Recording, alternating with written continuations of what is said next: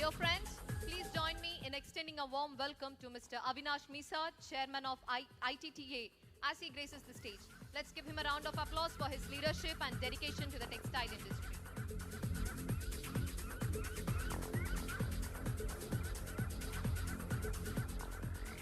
Let's give a hearty round of applause to Mr. Rajiv Saxena, the driving force behind the Technical Textile Initiatives as Joint Secretary of the Ministry of Textiles, Government of India.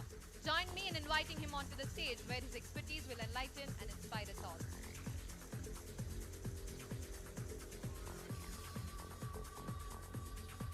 Put your hands together and welcome Mr. Ajay Singh Sirohi, Chief Development Officer, Torre Industries India Private Limited, as he graces the stage. Please join me in extending a warm and gracious welcome to our chief guest, Mr. G. Amarnath, the Honorable Minister for Industries, Infrastructure, Investment and Commerce, Information Technology, and Handlooms and Textiles. Representing the government of Andhra Pradesh, his dedication and vision for the progress inspire us all. We are honored to have him on the stage. Welcome, sir.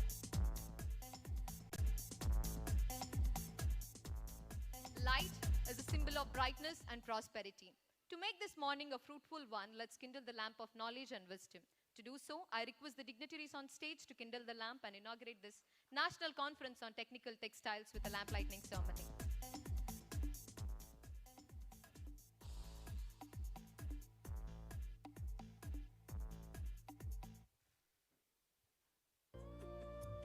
Shubham kurutvam kalyanam arogyam dhanasampadah.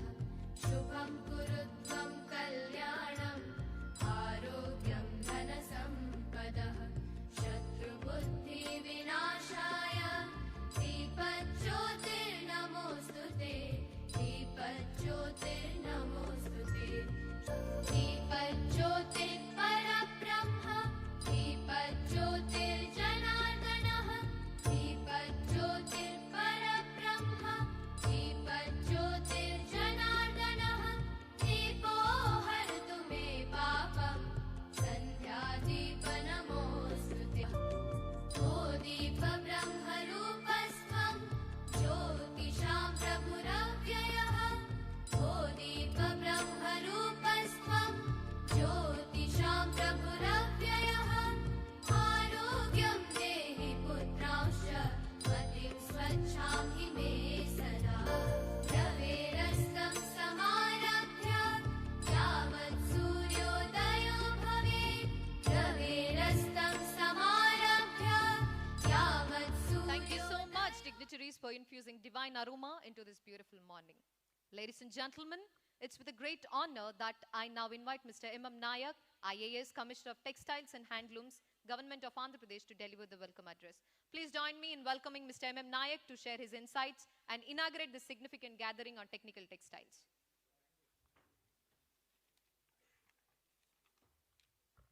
Thank you very much. Respected dignitaries on the dais, Sri Chief Guest Sri Amarnath Garu, Honorable Minister for Industries and Commerce, and Joint Secretary Government of India Sri Saxena ji, and Principal Secretary to Government Sunita Madam for Handlooms and Textiles, and Sirohi ji from the Torre Industries, and Avinash Nisar ji for the ITTA Chairman. So welcome to all to the dais. Sir, as we know that Andhra Pradesh is one of the pioneering state with respect to the textiles. I can say that in Andhra Pradesh there are about 176 large and medium textile industries are there, and there are about 20,000 MSME textile units are there, and they are creating employment for about 2.5 lakh population in Andhra Pradesh, especially in the textile sector. So we all know that Andhra Pradesh is one of the 7th largest cotton producer state among the other states in India. So these all things says that Andhra Pradesh is already doing very well in the textile sector. So now it is a point that now we have to move from the textile to the technical textiles.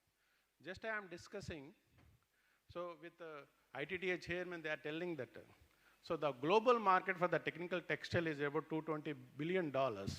So in which Andhra Pradesh, India is contributing only 10%.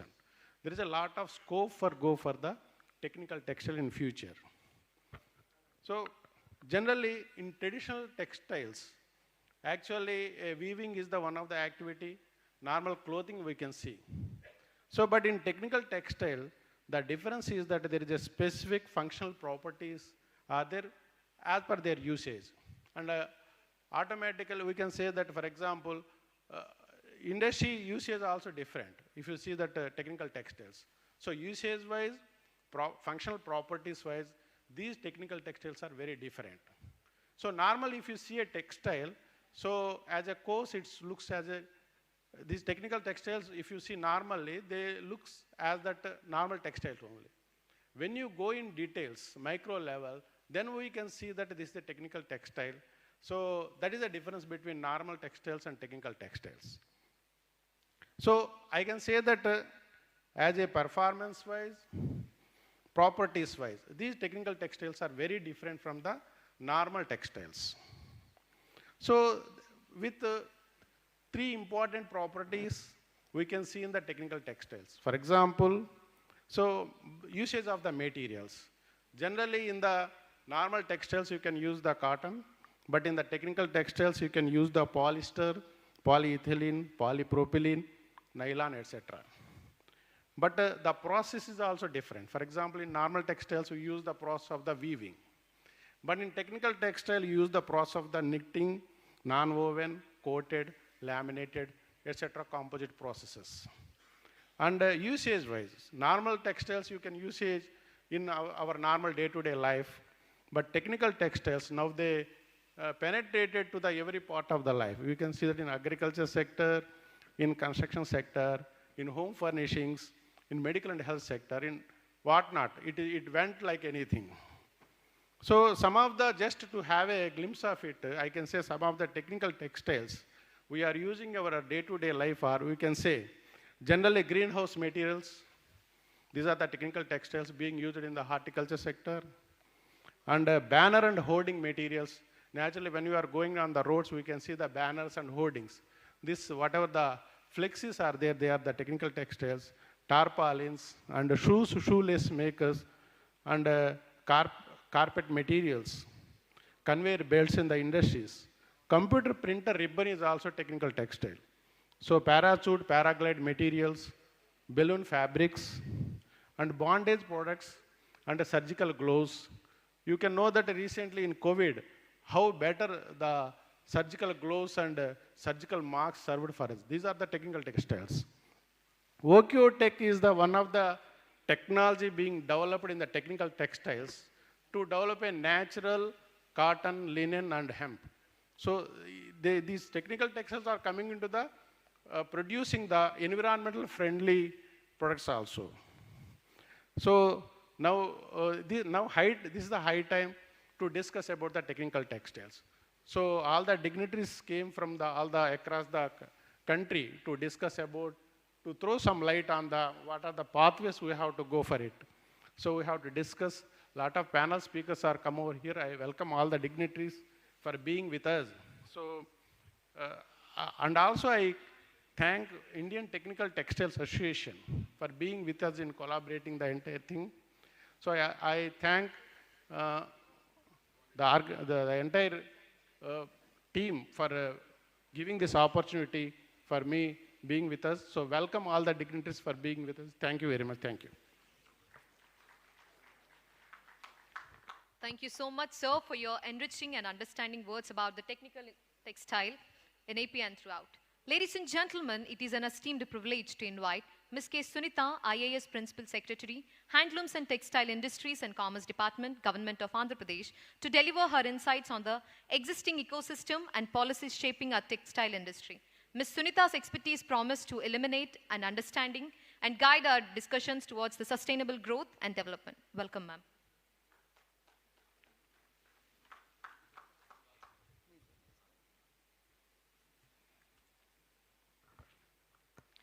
Respected Honorable Minister, Gudivada Amarnath Garu, Joint Secretary, Ministry of Textiles, Rajiv Saxena Garu, ITTA Chairman, Avinash Misar Garu, Commissioner, Handlooms, Naik Garu, and Chief Development Officer of Torre, Ajay Sirohi, all the distinguished speakers who have come from all over India, and all the MSME and the textile industrialists of Andhra, and the students from Vignan and the handloom entrepreneurs who have come here. I wish you all a very warm welcome. I would like to say that this conference was only possible due to the gentle nudge of our Joint Secretary Rajiv Saxena Garu. He's been telling me that we should be doing this, and because of his, help and the sponsorship by Government of India, today we are having this Technical Textiles Conference.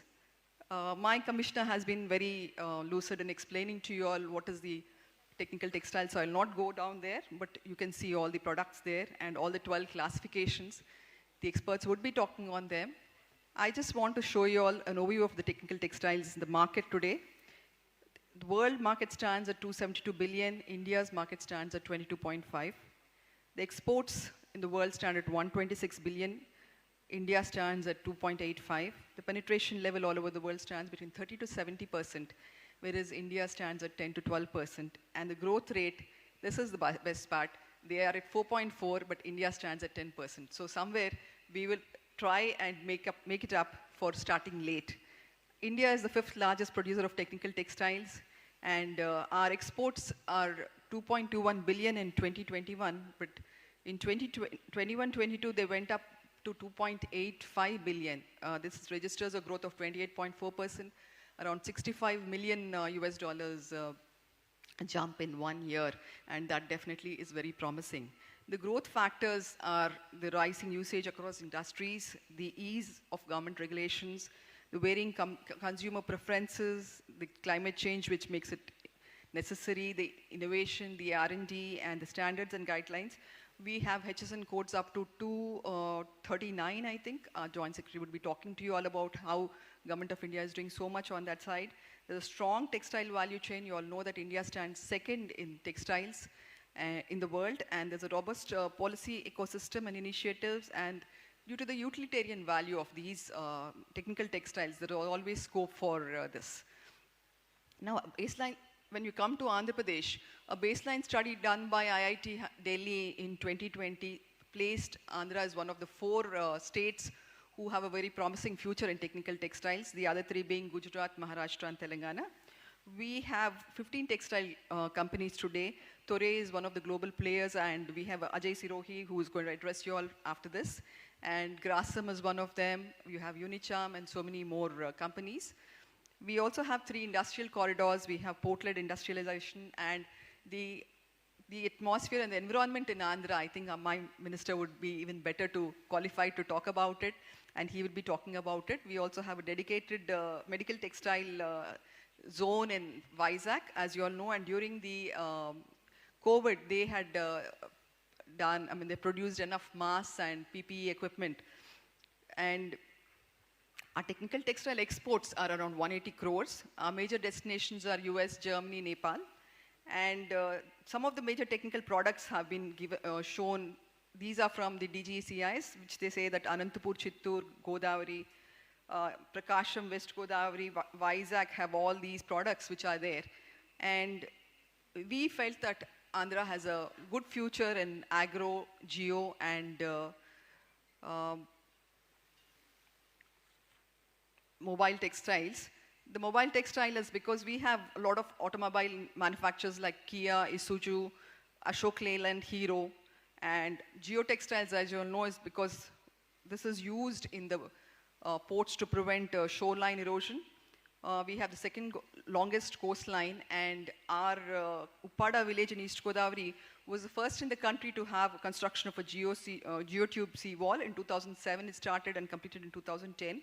We have huge roads, and our black cotton soil is kind of soil which requires a little reinforcements, and I think that is possible. These are a few products which are used in our geotextiles, right from the sea coast to the roads, to the drains, to the canals, and to railways also. There is immense potential here for this product. We also have, ours is a rural economy, so we thought agrotech would be one of the main sectors for us. Agrotextiles usage also helps in sustainable agricultural practices. We have, it increases crop intensity and it reduces water consumption by 30 to 45%, reduction in fertilizer usage by 25 to 30%, and a higher harvest per cycle per year. We also stand first in the production of inland fisheries, prawn and sea products. So we feel that there is a huge demand here for fishing nets, fishing lines, and in the construction of ponds, because one of the problems in our aquaculture is that there is a seepage from the ponds which affects the agriculture and they are not very happy with it.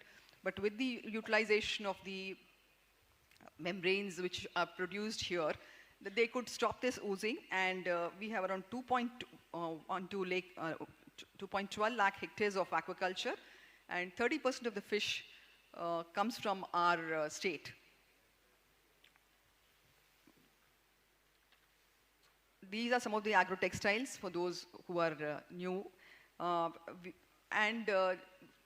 Again, for people who own land here in AP, I would suggest that when I had gone to China, I had seen that all the places they had these agri-poly houses, and they were very short, not the huge ones, but the short ones, round ones, where all their products were grown under controlled conditions. We have not yet moved to that scale. We have a few floriculture units here in Andhra, but there's a huge potential for it. So either as a user of these products or as a manufacturer, I think there's a good demand for it. We are also surplus in terms of exports in agro products. Then we have our, we also wanted to talk about recycling circular economy, because there is a provision for a lot of agro products. And these products are not, I mean, most of them are not utilized, and though we don't have a burning problem like Delhi and North India has, but this, still it's a waste of natural resources. So we wanted that the people who come here get to see how these agricultural waste products could be recycled. It's not exactly technical textiles, but it's definitely Ocotech, and that is going to be the future, because today $4.1 billion is the kind of waste which is being generated in the world globally. And in 2030, it is supposed to go up to 5.3 billion by a survey done by an organization. So we felt that we should definitely, you know, have a look at this kind of product. And from our small sector side, we have done you know, we have recycled our old cloth and prepared bags which have been given to you. That is our small contribution to circular economy. And like I've mentioned, I mean, earlier, we are basically an agro-based economy. We have around 60 lakh acres covering 37% of our land. And we stand first in banana, chilies, and we are very good in jute, cotton, and other products too. So there's a lot of waste here. And in Nagpur, in Sirkot, we found some cardboard was done with the cotton waste. We found that the NGOs are using these and preparing various items. I think Sati has done sanitary pads from banana fiber. Earthen Tunes has done shoes from wool. They have demonstrated outside. Almat has done various functional products from pineapple, banana waste, and other things. And we also have Red Earth, who has done some products on this.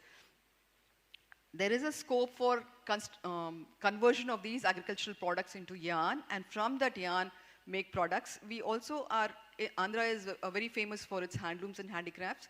So we have 35 handlooms in 26 districts, 35 handicrafts, again in 26 districts. This means that there is a lot of scope for work here. Our artisans are moving away from certain handlooms like cotton because the basic wages is very low. But I've spoken to entrepreneurs who have started using banana fiber in their saris and other you know, blinds and things like that. And they are saying that they are paying a higher wage, about 3/4 more than what is being paid at the present status. And I think that's a good idea, because people who are already into weaving and today are wanting to leave it because of the low wages can now move on to agro waste. It would be a very good factor for the environment, and also it would help them continue employment at the village level itself. So these are just some products which we have showed. This is Musa fiber. They have worked on banana fiber with saris and bags. This has been supported by NABARD, and they are doing quite well, I think. And they have started a few more clusters in other districts. Then we have JDR Agritech, who have done some toys and with banana fiber, and there's some baskets and some wear for the dining table and for the decorative pieces.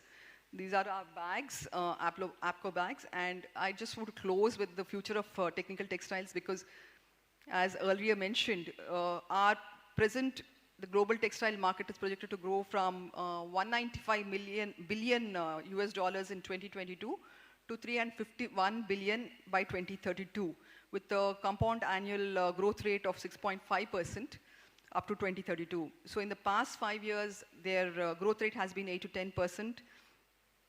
And the aim of National Technical Textile Mission, under which we are doing this conference, has been to increase this growth rate to 15 to 20%. And they've also, Government of India has also put product-linked incentive schemes and other schemes also. I'm sure my Joint Secretary will deal with it in detail. And Andhra Pradesh, with its abundant resources and technological capabilities, can become a producer of these technical textiles. It can also create demand and also a market. So I request all people who are here and who are thinking of doing something on this sector to please interact with the faculty here. Please find, there's an officer who has been assigned as a liaison officer. Please get in touch with them. They can find time with the concerned persons. There are research institutions here, industrialists here who have come here from all over India. It is a big resource, and please clarify your doubts and go ahead and try and make AP one of the leading destinations in technical textiles. Thank you so much. Thank you so much, ma'am, for providing valuable insights and briefing about existing ecosystems and policies governing our textile industry. Thank you, ma'am. I now deem it an honor to introduce Avinash Misra, Director and CEO at Advanced Material Texport Syndicate India Limited and Chairman of Indian Tech Textiles Association. Avinash Misra is a seasoned leader with 3 decades of diverse experience, specializing in spearheading new initiatives and revitalizing companies across industries globally. With a proven track record at a senior management and board level, he excels in formulating and executing the strategies to drive the revenue growth and operational efficiency. I request sir to speak few words and address the gathering. Thank you, sir. Thank you so much for the introduction.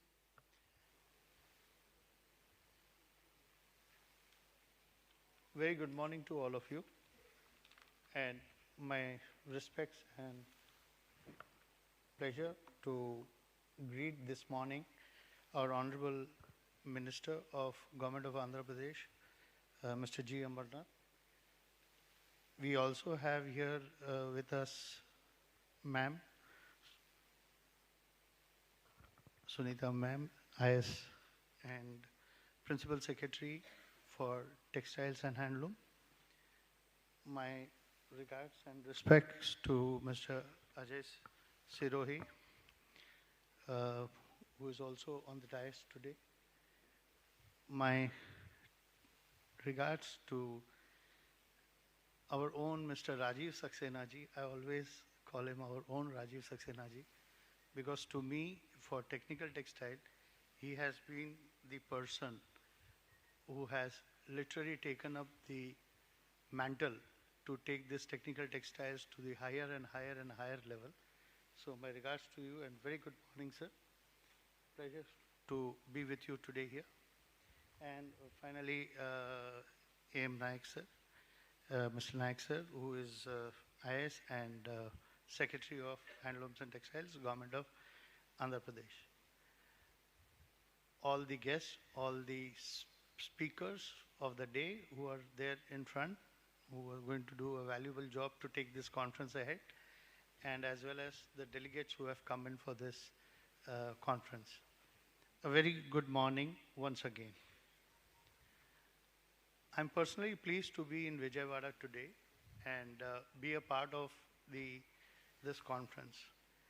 Sometimes, you know, being in the industry and working in our own areas, we don't realize that how much is the penetration of a particular technology or a subject matter across the country. I'm so glad and I'm so impressed by the presentation of ma'am just before this one, talking about where is Andhra Pradesh in related terms to technical textiles. Really, really glad to see the presentation. I am happy that I'm not carrying a presentation today, though Dr. Rakshit, the ED of ETA, he is carrying one. I'm not carrying it because it would have been a big repetition. It has been such a pleasure that, you know, the immersion of technical textiles is everywhere today in the country. And yes, it is thanks to the policy, it is thanks to the great work which has been done in the last couple of years. Having started on this subject of technical textiles, you know, sometimes simplicity is very easy, you know, sometimes simplicity is good to explain the subject. I would try to do it in my own way. What is technical textiles? You know, for the years, for the decades together, we have been in textiles. We all are used to thinking in a particular way when we talk about textiles. And primarily the textiles which we have been talking about in all these decades has been somewhere directly related to the mankind, which is, you know, you can either call it as clothes for usage, or you can call it as fashion industry, or whichever way you would like to say the conventional textiles about. It is just about in last 20-25 years that there has been a flavor of technical textiles. And technical textiles has emerged prominently and strongly. Now, what is technical textiles? It is just the textiles, but with a focus on providing some or other performances in various industries across. When I say this, when you talk about fabrics, technical textile fabrics, they are not being consumed in the same technical textile industry or fashion industry. They go across every other industry, maybe aviation, maybe transportation, maybe medical, maybe, I mean, we can keep taking the names, and to an extent that, you know, this has been classified and this has been, taken up as a verticals, almost 13 verticals based on the industrial applications of the technical textiles which are there. So the pervasiveness of technical textile today in the last 2 decades has been very, very significant. The evolution has been basically from the 90s, and you know, it was the start of the Pactec, you know, the fabrics made out of the HDP and stuff like that. That was the point in time that the technical textile, though in those days it was a simply packaging industry or a packaging textile industry, but eventually it came as technical textiles.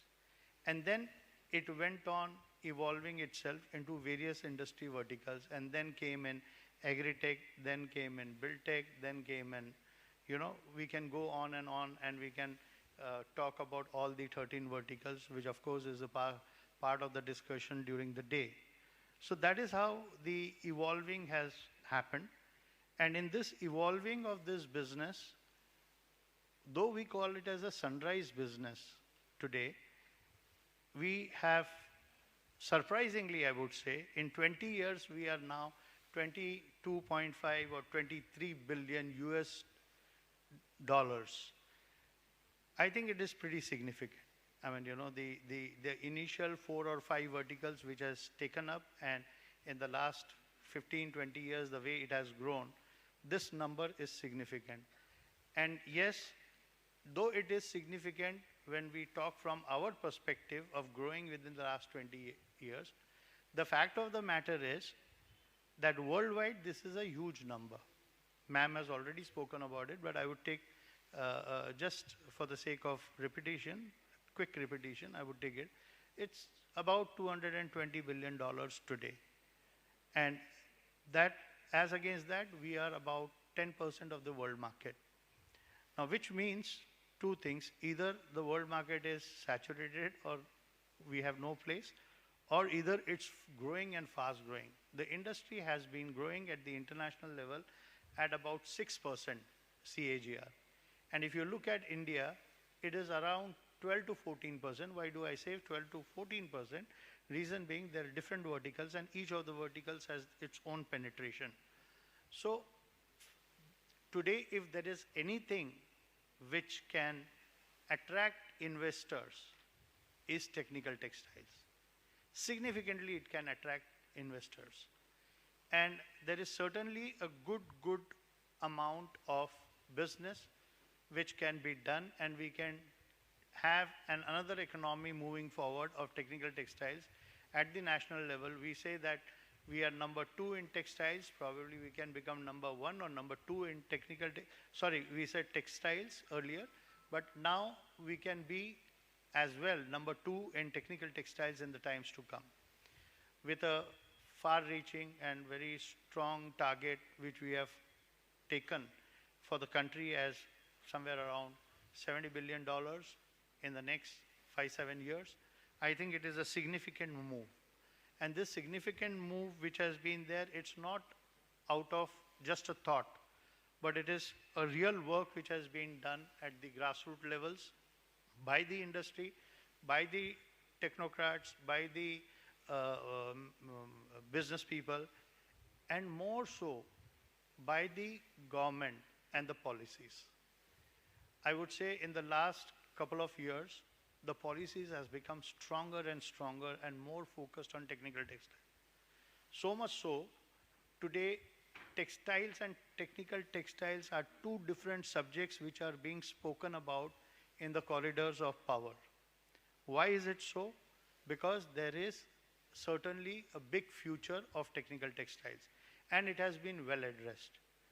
Today we have, in the last couple of years, formation of National Technical Textile Mission, a whole mission with about 1,400 crores being spent on this mission, with a budget allocation on this mission. And the mission has been doing a radical work in the area of technical textiles. We also spoke a couple of minutes back here that technical textile is all about the specialty fibers also. And when we talk about textiles, textile generally cotton and blends of cotton, these are the things that we speak about. But when we come to technical textile, man-made fibers and specialty fibers, they also are of prime importance. And India as a country has been strong in some of the segments of specialty fibers, but rather many of the areas are still to be worked upon, which includes aramids, which includes polyester yarns, high tenacity, low shrinkages polyester yarn, nylon 6, nylon 6/6, and many other. I mean, there is a whole list of it, and there is an incredible work which is happening in this fiber segment, and that is leading to a major developments in technical textile. My friend here on the dais, Mr. Siroi from Torre, I mean, who is also coming from an organization which is highly significant when it comes to this area, what I'm talking, that is about the fibers and the specialty fibers and the application of that. Incredible application of using those fabrics in technical textile fabrics for parachutes and things like that, life-saving. We have a whole sector and vertical on protective wear. These are all life-saving products. These are the products We have a sector on filtration fabric, where again it is all about environment solutions. And there is an extreme significance of technical textiles which is there. And keeping respect to this aspect of technical textile, the entire formation of policy matters and the entire mechanism in the Ministry of Textiles to give an ear to the feedback from the industry and taking the due cognizance of the challenges which are there in technical textiles. I think that is a significant part of our ecosystem which is there. I think the most important thing is this ecosystem. Last couple of years, the change in the ecosystem has really put the growth forward. Today also this conference coming in for technical textiles, I'm sure this gives a deeper penetration to this subject amongst the industrialists, amongst the investors who are there. One of the significant things which I want to address in this forum is, when we talk about investments in technical textiles, the most important thing which one has to keep in mind is that the industry is called as textiles, but the applications, as I said earlier, is there in various verticals. And the various verticals have their own requirements. So when we say we are making a fabric to meet the requirements of the industry, performances required by the other industries, it is very important to know what is the subject matter of the other industries. What are the standards they are looking for? What are the performances they are looking for? And it is like understanding the requirements of the end industry and coming back on the table and giving the product. So there is least of a thing that we can think as a standardized product. Yes, there would be some amount of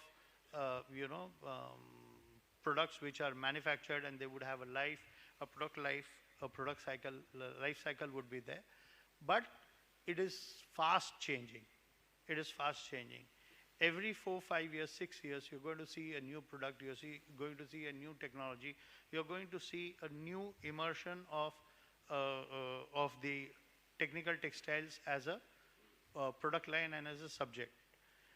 With this, I mean that it has to be continuously evolving, technologically evolving, and innovation and research and development has to be the base of the industry.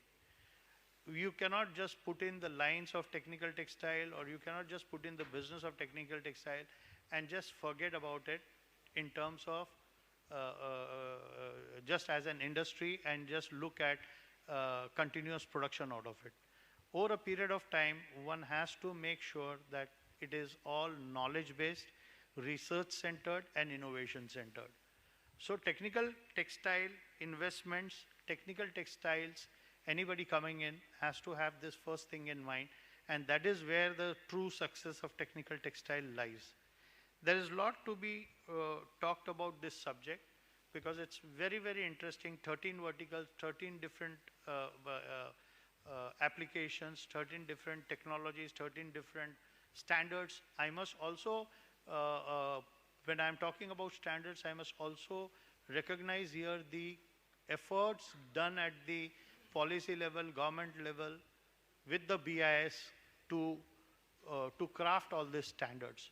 Multiple committees have been addressing this, and almost, I would say, 6 to 7 verticals of technical textiles today are covered under formative, standards. Why I say formative? I mean, I'm not saying very in-depth standards, which are world-class basis. And today we have our own standards to talk about. No more that we have to talk about the standards of so-and-so country or XYZ country. The beauty of it is that we have been able to hold ourselves and make the standards relevant for the product line in technical textiles. I mean, also the measures taken at the level of government by also through BIS is about the quality control initiative, QCOs, quality control order. This also has taken a lot of transparency in this technical textile area, which is so very well needed. I mean, this is not a subject, again, I'm repeating, this is not a subject which can be just as simple as textiles, Although I have been into textiles for many, many years, I shouldn't be saying as simple as textile, but when I look at technical textile, I really do feel that textile is a simpler subject. And that's the reason, the importance of BIS, the importance of QCOs, the importance of having a formidable standards and a proper way of, handling the business nationally and internationally comes of prime importance. Today, with the QCOs in place, we are no longer, susceptible for any sort of fiber or fabric coming into the country with low standards, or let's say dumped fabrics or dumped fibers. I mean, we have guarded ourselves so well that, we can be sure of the products that are being rolled out of this country, and we can be sure of the technical textile quality standards over the years and the times to come. These are few of the things which are significant, and I was asked to speak about, what is the current overview of technical textiles in the country. So this is what is there. The topic is large, the topic is profound. I think I would like to slow down myself here with last few words of saying that, Indian Technical Textile Association is proud and privileged today to be a part of this conference, to organize, and thanks to the government of Andhra Pradesh and Rajiv Saxena ji, NTTM, for trusting us with such kind of an efforts to be done. ITTA, just as a quick information to the audience here, we are a young association, a decade-old association, and formed for the purpose of, technical textiles. I mean, the industry of technical textile. We call ourselves as voice of the industry. We get the feedbacks from our members. We have over 400 plus members who are the manufacturers of technical textiles in the country.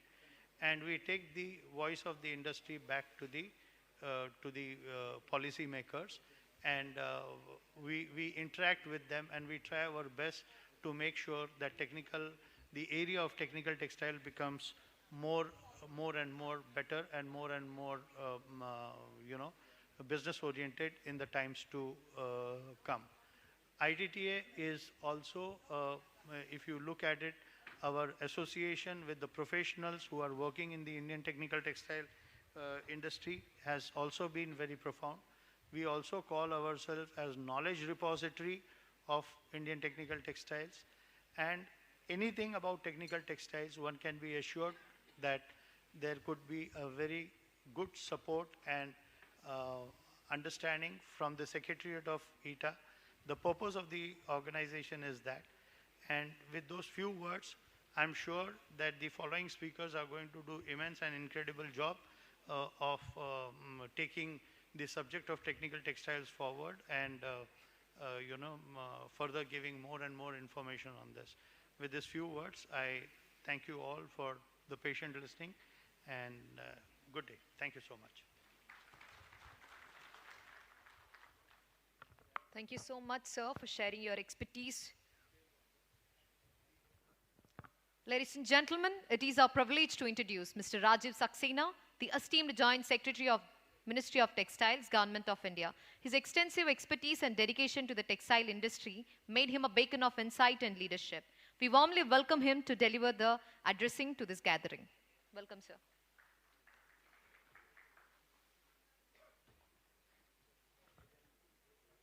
Good morning, namaskar. Honorable Minister Sri Amarnath ji, Ms. Sunita, Avinash ji, Mr. Nayak, and Mr. Sirohi, and all the dignitaries of the dais also. And we had a large battery of learned speakers also. We have the academicians and media persons and all ladies and gentlemen. First of all, I would like to thank AP government and ITTA to have organized this conference. The idea of this conference we were discussing later on from a long time, but 2 months back I think we have met in Coimbatore, where Ms. Nitha was also there, and there is a technical textile conference in Coimbatore. So at that time we have finalized that we will have this technical textile conference in Andhra in the month of January. So finally at the end of January we are here to have this technical textile conference. The many of the topics, what technical textile are, what are the different initiatives, my previous speakers has covered a lot many things. I will try to not to repeat all those things, but something that audience should know that I will cover in detail. Textiles, as you know, started from initial weaving, handloom to technical textiles we have come. The importance of technical textiles that has been told, it is more than clothing. So we have to look for the textile industry also and the user industry. Both are important in technical textiles as compared to conventional textile industry. So everybody is talking technical textile is important. Some data were given that this is the domestic size of $25 billion and export we are having 2.5 billion. And then why such importance is there? It is already covered, but we have to see certain things. In technical textiles, yes, we have the export of 2.5 billion, and we have the ambitious target of making it to $10 billion by 2030, and domestic size by at least $40 billion. That is the aim of the ministry. So this we have to achieve. One more important thing, the progress in technical textile, what we had so far, is only on the conventional materials, low value, I must say that. Most of the export is coming up in the FIVC, fishing nets. These are not very high value products. The high value products are developed worlds are leading. Some few important companies have the R&D. We have to work in those areas also. This is very important. CAGR exports were, in general, there was a dip in the exports. Conventional textile, not much growth is there. This is one of the highest growing sector so now. And penetration level, as we have told, for the last few years, it has increased to 10 to 12%, but it is still far, far less as compared to developed world. Developed world has a penetration level in different segments of textiles around 30 to 70%. I would say that technical textiles penetration is one of the parameters that decides the development stage of the country. When we reach the penetration level of this 30 to 70% of the developed world, we will be a developed country. With the vision of Prime Minister that Viksit Bharat by 2047. So by 2047, this 10 to 12% of penetration will go at least to 50% or something more than that. This will be direct, it has the direct correlation because it is linked with the purchasing power and the living standards and the safety of everything. So that is why it is very, very important sector. But before we talk about this ambitious target, but it is very important to know what are the weaknesses that we have in technical textiles.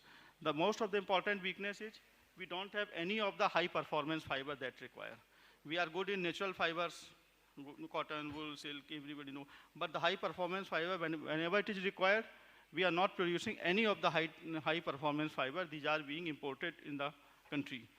So, when to talk about this machinery, technical textile machinery, we are almost zero. We are not producing any of the high-end technical textile machinery in the country.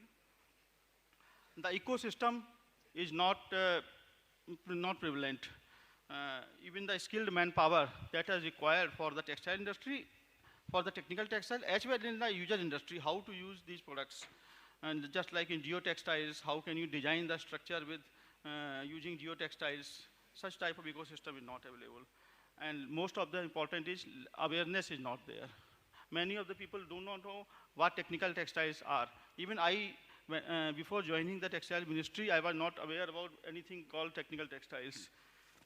So this is a scale. Scale is very important. For growth of technical textile, we require scale. Scale will come up only when the domestic consumption increase in technical textiles. So considering these weaknesses, the government of India has launched an ambitious program known as National Technical Textile Mission with an outlay of 1,480 crores. in 2020. This mission has now been expanded up to 2026. It is valid up to March 2026. All approvals can go up to this period. And in this mission, we had 4 components. And within these 4 components, we have launched 5 schemes. I will give you just a brief outline of these schemes. So many of the young entrepreneurs, academicians, industrialists are there. They can take advantage. Many of you are maybe knowing it, but still I will repeat the initiatives that are there. The first, as Avinash ji has told, that technical textiles is not possible without any research. Even the companies, industries has to do a huge research. And they have to have their own research setups. They have to have a huge investment in R&D. India is one of the countries where investment in R&D is quite low. So considering this, 1,000 crores is only for research and development. So far, we had sanctioned around 135 projects in fundamental research and application areas of value 469 crores. So still large amount is pending. And some of the important projects that has been sanctioned so far, just like in this month only, one ambitious project of developing the carbon fiber. Carbon fiber is required for various applications, from commercial to any other things. And this is export control items. Anytime the availability of carbon fiber can be denied to our strategic sector, like atomic energy, defense, or some missiles or applications also. That is why we have decided to have a big project through CSIR to develop the carbon fiber indigenously that will be served to our strategic requirement besides the commercial requirements. And some hydrogen cylinder project is there because mission hydrogen is coming up. So mission hydrogen is a green fuel, and the automobiles will run on hydrogen fuel in the future. So we have taken a project to design, IIT Bombay is doing this project, to design the cylinders of different capacity for 2-wheelers, 4-wheelers, because it requires a high strength but low weight. This is one of 2 important projects just I have mentioned. There are so many projects are there. And the research work is going on, and this portal is open. Anytime anybody can apply for the research projects, developing prototype and going up to the commercial level, TRL 8 or 9 level. This is the first scheme that we had. Another scheme for development of indigenous machinery, technical textile machinery and equipments, instruments, etc. that we can. Still in this, the contribution from the industry is required. If the government institution is doing the research, then 80-20, 20% from the industry. And if the industry want to do directly, develop some machinery, then we have 50-50.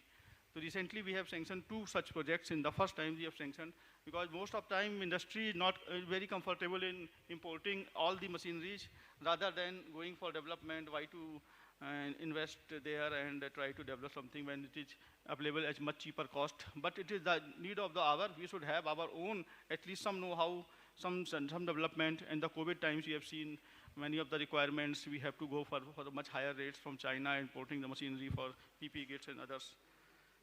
This is the second scheme, and the guideline is open, and you are always welcome to submit the applications in this. Third important area, many in past also, in this up to prototype we are developing. Unlike the developed world, just like in North Carolina University, when we have seen they had a huge investment, say in the TRL 8 or 9, all the industries are developing and investing. There's a product development center. You can say the contribution from the industry per year is around more than 3,000 crores or so. Such a huge amount. That is why they are developing such a high value products. So startups, because India is a country of youth, so many youth are there, have many ideas. So we have to support the startups. The startup number of schemes are there from DPIIT and all ministries, but technical textiles, some specific scheme we have launched, and the portal is open, in which grant up to 50 lakhs can be given to incubatees, and without any royalty and without any equity. This is the important factor. Only minimum 10% contribution has to be there from the incubatee to show his earnestness and sincerity. And incubators, IIT and IITs can be incubator through them. They can be IIT and IIT, also many other institutions are there. They can be you can utilize this facility. The second component of 50 crores is for market development. We have to create awareness, and all these conferences are part of this market development. We are trying to create the awareness what technical textiles are. So and demonstration centers are coming up. In agro-textiles, I think Sasmira will be telling about there will be a demonstration center for this agro-textiles, whereby we will show side by side the produce, where the quantum of produce without using agro-textiles, and in the same conditions in the side by side there will be with the use of agro-textiles. The contract has been finalized. Very soon this demonstration center will come up, and in a span of 3 years will be different cropping patterns and different things in Navsari. Navsari with the Navsari Agriculture University, this demonstration center will be coming up. And component 3 is the export promotion. We have given this mandate to SRTPC, which is our export promotion council for the man-made fibers. Now it is also doing for the technical textiles. And the fourth important component of 400 crores in the mission is of education, training, and skilling. This is a very important component. We need to have. So in this, we had the guidelines like in developing the courses at UG and PG level in technical textiles, like in civil engineering, geotextiles, and some other thing. And skilling, we are developing some new courses. Quality control orders, we have already talked, Avinash ji. There are 50, we have already issued the quality control orders in geotextiles, protective textiles, agro, and medical textiles. Testing infra gap is very important. Testing, BIS has coming up with a lab in Hyderabad. So the industry can utilize, this will be a focus on technical textiles, this is what to know. HSN course already has talked up, they are already 207 plus 32 courses are in there. And 13 more courses we are expecting in new financial bill for the PLI scheme. PLI scheme is there for man-made fiber and technical textile to scale up this thing. PM Mitra, you all know, I'm not covering this thing. And sustainability, circularity, yes, a lot have been talked about in the Sunita ji. The sustainability is very important. You can think of this jute and coir in geotextiles. Coir, I think, is available in plenty. In road construction, this can be utilized. Waterless dyeing and some other techniques are available. And in our mission also, we have taken up different projects for recycling and development of this. And in the last, I would like to add about this Bharat Tax. The Bharat Tax event is going to happen from 26th to 29th February in Bharat Mandapam and Yashobhumi, two world-class convention centers in Delhi. And this event is there's a so overwhelming response that the entire area is overbooked. You can say the interest from exhibitors is so much that the space is there. We have to create some more temporary shelters also, and in which we are creating some knowledge sessions on geotextiles, protective textiles. Some experts are there. And AP government has already confirmed around 500 square meter of the area in which some of the industry will be, and different segments of technical textiles and other textiles will also be soon. So I would like to invite Minister sir and all for the Bharat Tax event happening on 26th to 29th, in which we have different things like CEO round table and knowledge sessions in different segments of textiles, all segments of textiles, and some country sessions, some states who are the partner states. So, and there will be an innovation zone also in technical textiles. The project which we have sanctioned in technical textiles, there will be display of the models and prototypes, and that will be a part of this. And rest all, I will like to invite you all from the AP government and the industry to visit the Bharat Tax and see how the entire ecosystem is there. In the theme pavilion, you will see how the entire, right from fiber to technical textiles is there. Sir, in the end, the government role is very important in this technical textiles, at least in the few segments like geotextiles, where the demand can be from the government side. Like in road construction, geotextiles can be used. And we are eyeing a new area like mining and landfills. These are the two areas. In this Bharat Tax, we will be inviting this mining sector also, and these are not being explored much in our country. So, and this agro-textiles, promoting agro-textiles, because we have to convince the individual farmers. So some incentive scheme is required. Otherwise, they will not be using these agro-textiles.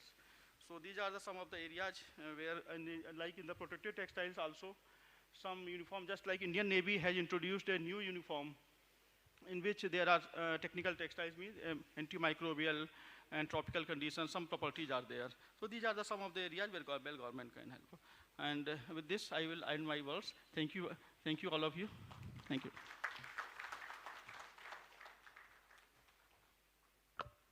Thank you so much, sir, for addressing the gathering with your profound knowledge and perspective. Now, I would like to invite Mr. Ajay Singh Sirohi, Chief Development Officer, Torre Industries Private Limited, India, to address the gathering.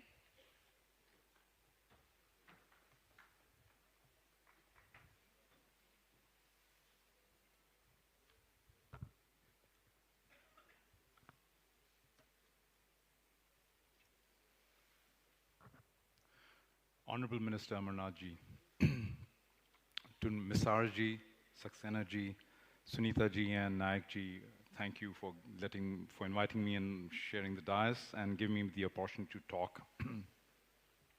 Good morning and suprabhat to everybody here, both international and domestic friends, colleagues from business world, as well as Government of Andhra Pradesh officials and others, so that I can make tailor-make remarks. Can you guys just raise your hands who are entrepreneurs, in other words, thinking of or are already invested in the textile industry in Andhra Pradesh or India? Quite a few people, wow, good. It's great to see a house full. It's great to see a lot of ladies as well. So we have an energetic and young audience. I wanted to share on-the-ground perspective of how we in Torre company, which is a Japanese company, invested in Andhra Pradesh.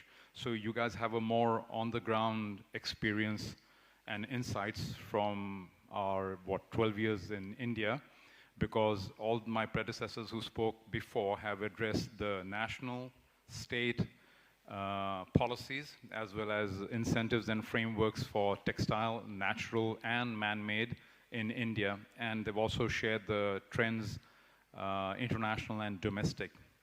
So let me start. My objective is to share some best-of-breed practices with real-life examples from my 30 years experience in the US, EU, Asia-Pac, and India. First at Allied Signal, IBM, of course that's not part of technical textiles at all. Honeywell International in the last 12 years at Torre Industries, India. I will move from the specific to the general, which may be of value to some of you. Technical textiles are functional textiles, not aesthetic textiles like saris, sherwanis, or salwar kameez. Functional because they serve a defined purpose, like strength, tenacity, lightweightedness, perspiration wicking properties, being waterproof, being flame retardant, and so on and so forth. Hence, the sale of technical textiles has to be very focused and narrow, because it must, in full measure, meet the customer's functional need. If you're selling a bulletproof vest and it fails, that means the policeman or the security soldier or the armed forces personnel die. That's catastrophic failure. So one part of technical textile which nobody's spoken about, I want you to be aware of, is that there is product liability associated with what you're doing. So you have to be very smart about entering it, and I think two speakers before me stressed on the R&D aspect of technical textiles. We'll get to that. In 1927, Torre Industries established a nylon plant in Japan. Headquartered in Tokyo, Torre is a listed company on Japan Stock Exchange, which is about to celebrate its centenary in a couple of years. So it's actually one of the oldest chemical companies in Japan. It is a maker of premier, advanced raw materials. Torre does not make final products. It only makes raw materials which other people fabricate into bulletproof vests or parachutes or shoes or tire cord or diapers, sanitary napkins, and things like that.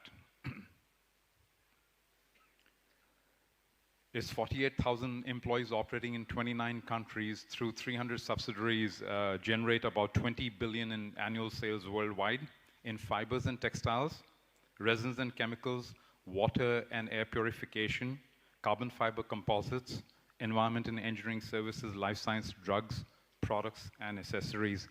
Of the 48,000 Toray employees, 5,000 are involved in R&D. Let me repeat that. 10, 11% of my workforce is doing pure and applied research. There are very few companies in the world which do that. So a prerequisite to being in technical textiles is some sort of applied research. You may not be able to do it yourself. There are institutes who are doing it. You can partner, you can collaborate. You have to think outside the box. Chances are that it's knowledge-driven. Very important. Toray has an impressive list of technical textiles in India.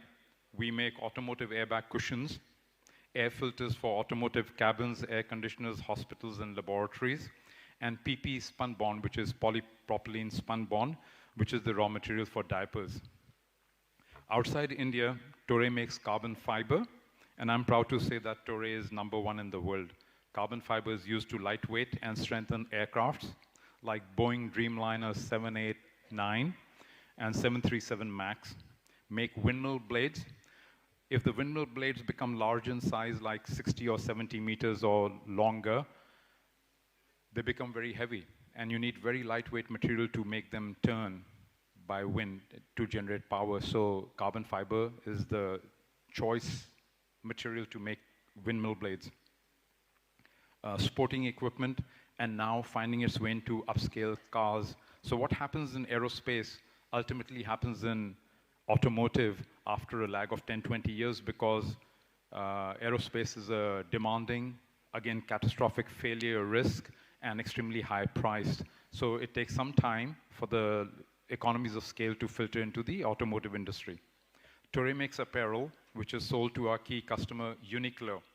Toray's Heat Tech and Cool Tech, I'm wearing Cool Tech underwear, are the world's best and most affordable. Please check out Uniqlo website. Uniqlo has 3 stores in Delhi. It has a store in Bombay. I don't know whether it's got stores in Hyderabad or other places, but uniqlo.com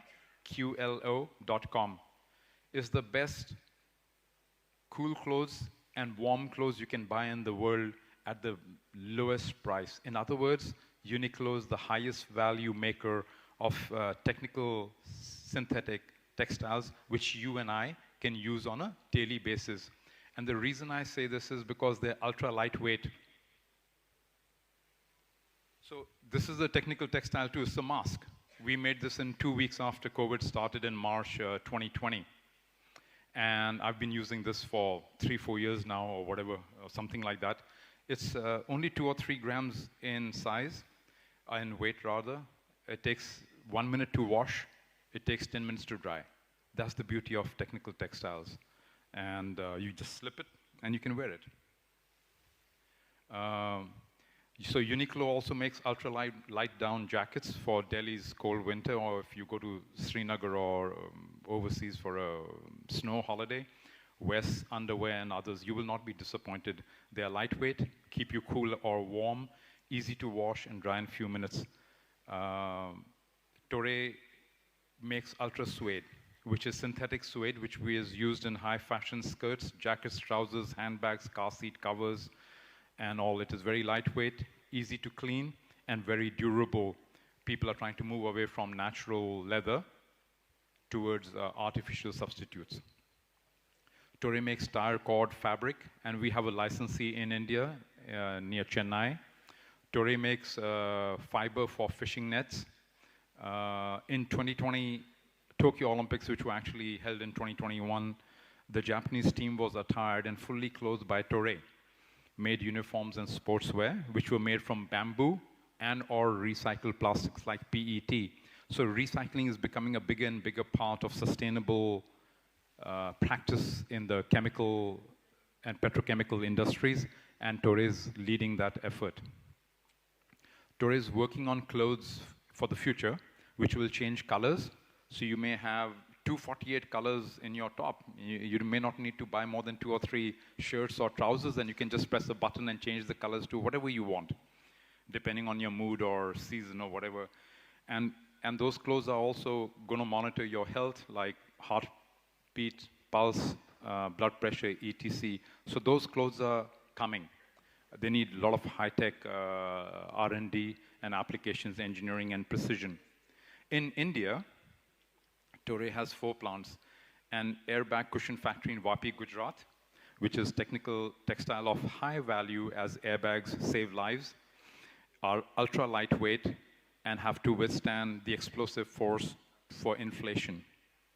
And we have 3 factories in Sri City, Andhra Pradesh. So 3 for Andhra, 1 for Gujarat over the last 12 years. In Andhra Pradesh, Sri City, we compound engineering plastic resins, which we established in 2019.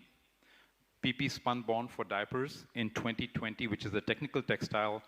And we've newly opened an air filter factory in Sri City in November of last year.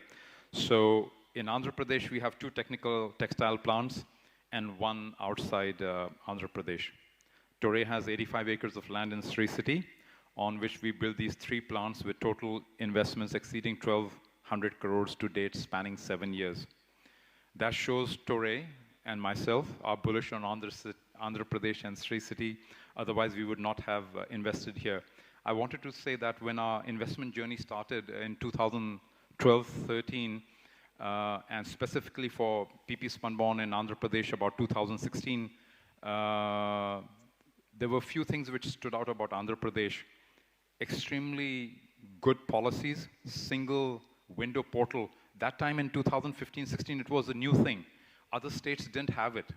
So it's a tremendous asset to have a single window clearance for 30 to 50 approvals you need, and which worked. And we had very good land and flat land in Sri City, which was fantastic. And Sri City is located just across the border from Tamil Nadu and Chennai and Ennore ports. So you had connectivity with the international air and sea.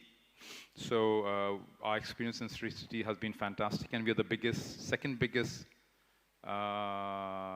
tenant by size of land at 109 acres, and maybe amongst the top 3-4 in terms of capital invested. We employ about 150 or plus employees there. So one more thing which I wanted to share about technical textiles, besides the R&D intensive and knowledge intensive nature about the industry, is that if you look at our plants in Gujarat and in Sri City, the average per capita investment in plant, property and equipment is between 2 and 3 crores on the low side per employee to 5, 6, 7 crores on the upper end. So you get it? That you need to invest roughly $500,000 to $1 million per employee in technical textiles, at least in the formal sector. That is not a light investment. It's totally different from natural fibers, where you may have 100 people, 1,000 people working in a factory. You could have 200 people working in this room. Technical textiles does not work like that. Very big difference. So if you don't know technical textiles, don't enter. If you know something about it, great time to enter, and I will share some facts why you should think about realizing your dreams. For the now second part, this was the investment criteria why we landed up in Andhra Pradesh. Besides good government policy, single portal clearance, flat land, access to electricity, water. Now I'll drill down and share the rationale why we landed up at Sri City. For the PP Spunbond plant, we built a 220 kVA underground power supply with requirement of 7 up to 30 megawatts when we expand in the future, when India grows. 1 million liter common sewage and environmental treatment plant.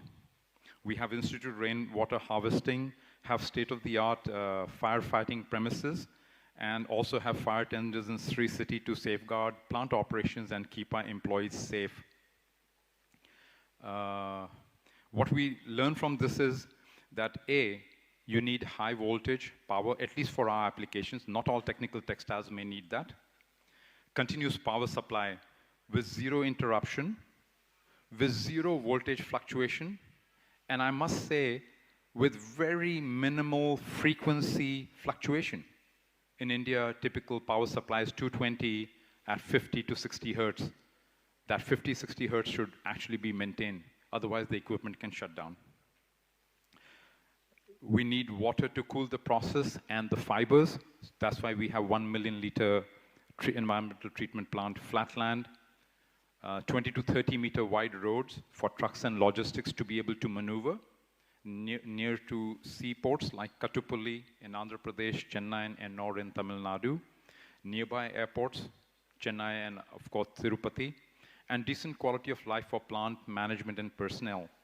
I'm pleased to say that from this perspective of industries, especially technical textiles, and for the parameters I just mentioned, Sri City and Brandix Technical Park in Vishakhapatnam are excellent private industrial parks. Sri City, situated on 7,500 acres, is host to 200 companies from 29 or 30 countries. And Brandix is doing very well, and both those industrial parks are private, but they have additional space for you to go. If you don't want to go to these two technical textile parks and industrial parks, you can go elsewhere like Kakinada and others where you may not need an airport to be 30 kilometers away or 50 kilometers away. And land could be much cheaper and you could avail more Government of Andhra Pradesh incentives. If you look at the large technical textile makers of the world like DuPont, Honeywell, Asahi, Toray, they have large polymerization capacities that is making nylon 6, PP, polypropylene, nylon 6,6, which we lack in India. So this is a big handicap for India and of course also for Andhra Pradesh because we don't have polymerization capacity here. Having said that, for the entrepreneurs in the hall, and I counted about 40 hands, I have a simple message and share some facts. Technical textiles will grow at low double digits in India for the next several years. So you have a great growth runway. Try to use that.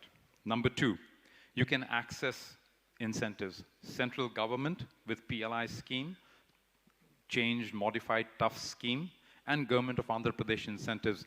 You have people here, you can catch hold of them, okay? Including the minister and his team. Make use of them.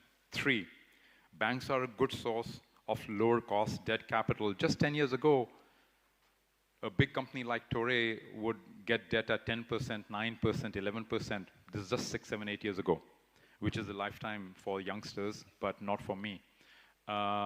Today, you can get that same debt for 6, 7%. If you were a small company, banks would loan to you at 15 or 18%.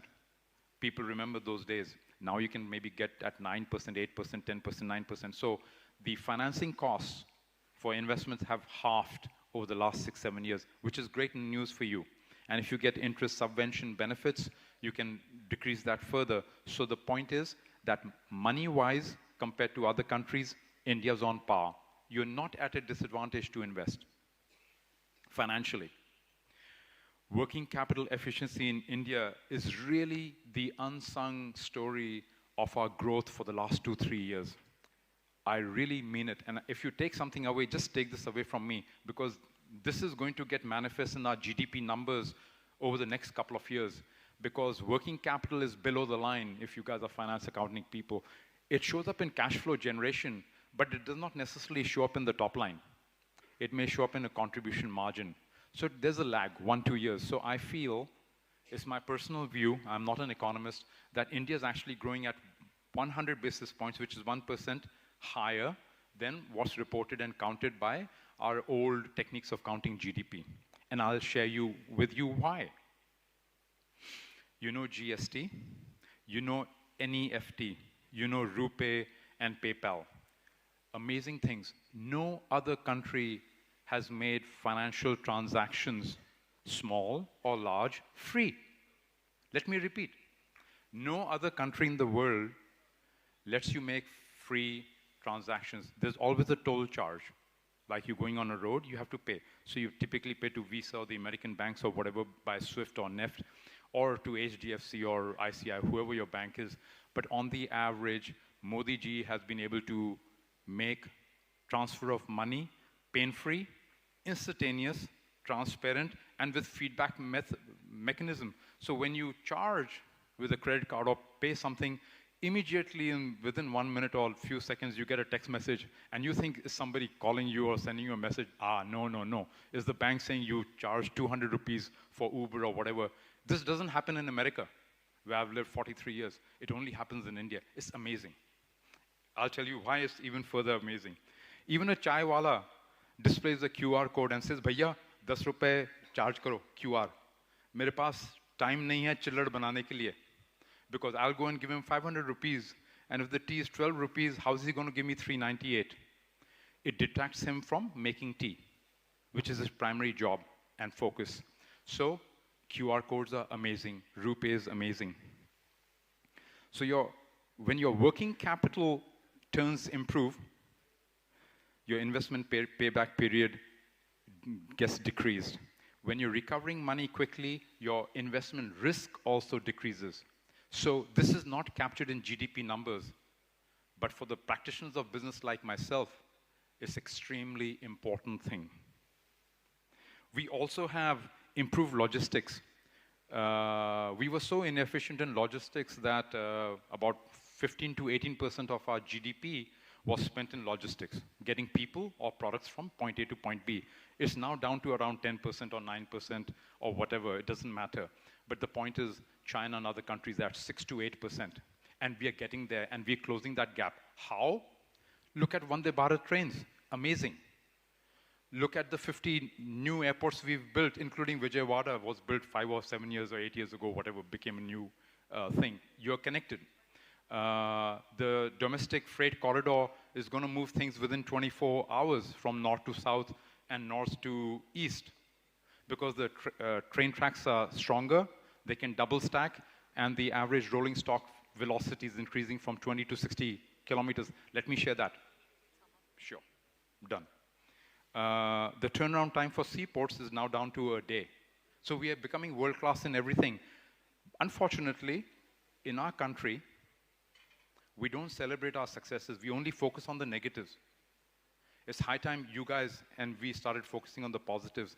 So please read the news with more thoroughness and care for these glimmers of information. Domestically, India needs many technical textiles, bulletproof vests for army and security services, lightweight combat shoes, uniforms, parachutes, functional clothing for very hot Indian summers, quick wash and dry fabric, sanitary napkins, diapers. So you have strong demand and growth tailwind. 6th point, internationally, we are 5th largest exporter of textiles with about 3% share of global textile markets. However, Vietnam and Bangladesh are well ahead of us because of their government policy and attitude. Can-do spirit is remarkable. We haven't incorporated their best-of-breed practices yet in India because we do not do things on war footing. We must do things on war footing. Tatkal. Kal kare so aaj kare so ab, pal mein pralay hoegi, bahuri karega kab. Extremely important. You're not going to live forever. You and I can't guarantee we're going to be here tomorrow on planet Earth. Can you? I can't. So time is of essence. We are losing out as global supply chains shift from China elsewhere. If you, the entrepreneur, can take advantage of this shifting global supply chains over the next 3 to 5 years, you can be extremely successful, and you have a very substantial runway to establish and grow your exports business. Lastly, you must dream big. This is for the entrepreneurs here. It's also for everybody else. Go for it. Make it happen. You only get one life. Maximize it. Don't waste. Don't listen to people who say, yes, no, you can do, no, nahi hoega, bahut mushkil hai. Got to do it. You're lucky that you're in Andhra Pradesh, where entrepreneurs abound. I'm amazed. I've been coming here now 13 years of my life. I'm amazed. Any place like this is always full. You go to Haryana and there'll be nobody there. They'll only come to eat and chit-chat and go away. But Andhra Pradesh is always sold out. It's mind-blowing. It shows you have entrepreneurial energy. You can do it. So just do it. So you're in the right state, with the right people, with the right policies, right infrastructure, and ecosystem to make technical textiles happen in some way or the other. So I think this is a point of caution. I think for the small entrepreneur, the investment opportunity in technical textiles will dwindle by the end of this decade. So you got 3-4 years to make it happen. By 2030, the game in India will be set. We'll be a big country. There'll be economies of scale, and small people will may not have that high probability of success. So, carpe diem. Thank you. Jai Hind, Jai Bharat.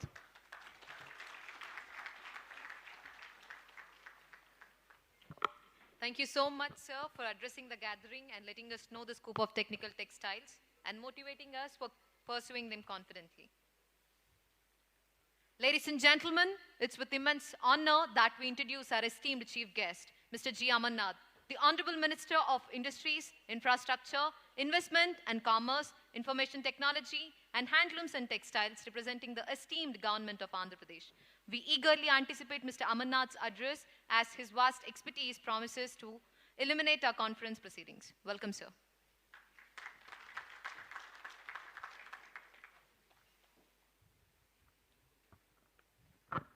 Andarki namaskaram.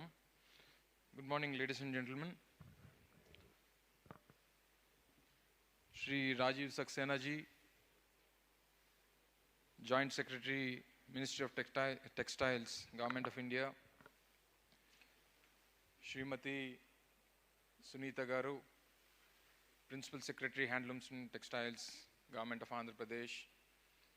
Shri M.M. Nayak Garu, Commissioner, Handlooms and Textiles, Government of Andhra Pradesh. Shri Avinash Misharji, President, Indian Technical Textiles Association. And Shri Ajay Singh ji from Tore, representing the business sector from the government of Andhra Pradesh. And guests from different parts of the country, honorable speakers who are going to speak in the different sessions throughout the day, government officials, industrialists, entrepreneurs, and media, honorable guests from different parts of the state as well. I just wanted to take you through the overall scenario of the state of Andhra Pradesh in the industrial sector. And coming to the technical textiles, all the speakers have mentioned very detailed perception of the technical textiles in the country. As you all know, Andhra Pradesh is a rich state in natural resources, and we have a robust textile sector in the state over the past decades, and we are the maximum producer of cotton in the country. We have a textile ecosystem with almost, as Madam has mentioned, we have almost 18,500 and odd MSME textile sectors in the state. About 2 lakh people are employed in the textile sector, and the Andhra Pradesh government has come up with the 2022-2023 numbers, which are tuning up to 428 million exported textiles. We have almost 58 large industries, 30 medium industries, 420 small, and about 2,180 micro enterprises with an overall investment of almost 5,000 crores, generating employment up to 1,31,000 in the last 4.5 years. And we are home to major industries like Brandix, Tore, Amravati Textiles. We have Vasanta Industries, Mohan Spintex. We have Indian Designs, AKR Textiles. We have NSL Textiles. We have a lot of other names which are leading in the state. And under the dynamic leadership of the Honorable Chief Minister, Sri Jagan Mohan Reddy Garu, our new industrial policy 2023-2027 offers a substantially attractive package across value-added textile activities based on classification as large, medium, and mega investment.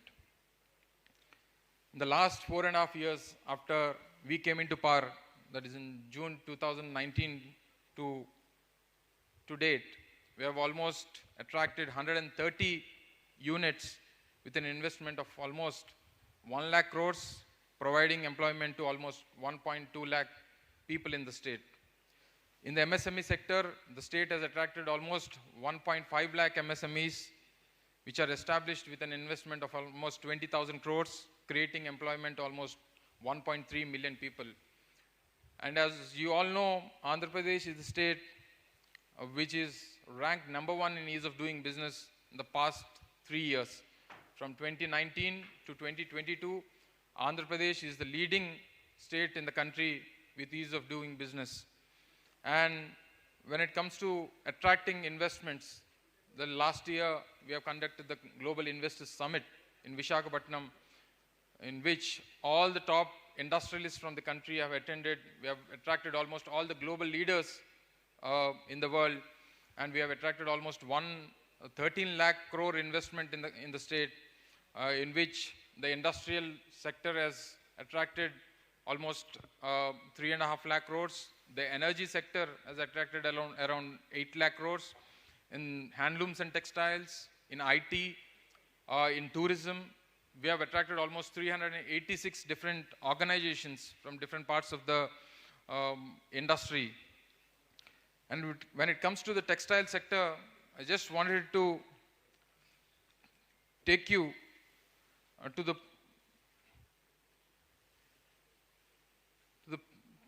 figures in the country.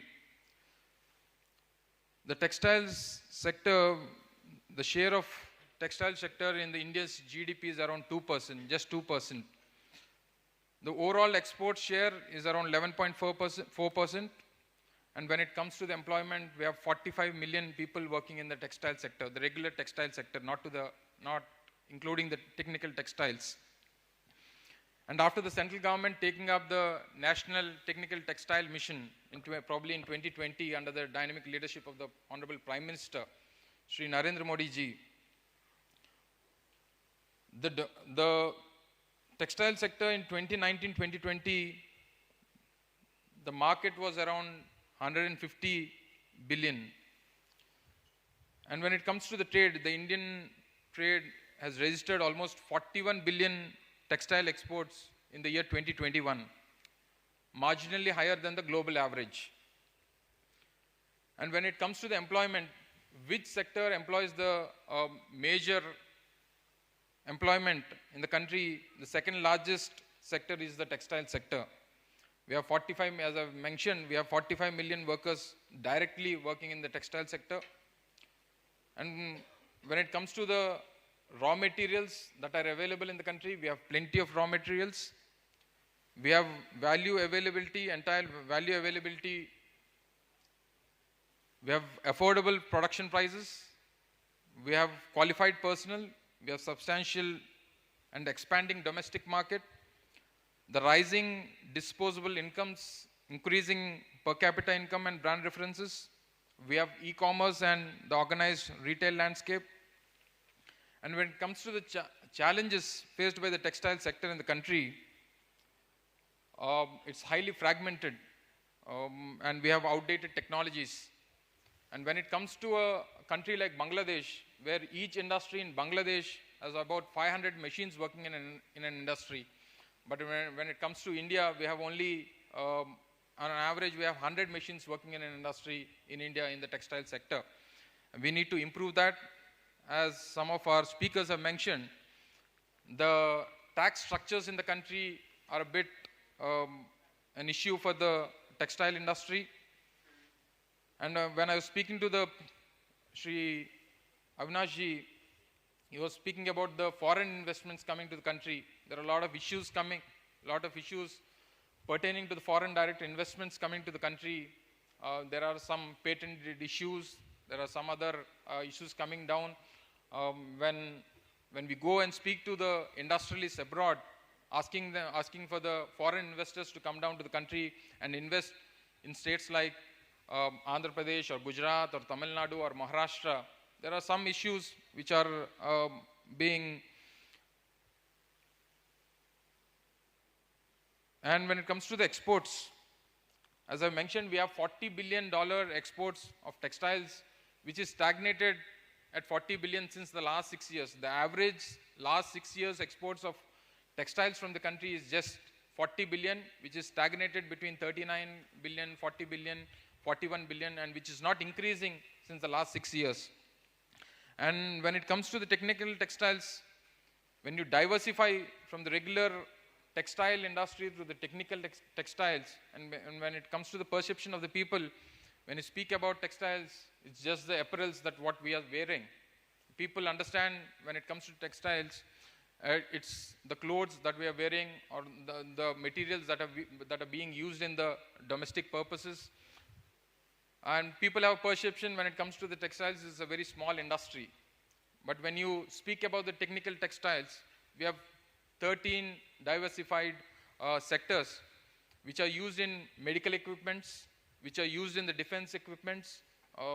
Torre is a company which supplies materials to the defense activities in the country, probably abroad. They are used in the parachutes, they are used in the defense materials, they are used in the bulletproofing jackets. There are a lot of issues. When I was speaking to Sri Rajiv ji, he was just speaking about the geotech, where the technical textiles are being used. The historical event that has occurred during Jan 22nd, the Ayodhya, the Prana Pratishtha of Ayodhya, where these technical textiles have been used for protecting the heritage sites of Ayodhya. The technical textile is very much used in the geo technologies as well. So the technical textiles, when it comes to the state of Andhra Pradesh, we are the leading states of textile industry, with Tamil Nadu, with Gujarat, with Maharashtra, with some other states in the northeast, some states in the northern part of the country. Andhra Pradesh has scope in the technical textile industry. I urge all the technical textile industries from different parts of the country as well as different parts from the world to come and invest in the state of Andhra Pradesh. The government of Andhra Pradesh, under the dynamic leadership of the Honorable Chief Minister Sri Jagan Mohan Reddy Garu, we are there to support you. We are there to give tailor-made incentives when it comes to a larger mega industry. We have ecosystem, the industrial ecosystem in the state. We are the only state in the country to have 3 industrial corridors, out of which the government of India is developing 11 industrial corridors throughout the country, and Andhra Pradesh is the only state to have 3 industrial corridors in the country. And when it comes to the availability of land in the state, we have 45,000 acres of industrial land available to allocate to the industrialists coming down to the state of Andhra Pradesh. When it comes to the connectivity for exports, we have 3 major operational ports, one in Visakhapatnam, the other one in Krishnapatnam. We have Gangavaram, we have Kakinada. We are coming up with 3 more new ports, one in Ramayapatnam, one in Machilipatnam, one in Srikakulam, the Molapeta port, which are under construction. We have a connectivity, as Sri Ajay ji has just mentioned, the connectivity towards different parts of the country or to different parts of the world. We are coming up with the new international airport in Visakhapatnam. We have 6 airports already existing in the state, starting from Visakhapatnam, Rajahmundry. We have Vijayawada, we have Tirupati, we have Kurnool, we have Kadapa, 6 operational airports that are being operated in the state.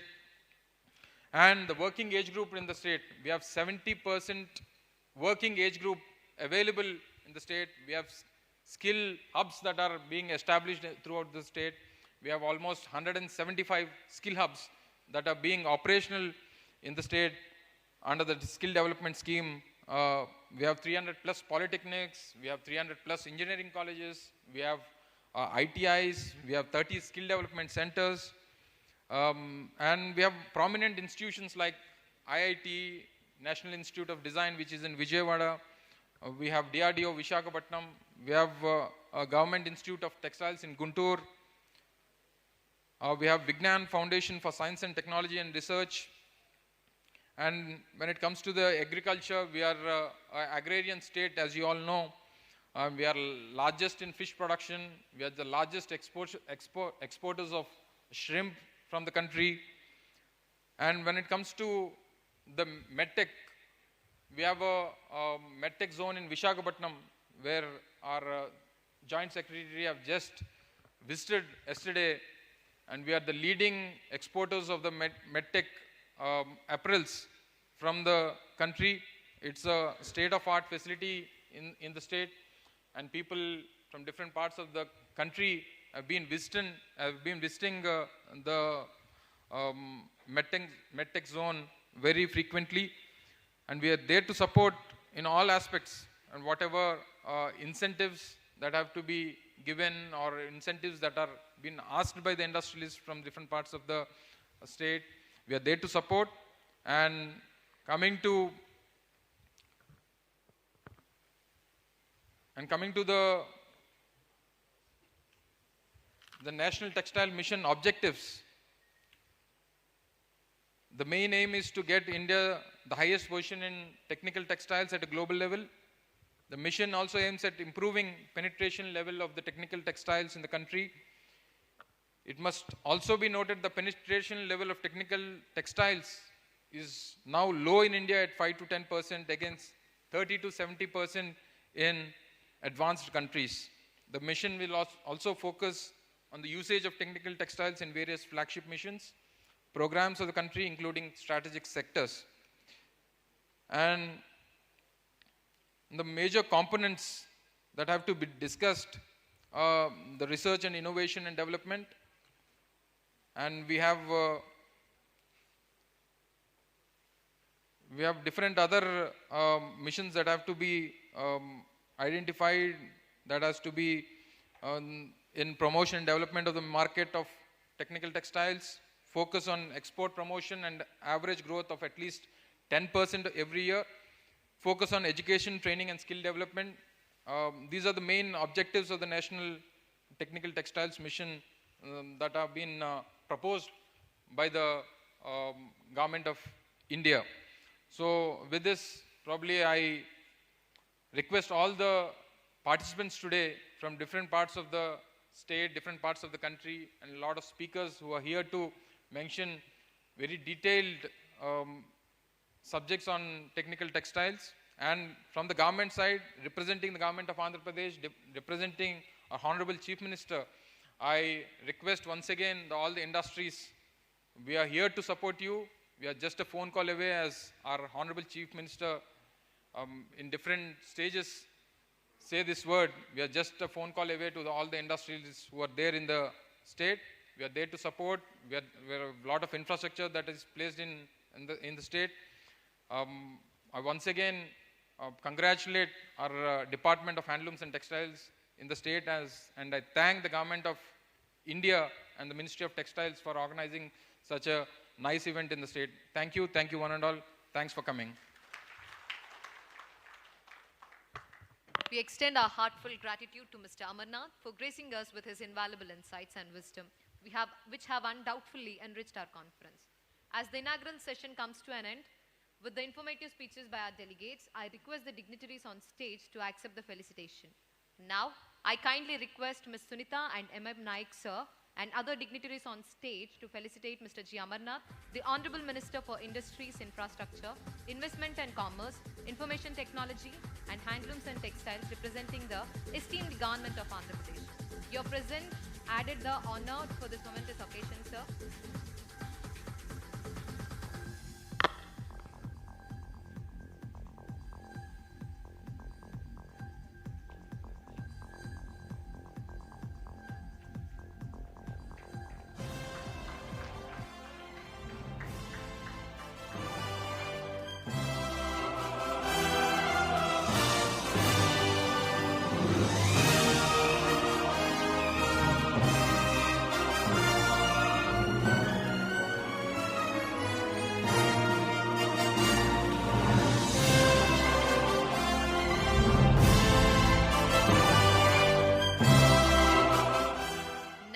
I request Mr. Ajay Singh Sirohi, Chief Development Officer, Torre Industries Private Limited, India, to accept the felicitation.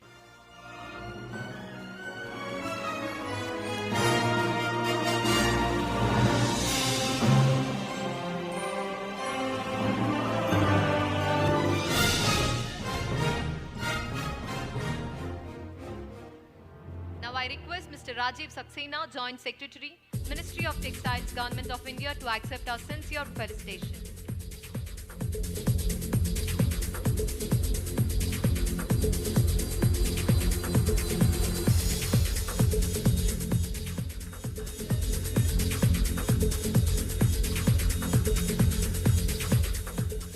Now I request Mr. Avinash Misa, Chairman of ITTA, to accept the felicitation.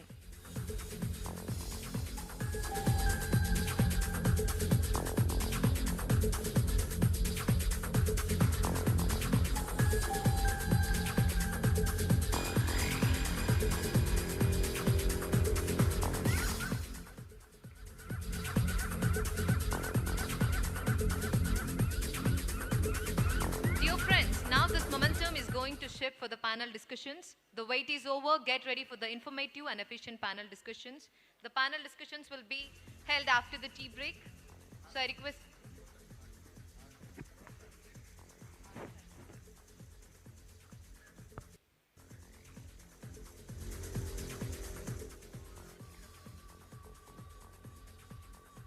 Dear participants and delegates, we have arranged the stalls for the technical textiles. Do take a look at them. You will be amazed by looking at the sources of woven saris from the banana fiber, Etipoka Bomalu from Lepakshi, different types of woven saris from different places of Andhra Pradesh, shoes that were designed to protect the snake bites, etc. and etc. So please do take a look at our exhibition stalls.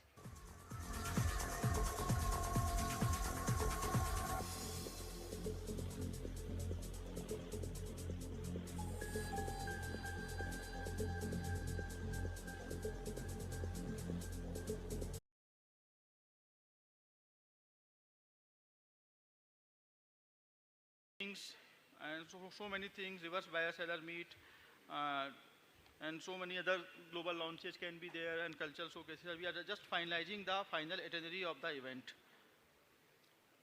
What you can experience there, some interactive fabric testing zone is being planned, in which you can directly see what type of fabric is there. You can directly test it, feel it. Some textile art installations can be there, cultural performance, fashion show can be there. And there will be one theme pavilion that we will be creating in hall number 14 that will be maybe inaugurated by Prime Minister. And with theme pavilion, the entire history of textiles in India and in general in the world, and some theme of the entire textile scenario can be presented in one place. So if you visit this place, you come to know about what textile is. And some other trend forecast and some other product launches can be there. Just like India Size or Vision Next, these two are the important projects undertaken by National Institute of Fashion Technology. India Size, you must be knowing that you have the UK size, EU, and different sizes, but no India size is there. So NIFT has conducted this vast study in the entire country in 4 different zones, north, south, east, west, and different demographies, different type of people. They have taken the measurements, and based on this, some India size may be announced. So for the industry, that will be a future. They can plan the garments according to this India size. And Vision Next is the trend forecasting module that has been developed by NIFT. So these are the important areas that will be covered in this Bharat Text. I've already covered. Will not go into details in this.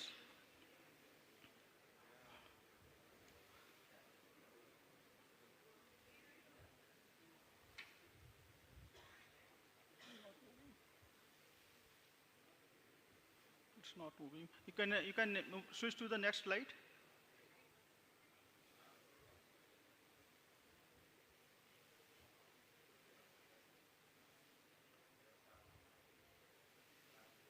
The next one you can, please. Yes, this is the important, right now, this is a tentative program that we have framed that can be of interest to all of us. So we are not inviting new exhibitors. If anybody wants to come as an exhibitor, yes, most welcome. We will try to accommodate him. But for the knowledge sessions and the events that we have planned, this is a tentative plan. It may change. We have planned around these 6 round tables. And there will be an international roundtable, domestic, and one focused on technical textiles, both domestic and international, and one on sustainability, and another on the future capitalizing on India growth story, retailing, you can say. And these are 6 roundtables. And panel discussions, we had a large number of panel discussions. These are the topics that we have displayed. Regarding technical textiles, there will be 2 important sessions on protective textiles and on the geotextiles. And this master class, some experts will be coming and they will be giving their ideas. There are some on technical textiles that I will highlight: agrotech, specialty fibers, Indotech, mobile tech, and NTTM projects that we have. Because we are also displaying the innovation zone, different projects with the model, so that everybody come to know in what area research is being done, and new scientists, new entrepreneurs can be influenced by this to go in this area, having new research projects. And this country-specific sessions, we have this Australia, US, and Turkey. These are the 3 countries, we have their country-specific sessions. And UP, MP, and Maharashtra, because these are the partner states. So we will be having these specific state sessions. And this is the network, different areas, which garment manufacturing to fabric manufacturing to home textiles. And you can see we have covered everything. This is everything for someone, something for everyone. It is basically B2B event. And right now the planning is in the Yashobhumi there will be handicrafts and carpet, and rest all maybe in this Bharat Mandapam. It is still to be finalized in which hall, which segment will be there. Very soon it will be done, and accordingly the space will be allocated to exhibitors. Again, I will say what are the opportunity before us. Since entire value chain is there, you can have the potential buyers also. You can be purchaser of somebody else segments. Suppose you are a fabric manufacturer, there will be a large segment of specialty and chemicals industries also participating in big numbers. They have taken around 1500 square meter of area by chemical industries. So dyeing requirement, yes, you can have B2B meetings. You have a foreign country delegation is coming, then B2G or G2G meetings can happen, and different sessions you will get it, and you have the opportunity to meet the global players, domestic players, and we will be providing some lounges in which business meetings can take place, some agreement can be done, some investment can be had. This is the view of this Bharat Mandapam, how it looks like to be. This is the newly renovated, you can say, ITPO. This is the state-of-art Yashobhumi, in which there are a large number of technical textiles. If you visit the Yashobhumi, you will see that it is an entirely new construction, and so many structures on the roof you will find, walls, all are made of technical textiles. Since this is a technical textiles conference, I am highlighting this point. You must visit this new center also. The reasons why this Bharat Tex will be supposed to be a success, it is already there. Rapid growth, GDP growth is there, and we are slated to be the largest economy by 2027-28. Rising per capita income, and large young population, young workforce we had. So this will be a good opportunity. Since last few years, the exports has not picked up in textile sector. It is because of not for the local region, it is for the global region. Demand from US, EU was not so good. That is why textile sector exports has not grown. But this time, since this event is by the industry and for the industry, because government is from the behind, all the 11 EPCs, there is a consortium that known as Bharat Tex. There are 11 EPCs in textile sector. So all 11 are participating in this segment. So the entire planning and decision making is by industry only. EPCs are doing.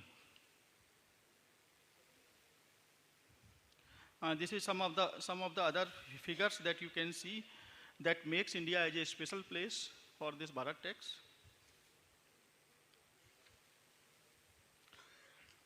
If you see India as a global textile hub, it can be a global textile hub. Some figures, astonishing figures are there. We are producing 47,000 million meters fabric per year. Such a huge numbers are there. Employments, if you see the employment, if they see we are number 2 in so many fibers like wool, silk, 5th in technical textiles, and these figures make India a unique place. And we hope that if such type of events go on a regular intervals, that can be a great success story for the country. And these are some of the schemes that Ministry of Textiles is running right now. You must be aware about this PM Mitra Park. Is 7 mega textile parks already there. PLI scheme on man-made fiber and technical textile. Skill development, Samarth is there. NTTM we have already talked about. And states have very important role. Many of the states has come up with a very proactive textile policy, including technical textiles like Maharashtra and some other states have made special focus on technical textiles. That will be a driving factor. The entire ecosystem is developing in our country. And in the last, again, we can say technical textiles especially, when we have planned one hackathon also. The application can be submitted by 5th of February, the advertisement there. Some new ideas that if, I am seeing so many young entrepreneurs are there, they can submit new idea for this hackathon. And the first 3 entries will be definitely considered for awarding this startup scheme that we have launched in the technical textiles. So I am inviting everyone to submit, to think over what new ideas can be in the technical textiles area that in the hackathon you can submit. And knowledge sessions and regarding this I have already talked.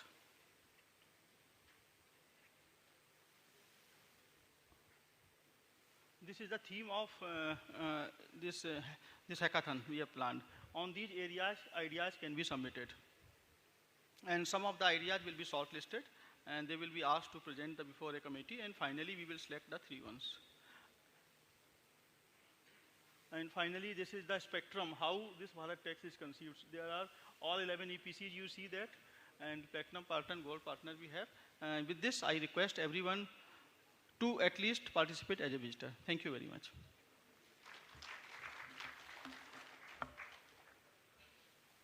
Thank you so much, sir, for your valuable insights. Ladies and gentlemen, let's start the very first panel discussion, Circular Economy Strategies in Technical Textiles, Devising Framework for a Sustainable Future. Take, make and redesign is what comes to our mind whenever we think of circular economy. The concept of circular economy is predicated on fostering a sustainable and environmentally conscious economic framework, diverging from conventional linear models of production and consumption. By embracing the circular economy principle, societies endeavor to mitigate adverse environmental and economical effects. Consequently, the numerous enterprises are swiftly integrating with circular economy strategies into their operational ethos, recognizing the imperative fostering the harmonious coexistence between commerce and the natural world.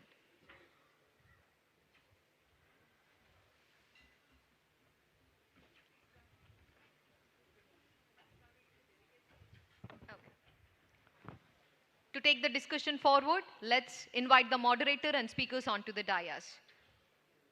Join me in welcoming the moderator, Dr. Anu Prakshit.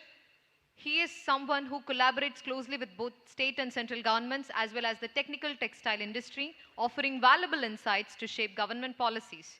His expertise extends to assisting industry members in developing products across various applications within technical textiles with a focus on sustainability and circular economy principles. Additionally, he provides guidance on machinery and technology section on non-woven plants and production of PPE garments. We take immense pleasure to have Dr. Anu Prakshit, Executive Director, ITTA, the moderator for the discussion on circular economy strategies in technical textiles.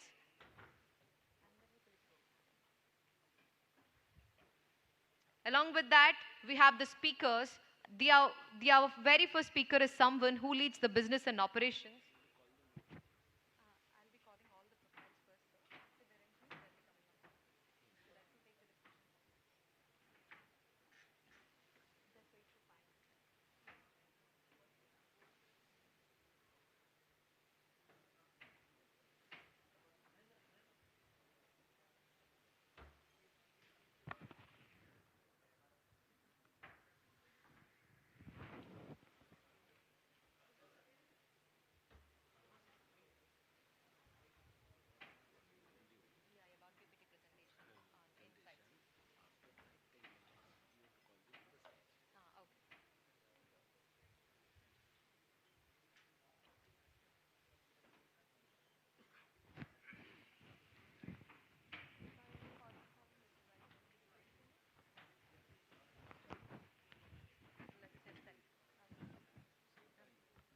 Ladies and gentlemen, put your hands together for Dr. Anu Prakshit, Executive Director, ITTA.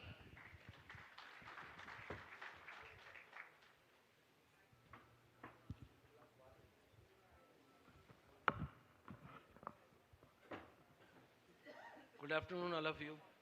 Now, this session has a little bit of two parts. Now, number one part is I was requested to give an insight to the technical textiles. You have heard a number of things, but in an organized manner, about 5 to 10 minutes, I want to give a presentation on this. And then we will come to this panel discussion on the circular economy.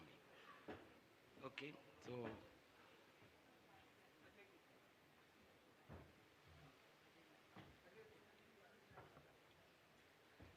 so to give the brief about the technical textiles here, actually I want to, because many of you are not in the technical textiles and many of you are. So it is better to have a recap or the run through the what are the different segments of the technical textiles and what are the market and other things.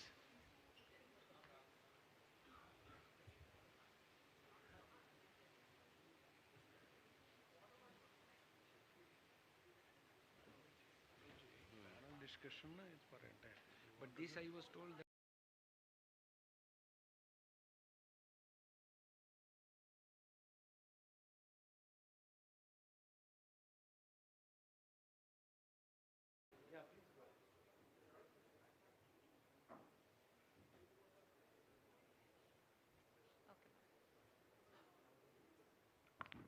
I would like to invite the speaker. He's someone who leads the business and operations.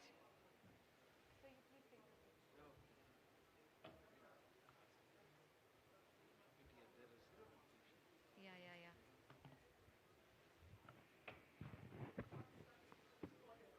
Okay. I would like to invite Mr. Ranjit Sashi, Director Business Operations, Reverse Resources, onto the dais. Welcome, sir.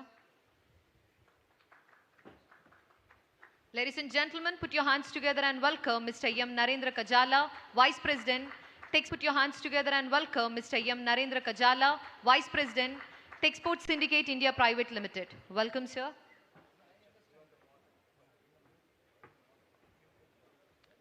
Dear friends, put your hands together and welcome Mr. Rajiv Sajay, Director, Indo-German Yarn and Fiber. Welcome him on stage with your thunderous rounds of applause.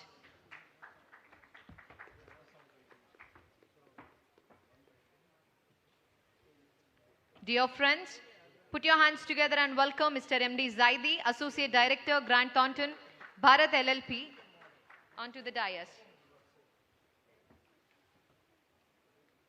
Now I leave the stage to the moderator and speakers to carry the discussion forward on circular economy strategies in technical textiles, devising a framework for sustainable future.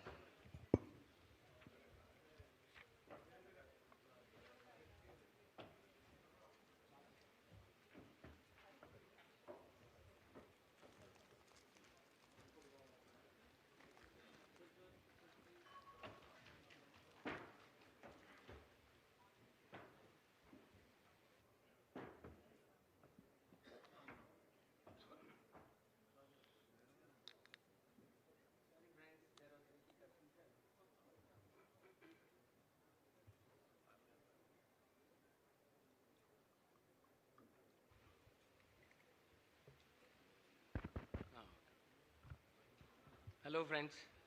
So we'll start with this session with the circular economy.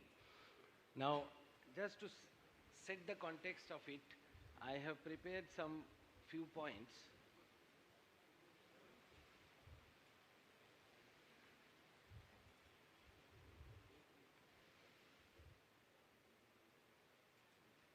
Yeah. Now here, just to understand little bit, we all know, but just to recap, that the circular economy is a system where materials are never become waste. They are all regenerated. And in a circular economy, products, materials are kept in circulation through the process like recycling, reuse, refurbish, remanufacture. So it's a circularity which it doesn't, we should not allow them to go as waste. It should be reused, remanufactured, and reused. Now, the industry is, in our industry, not only the textile industry, conventionally they are doing a lot of things. Similarly, our technical textile industry as well is also doing this circularity for many years. Now, only thing is that there must be a gap of data, statistics, how it is done, where it is done. But as you know, in any of the manufacturing process, we don't want the process waste to go as waste. Wherever possible, we recycle them within the manufacturing process.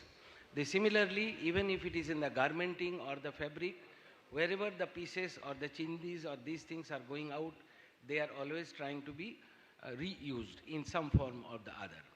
So those technical aspects, I leave it to my eminent panelists to discuss about it. But I want to just give you an glimpse of the things at the policy level, whatever is going on, which you may not be able to aware, may not be aware. Now, you know, the Ministry of Textile has already taken an initiative, and there is a department working on the on these sustainability and circular economy. Now, this initiative they have formed 4 different working groups, and these working groups are having the representation from the industry, academia, center of excellences, testing centers, and other things to create a kind of a policy document by which this can be implemented more effectively and in a systematic manner. Now, these 4 working groups are actually divided into, first is the identify, suggest, then incentives, and then for this type of technology and machinery, whoever is working, whether you can incentivize them to encourage them to go into more and more. Second group is working on the standards, class certification, testing, education, skilling, and R&D innovations. Okay. Then the third group is recycling and circularity. Fourth group is branding, awareness, advocacy, and marketing. So in this, a lot of work is going on, and lot is almost like by now it's nearly 2 years. A lot of meetings have taken place, and they have actually prepared the documents. Some of the documents have been submitted, and the work is going on for the future. Now, with these few words, I would like to now invite my panelists to share their views and their experiences and how they are working on this circular economy area. Thank you. Now, first I would like to invite Mr. Ranjit Sasi to share your views on this area. I think you have few slides to talk. Yeah.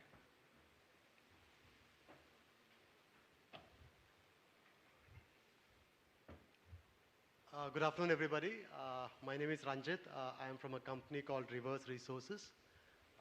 As we wait for the presentation to come up, firstly, allow me to thank the organizers, ma'am, Nayak sir,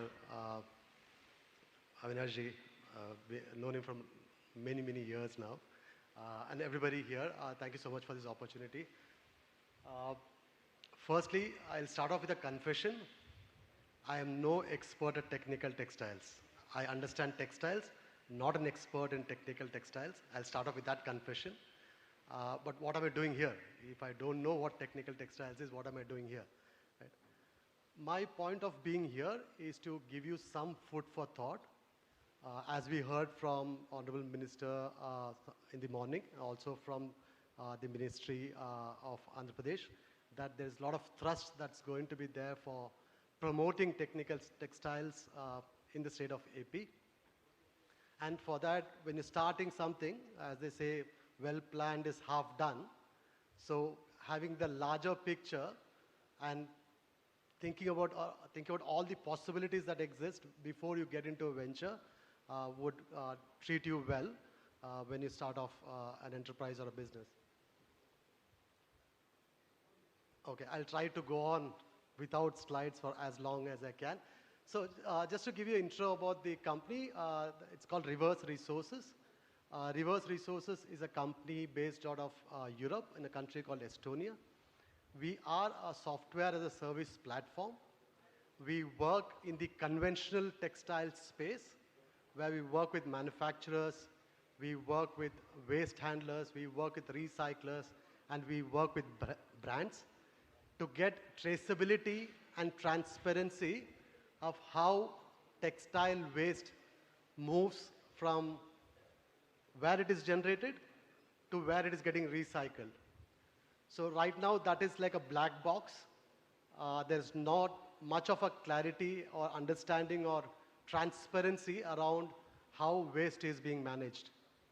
And all of us in this room, all of us have heard the word sustainability being spoken about, at least in the last 5 years. That's like the buzzword going around. And in sustainability, there are 3 aspects. We talk about energy, we talk about water, we don't talk about waste. Right? So there's a lot of amazing work that's happened in the area of energy.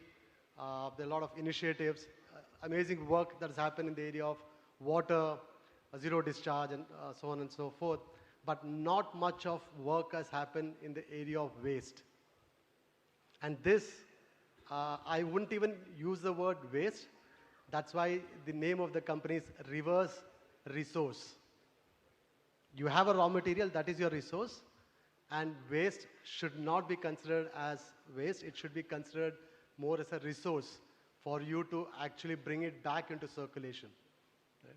So I will talk you through what happens in the conventional textiles industry. I see that a lot of you are from the conventional textiles area. Few of you are contemplating getting into technical textiles, but this understanding would stand you in good stead. So currently in conventional textile industry, let's say manufacturing or garmenting for that matter, there is a huge amount of waste that is generated, which almost 20% of the fabric gets wasted or gets lost in the supply chain at the cutting table, and there is no traceability of where this waste goes at this point of time, because it goes to some trader, and from some trader it goes to another trader, and finally it ends up in recycling. But there is a huge jump in prices and a huge deterioration in quality, which further makes it impossible for the end recycler to make a good quality yarn at a lower price. Thank you so much.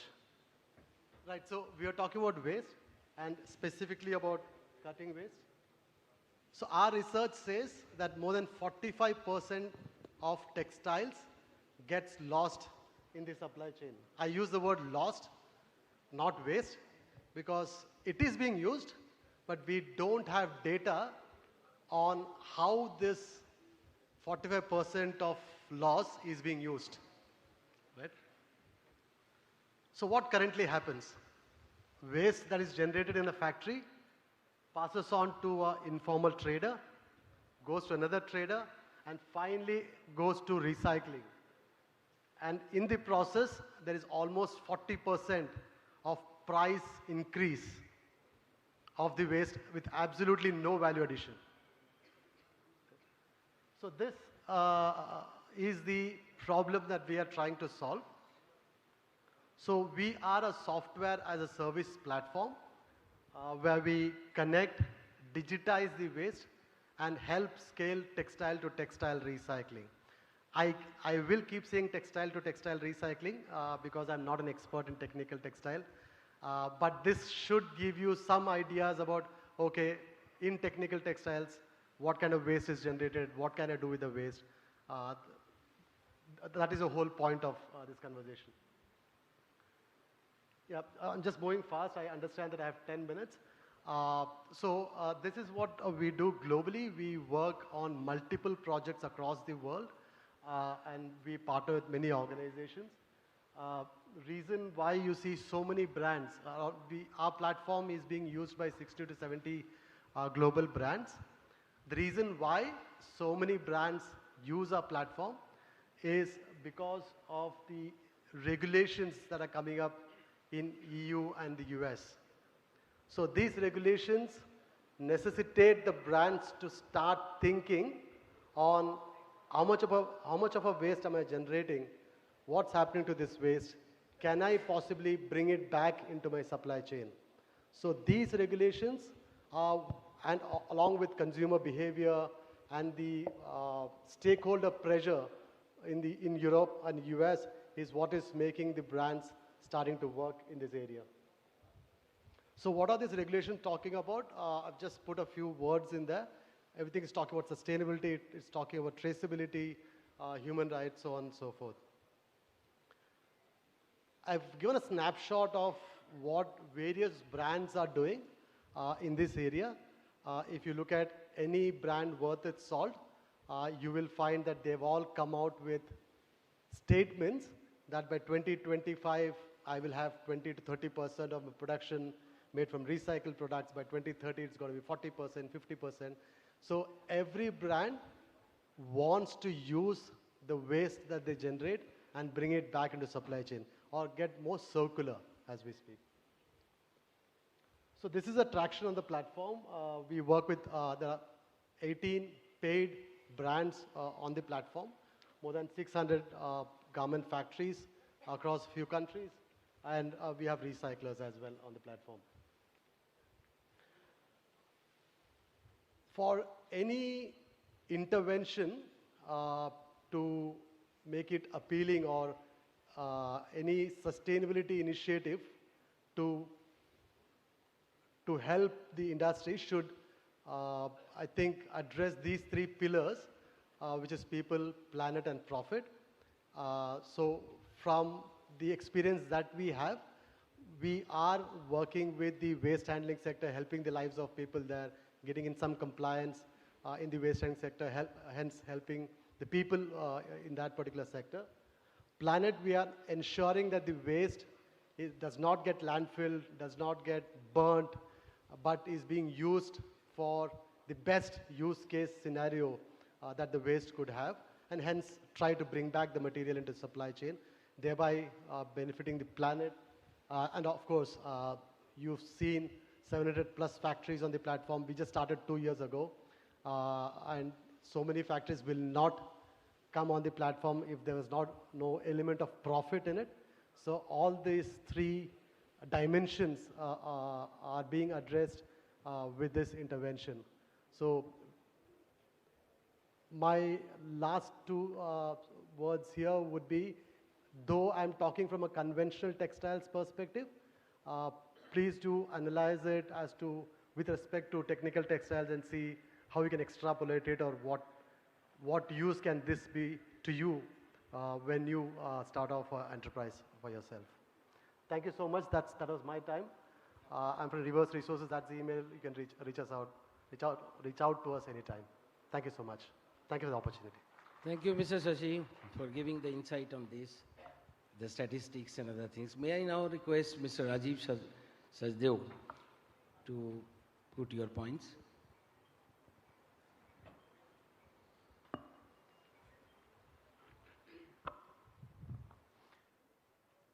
First and foremost, I would like to thank ETA and the Andhra Pradesh government for giving me this opportunity to speak on circular economy, closing the loop in technical textiles.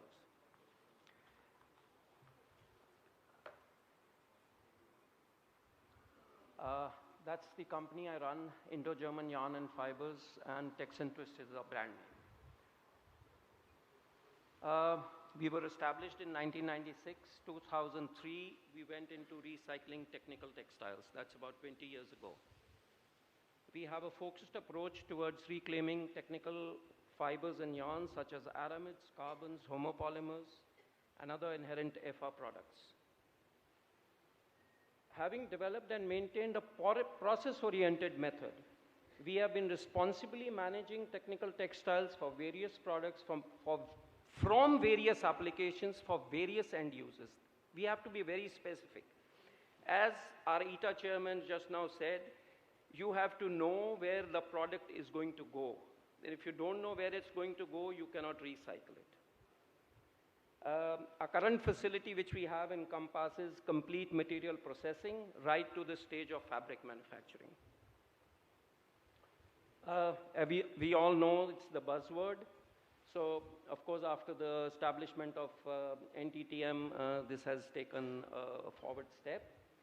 Now, what we have to remember, fibers such as aramid, carbon, Vectron, Kynol, these are all MMF fibers, man-made fibers. They are unique, whether it is to cut, heat, or fire.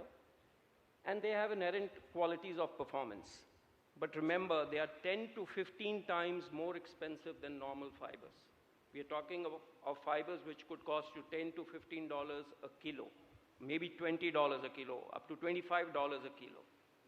This is very important when it comes to recycling them. The Indian market, of course, everybody has said what the growth rate is in India. I'm just going to show you one important graph here. This we all know, the growth of the domestic market. Here, this is our per capita consumption in India. We are 1/10 of US, 1/8 of Germany, Japan. So just imagine what's going to happen in the next 10 years. Our consumption patterns are going to go, we are going to match up to those people, and then recycling is going to become even more and more important. Question, why should we worry about technical textiles? We know for a fact that other textiles, as my friend spoke just now, have been reused for centuries. Recycling technology has kept pace with the development of materials being produced, rather has been ahead of it. The reason for concern in technical textiles is that they must be handled differently. Once we lose their performance characteristics, they have no value and nearly impossible to use. Then the only place they go is landfill. The market in value terms for recycled technical textiles was a mere 12 billion in 2020. At that time, the prediction for 2026 was 18 billion. But the world has changed since 2020. EU has brought in a legislation, as my friend has just mentioned. 2023 mandates that all EU corporations will have to contribute to collection, reuse, and recycle by 2025. And by 2030, EU plans to implement circular textile legislation, which means every product will have to have a certain percentage, 20, 30% of recycled materials. We are not just talking in the air now. This is real. This is real.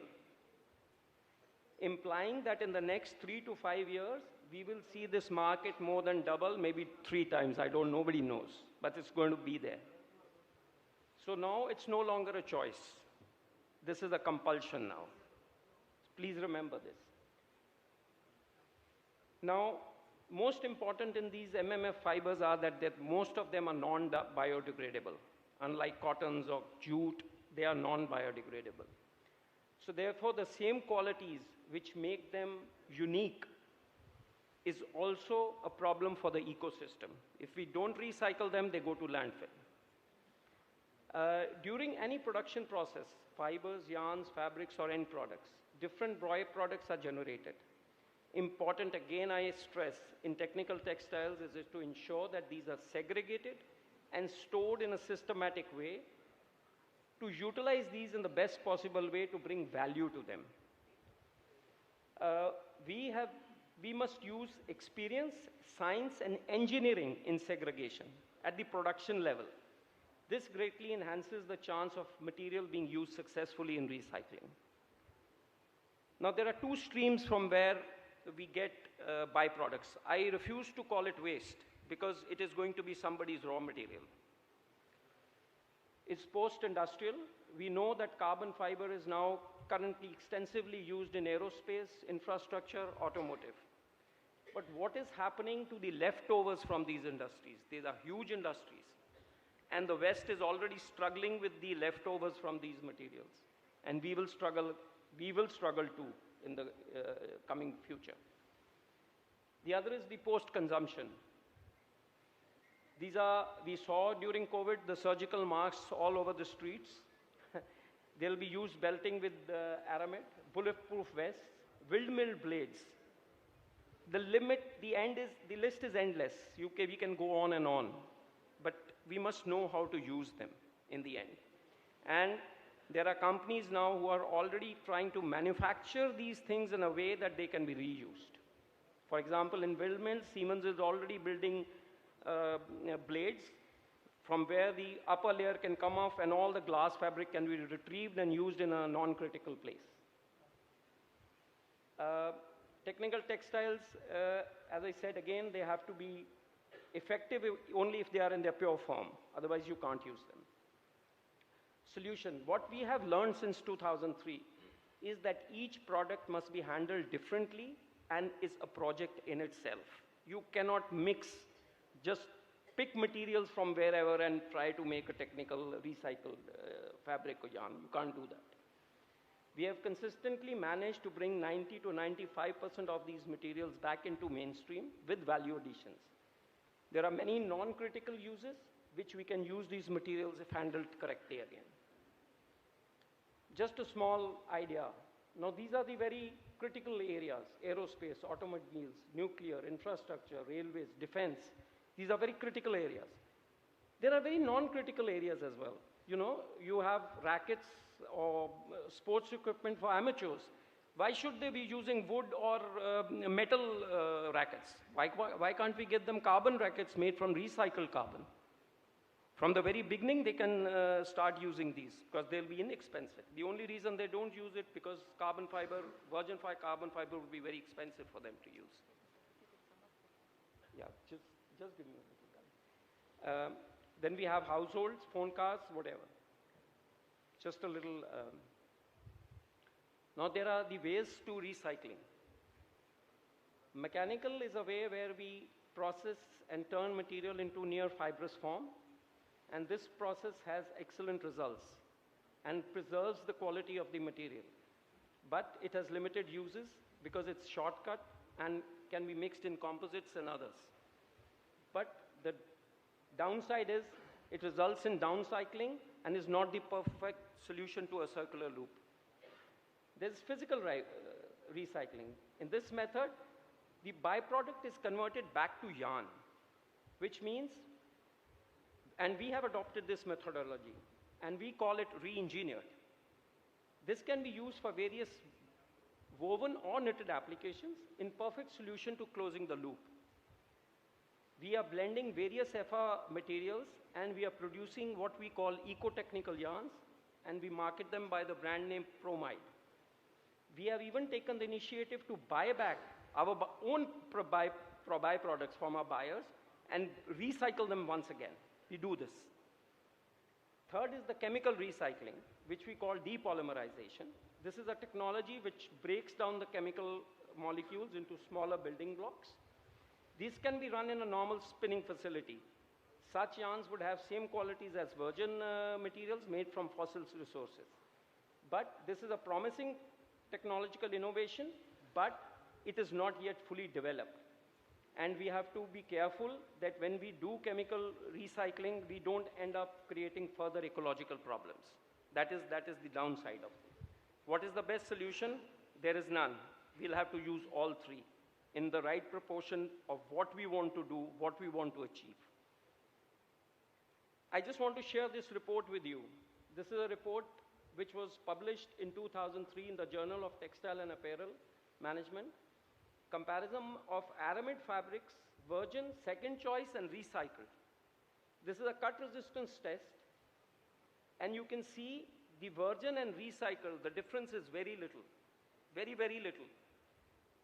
Cutting resistance is mainly due to the transverse characteristics of the fiber. Therefore, recycling is done in a scientific manner. The results are very, very encouraging. This is something we've produced ourselves. The outer layer, the inner layer, and the third layer. And we've achieved, somebody has made a glove out of it for industrial use, and they've achieved a 500-degree test result, which has passed under EN 407. Again, I will just stress that you have to maintain the highest standards when you are doing technical textiles recycling. You cannot do it like normal textiles. Again, I want to share with you, this is to encourage people to do this. This is a para-aramid fabric, a 480-gram fabric made from 100% recycled, no virgin material in this. It passes cut resistance level of 4 as per EN 388 and a heat level of 250 degrees as per EN 11612. The result, if this was made from a virgin fiber, would be more or less the same. There would be hardly any difference. So this proves that recycled materials are effective if processed properly. This is an example. I can leave it because of the time, but I'm just giving you an example that a PU para-aramid belt can generate up to $1,000 in value if it doesn't go into landfill. These are actual products produced from such a product and being consumed in the Indian industry. The government's role, since Mr. Saxena is here, I'll just use this opportunity to bring something that needs to be done, sir. We need some guidelines under NTTM for the disposable of both industrial and post-consumer materials. The do's and don'ts with respect to managing material disposable needs to be documented and followed by companies. Companies today are, disposing these materials with other scrap, which is the biggest problem which I, as a recycler, would face. And this leads to incorrect handling of the materials. And another thing which I want to, which I wish can happen is change of nomenclature. I don't want to call this material waste because it is going to be raw material for somebody. If we seriously want to do recycling, let's not call it waste because it creates a negative impact in the mind of when we are trying to process it, in the mind of the government and in the mind of the end consumer. So let's not call it waste. We need to create an ecosystem.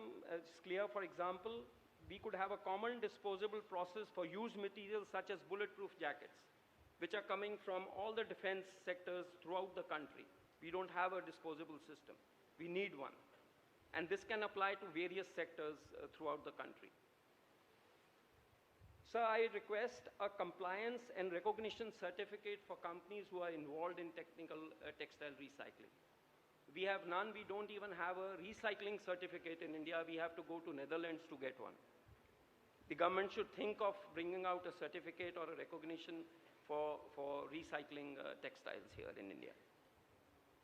And the academia industry tie-up, I think we have the academia here from IIT and elsewhere. We need your help in devising processes for recycling materials and to find end uses for them. There are so many end uses. There are people who are using all different products and recycling products would fit perfectly into them. And as Rakshitji knows that HSN codes have been developed a lot for technical textiles, and I understand now the government is also aiming HSN codes for recycled products. This is under consideration to consider that. So if that happens for the technical textile sector, then it would be just great. It would be a big boost for the technical sector. Thank you very much for your time. I know I exceeded it a bit, but thank you very much. Thank you, Mr. Rajiv, giving a lot of insights and a lot of the products, actual products which can be made out of it, which you all can see. May I now request Mr. Narendra Kajale to put his points, please.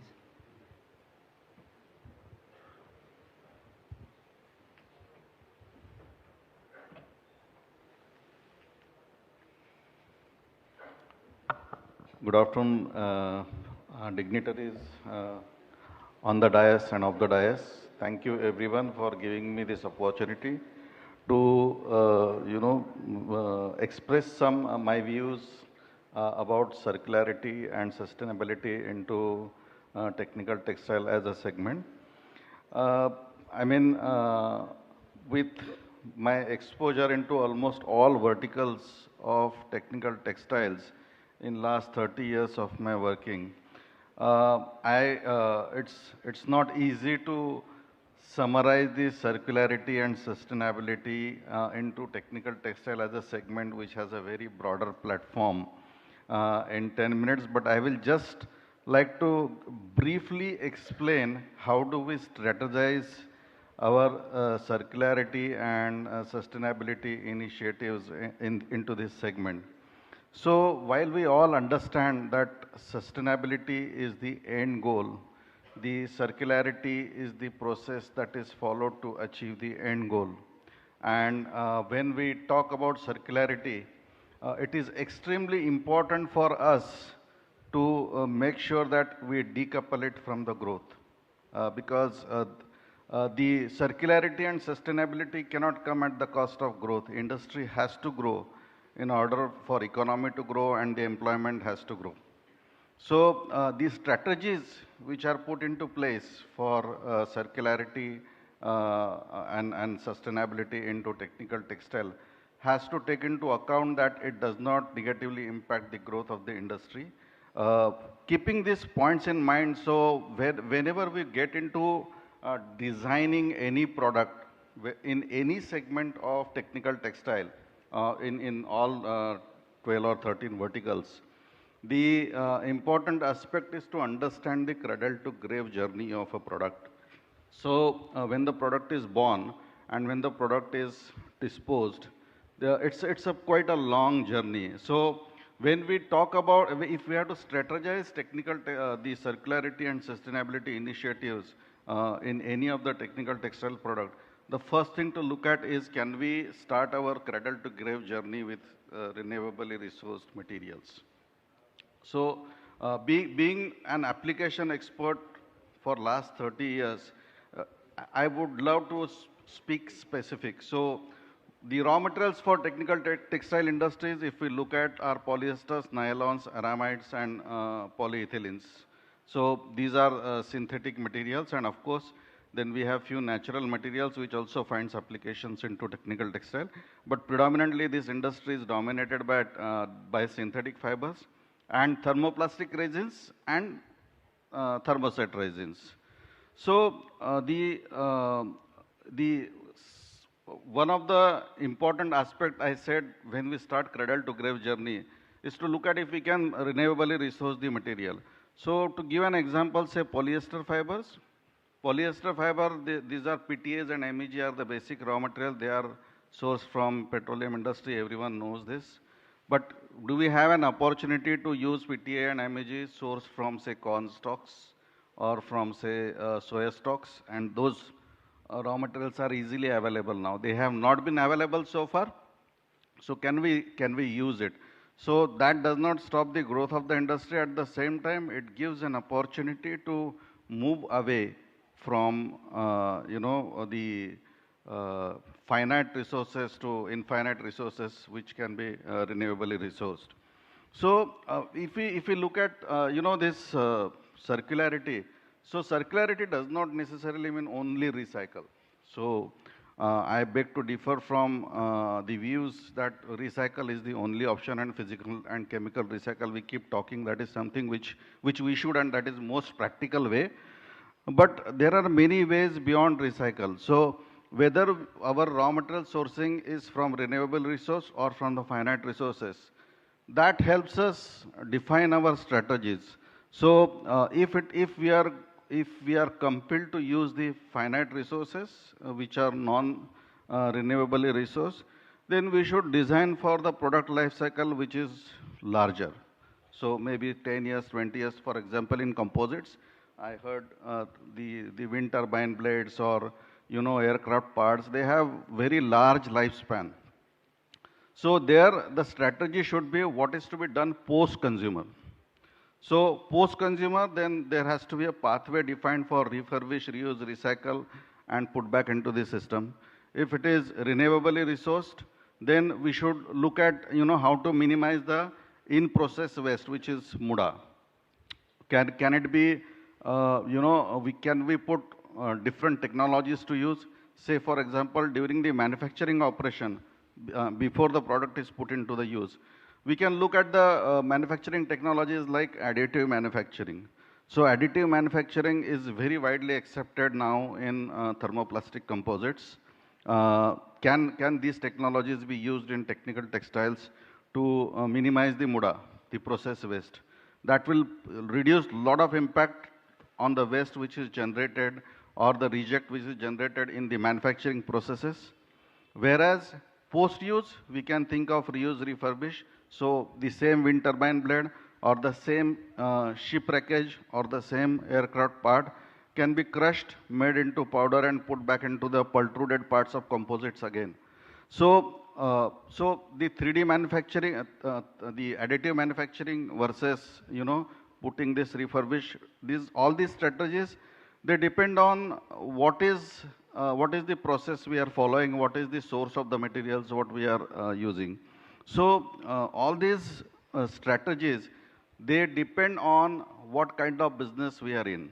So if we want to devise a strategy based on growth of the segment, or then we should focus only on renewable, because the growth will come, and if we don't want to leave the footprint onto the environment, then we should strive for using more and more of sustainable materials which are renewably resourced. If we cannot use that, and if we want to strategize with regards to higher growth with kind of materials that are available, then we should look for longer span of our product which we are putting into the system, and then define before it is put into the market the refurbish and recycle route. I think these are the pointers what I would like to put upon. And I have already given the example of the polyester, which can be produced with renewably resourced material. If that holds good for all the synthetic fibers what we are using. And fibers and the resins are the backbone of the technical textile industry, whether thermoplastic or thermoset. Even if their standard polyesters are used, they are again coated with some thermoplastic resins, or they are coated with some thermoset resins to convert into different applications. So, yeah, my last point. Yeah. So, so just to give you an example, so I have given the example of renewably resource strategies. I would like to give an example which is, putting creating the value-added items through refurbish and reuse. So aramid jackets, they can be shredded. I have seen some pictures in the previous presentation. They can be put very effectively into use. Even when strategizing use of such material, we should strategize like the aramid jackets. If they are, converted into pulp, they are perfect substitute for asbestos, which is one of the biggest pollutant, which has very high footprint onto the environment. So it goes into automotive brake pad applications. Automotive brake pad is once upon a time was the largest user of asbestos. Asbestos sheets have been used for roofing application from ages. The aramid pulp, which can be, remade using the used jackets, they can very easily penetrate into these markets. Similarly, the ropes, the polypropylene ropes or some other applications, the manufacturers can devise a system and incentivize their customer to give them back the used ropes or the damaged ropes, which can be converted into master batches again after shredding and put back into the system. So I would say that to summarize my talk on sustainability and circularity, I would say that no single strategy is fit. It all depends on what kind of segments we are working in, because the people who are working into that segment, they best can define that what are the raw materials I am using and what are my downstream processes. So as a manufacturer for my industry, when I am working right now in industrial products, what I strongly believe is that if I am making a coated fabric of say PVC coated fabric, then and I am into B2B business, then I would probably, whatever process waste I am generating, I would go into B2C model of my process waste, what I am generating. I am generating trims, I can shred them, convert them into ropes, which are less sensitive in application, go into B2C, and create value for my own business, and leave minimum footprint onto the environment. Thank you. Thank you, Mr. Narendra Kajale, for putting your points. Now, I would go to Mr. Zahidi. Because of the short of time, you please be little short. Thank you, sir. And I've been in this situation quite more often than not. I've always, because of my name starts with Z, I'm always at the back end of the speaker list. But nonetheless, I'll try to keep it very short and simple. In Hindi, what we say, मुद्दे की बात करते हैं. We are talking about financing the circular economy. We have esteemed colleagues have spoken about the technicality of recycling, or the circular economy of technical textile. But have you wondered, I mean, at a very later stage of my life, I wondered where all my clothes have gone. I have been a mountaineer in the prime days of my life, and I always used to use these second-hand down suits because in mountaineering at minus 20 degrees, you need specialized clothing. And I always used to get these, second-hand clothing. And I used to wonder, what happens once I use it. So my next slide. I did some research, I spent some time on this, so please bear with me. This is what happens with the textile and including specialized technical textile. 34% are reused, right? And 25% are being taken as a yarn and everything, and then it is also used as a being downcycled or incinerated, जला दिया जाता है या फिर landfill में use किया जाता है. That is all what we do about it. The reason I'm trying to show this to you is because this is the entire value chain where we have the opportunity, and as a social sector consultant and expert, we look at where is the opportunity to have a sustainable income growth for the stakeholders and how to finance them, right? Until unless you have that visibility, you won't be able to have a very, very structured approach and financing option for those stakeholders. Yeah, go to the next one. Yeah. So this is something, these are the three main issues which are plaguing the, having this circular economy in the textile sector. Unlike plastics and e-waste, as many of our speakers have already told, there is no policy which is very, very specific to textile recycling, right? Second thing is the supply side challenges, like the picking, sorting, grading, everything in textile as well as technical textile is very informal, skill sets are poor, and everything is fragmented. Third one is demand side. The reality of the world is you might have a fancy of using a recycled paper, recycled garbage bag and everything, but when it comes to the textile of it, it's not a big fashion statement, or probably it is not very much in vogue also. So that is the reason why recycling or circularity of this particular segment is very poor. Go to the next one. Now coming to the funding of these issues. If you are an individual enterprise, there are schemes from development financial institutions like SIDBI for funding such ventures across the value chain, from sorting, grading, collection to processing to the entire value chain. If you are in the waste management or if you are in that particular segment, which enables the greening of economy or greening of MSMEs. This is being funded through SIDBI's scheme. You can walk down to any of the SIDBI's branches and you can look for this particular scheme. Up to 20 crore is given to the beneficiaries. Very competitive rate of interest, and yes, it's a debt which is very readily available. Now, there are other options. Since I come from investment banking background, that's why I have a pretty decent amount of understanding that green bonds also are a very prominent source of raising funds for this green initiative, but primarily it is being used by large corporates, right? Because a lot of compliance are required in order to have it.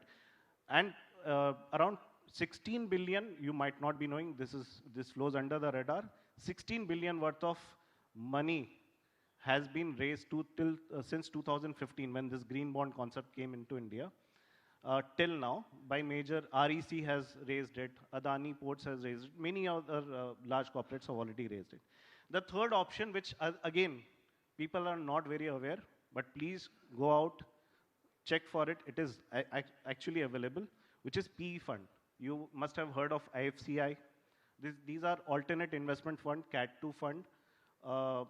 Sorry to using these jargons, but SEBI has alternate investment funds which are of 8 to 10 years of duration, wherein these funds invest into these companies who are into recycling or processing or greening processes. Some of the example I've already told, IFCI, Kalari Capital, all these things are there. But if you are looking at doing a cluster-based initiative for MSMEs, just go back, one back. You have funding from Government of India under MSA CDP for testing labs, for CETPs, which is already there in the state of Andhra Pradesh. We are having 52 clusters identified under MSc CDP. Some of them we are using for establishment of common effluent treatment plant also. So you get Government of India grant, you have an access up to 30 crores. Raw Material Bank, one of my other earlier speakers also told about it, an evolving cluster-based financing instrument. So again, this is also a very unique prospect in which all the MSMEs in the same value chain come together and approach a bank in order to fund their activities, which are common to this particular cause. So this is all from my end. If you have anything more, we can always speak on the sidelines. Thank you so much. Thank you, Mr. Jini. Would you take one or two questions and then we can close the session with few remarks? If you have any questions from the audience, please ask with your name and company name.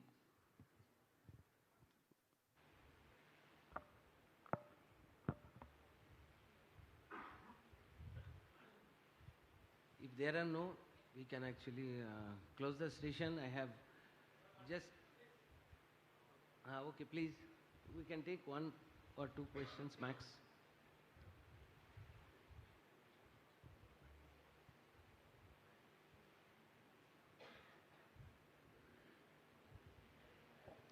Who was there? Okay, so good afternoon, sir. So my name is S. Venkateshlu. So actually we are going for this textile technology, or in terms of you are doing the recycling. What are the properties is already lost. For what you are taking the material, the particular material is already property lost. We are doing this recycling. So what is the property levels and how much of this durability? I am thinking that. I think Mr. Rajiv wants to reply to that. I think what you're trying to ask is, if I understand correctly, is that when you recycle, how much property is lost? Is that what you're trying to ask? Yeah, is already what you are having is original property. The property, once you can utilize, it is maximum. What you are using the textile is more than 5 years to 10 years. The human body they are using. Afterwards, you are doing the recycling. Sir, recycling, as I said, happens on two stages. One is post-industrial, and second is post-consumer. When it is post-industrial, the material is nearly in a virgin state. So if you are doing it from a post-industrial product, the properties lot of properties would still be intact. And if you know where the end use is, you can easily make a product which would fit into that sector. For post-consumer, again, because all these products which we are talking about are inherent properties, they don't go away. They may get reduced when you process the material, but then you have to find the right end use for that. So is there any case studies? Yeah, there are tests which I showed you. There are test levels where you can get tested your end product and come to know what levels it's reaching. It's not a problem. He has already shown practically how it is possible, and there are products which are manufactured over there from these recycled materials. Okay, due to short of time, if you have more questions, please interact with us during the lunch time, please. Now, you see, we have gone through this last one hour or so on this circular economy subject. Just it was so important for today and for the future, for our business survival. So major 2-3 points which came out of this panel discussion is, I just want to summarize in half a minute, that there is a financial solution which is foremost requirement for any of the businesses. If you are getting into it, you can get the support from the financial support. Number 2 is, there is definitely a supply chain break or the gap which needs to be plugged in. So that is another important point. Third point is about the regulations. As I have also shown that there is a group under the Ministry of Textiles working on there. Out of 4 groups, 1 group is looking after this area, standardization, regulations and all that. I am sure that Rajiv ji will guide us how to take it forward. And it has been already, there is a working group who is working on this area. And as you have seen that around 89, even in the technical textiles, there are about 90% of this used material can be recycled, which is shown and made into the product, which is even can meet the specifications, because these are very stringent specifications. So with these few things, and then also the financial solution I have told. So with this, I think it is actually for the future, for this circular economy, all the businesses, everybody at every sector should look into it from the perspective of their improving the profitability, saving the society and everything. Thank you very much. In this occasion, we all of us would like to express our thanks to the AP government and Sunita madam for giving us this opportunity to express our views. Thank you very much. Thank you so much, speakers and moderator, for putting up such an informative session. Give it up for our speakers and moderator, dear friends. As a token of gratitude, we request you to accept our felicitation. I request K. Sunita ma'am and MM Naik sir to felicitate our guests. I invite Dr. Anup Prakshat, Executive Director, ITTA, to receive the felicitation.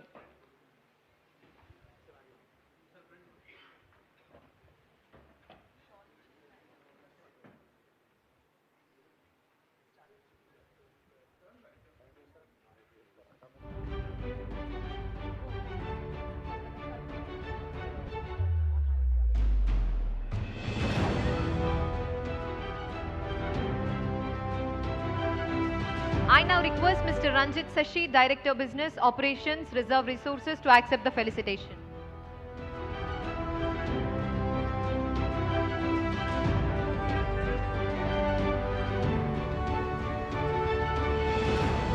I invite Mr. M. Narendra Kajale, Vice President, Export Syndicate India Private Limited, to receive the felicitation.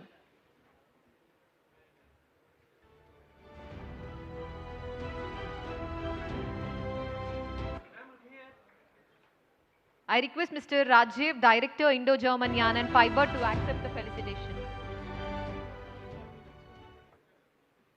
I invite Mr. M.D. Zaidi, Associate Director, Grant Thornton Bharat LLP, to accept our felicitation.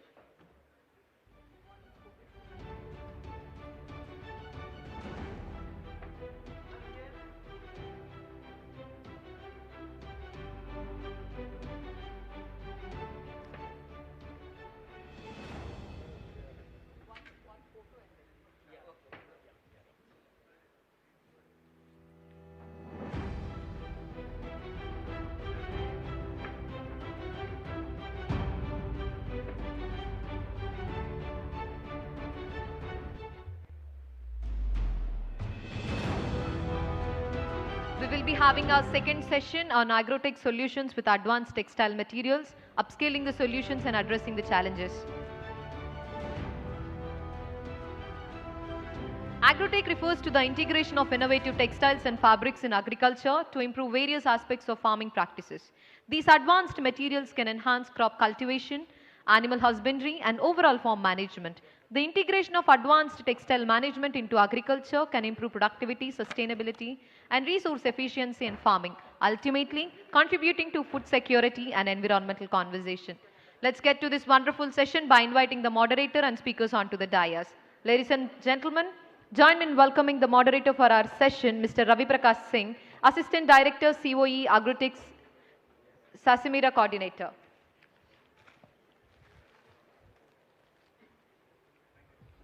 Put your hands together for Dr. V.B. Patel, ADG Horticulture, ICAR, New Delhi. Let's give a thunderous round of applause.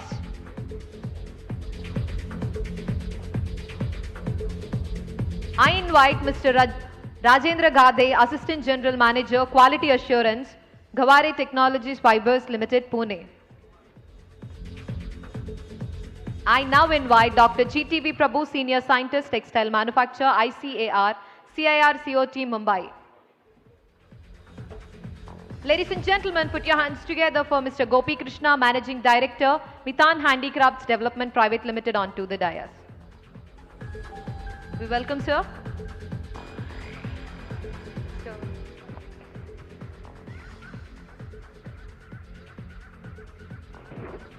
I invite Mr. Gopi Krishna, sir, to come on to the dais.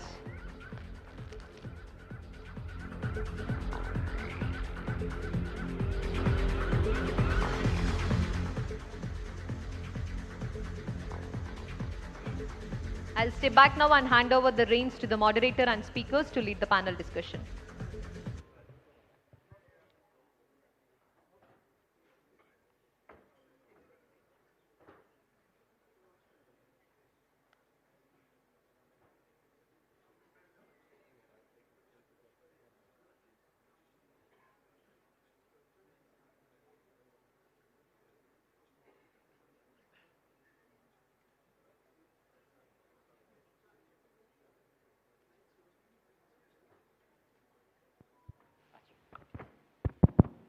Yeah. Good afternoon, ladies and gentlemen. I welcome you in this agrotech panel discussion session. I know it's almost a lunch time, so I will try my best to engage you and deliberate, discuss many of the burning issues in the agriculture and textile sector, and probably will come out with some call to action through these discussions. Friends, agriculture and textiles, these two are the biggest sectors, and if we combine them, so you can understand the magnitude and the potential in these two sectors together. So basically, agrotextile, these are the textile materials products which are designed, developed to help enhance, sustain agricultural productivity, yield, quality in every aspects. So first I would like to give some food of thought why these agrotextiles are at all required. And to understand this, I would like to put forward a point that if you recall your old days, if you go back 10 years, 15 years, the climatic conditions, those were conducive for the agriculture to happen, those are not there. We are witnessing extreme climate changes, high temperature, high wind, low intensity of water. So these are the challenges which have been caused by our own activities, and they have posed a formidable threat to our traditional way of cultivation. So now we have to innovate new ways of cultivation.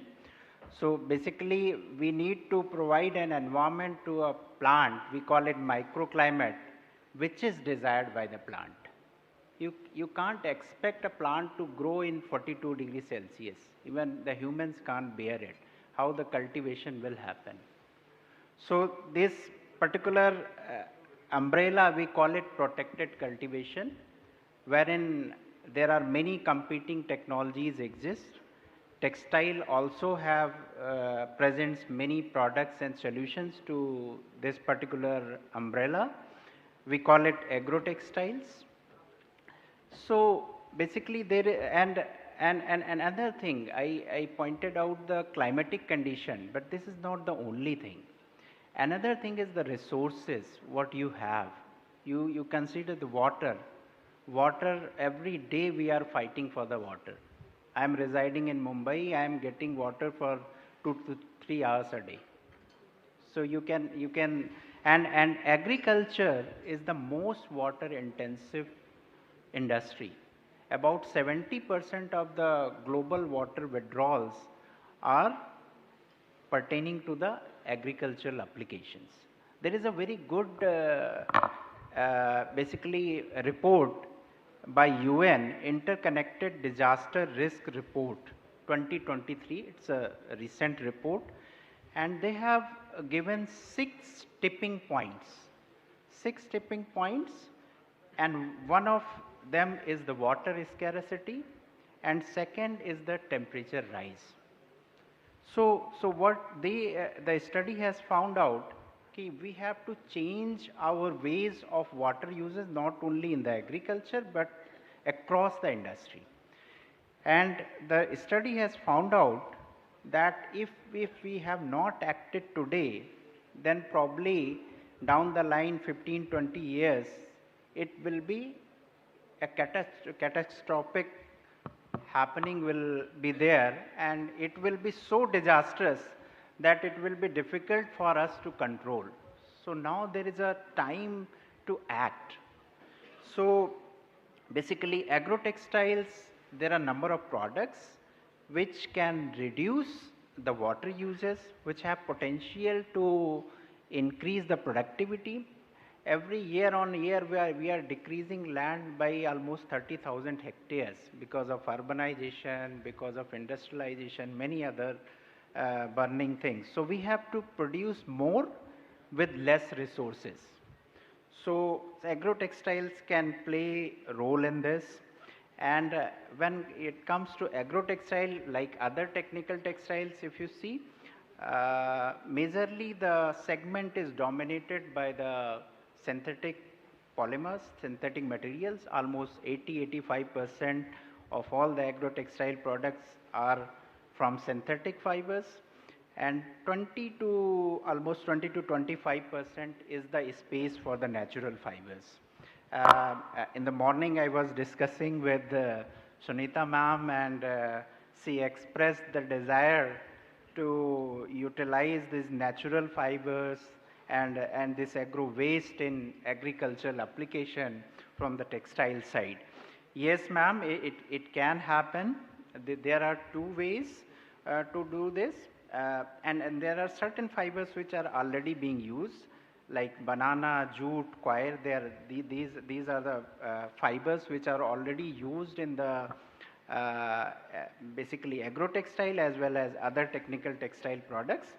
And besides this, if we want to use these agro waste in as an technical textile application, there are 2 ways. One is either you modify these fibers, you load extra chemicals, additional processes to bring those properties which is not there.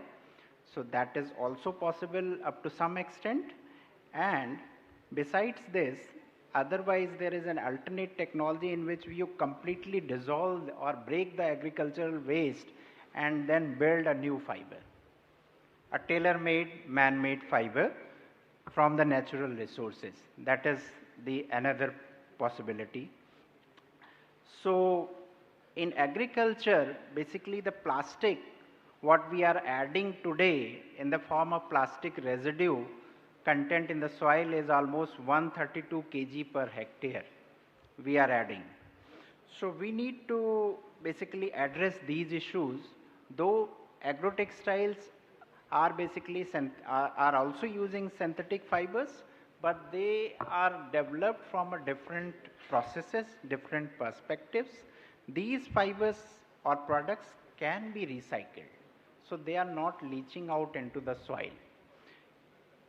So with these words, I would like to further deliberate through our panelists.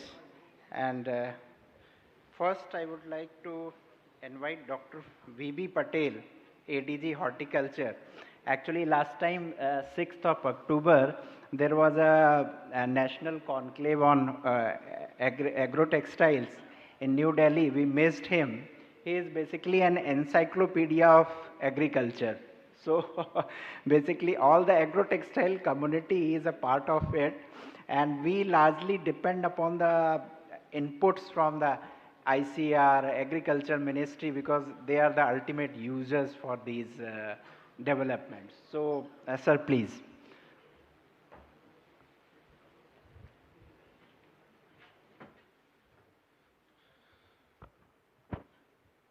Thank you, Raviji, for such a nice words.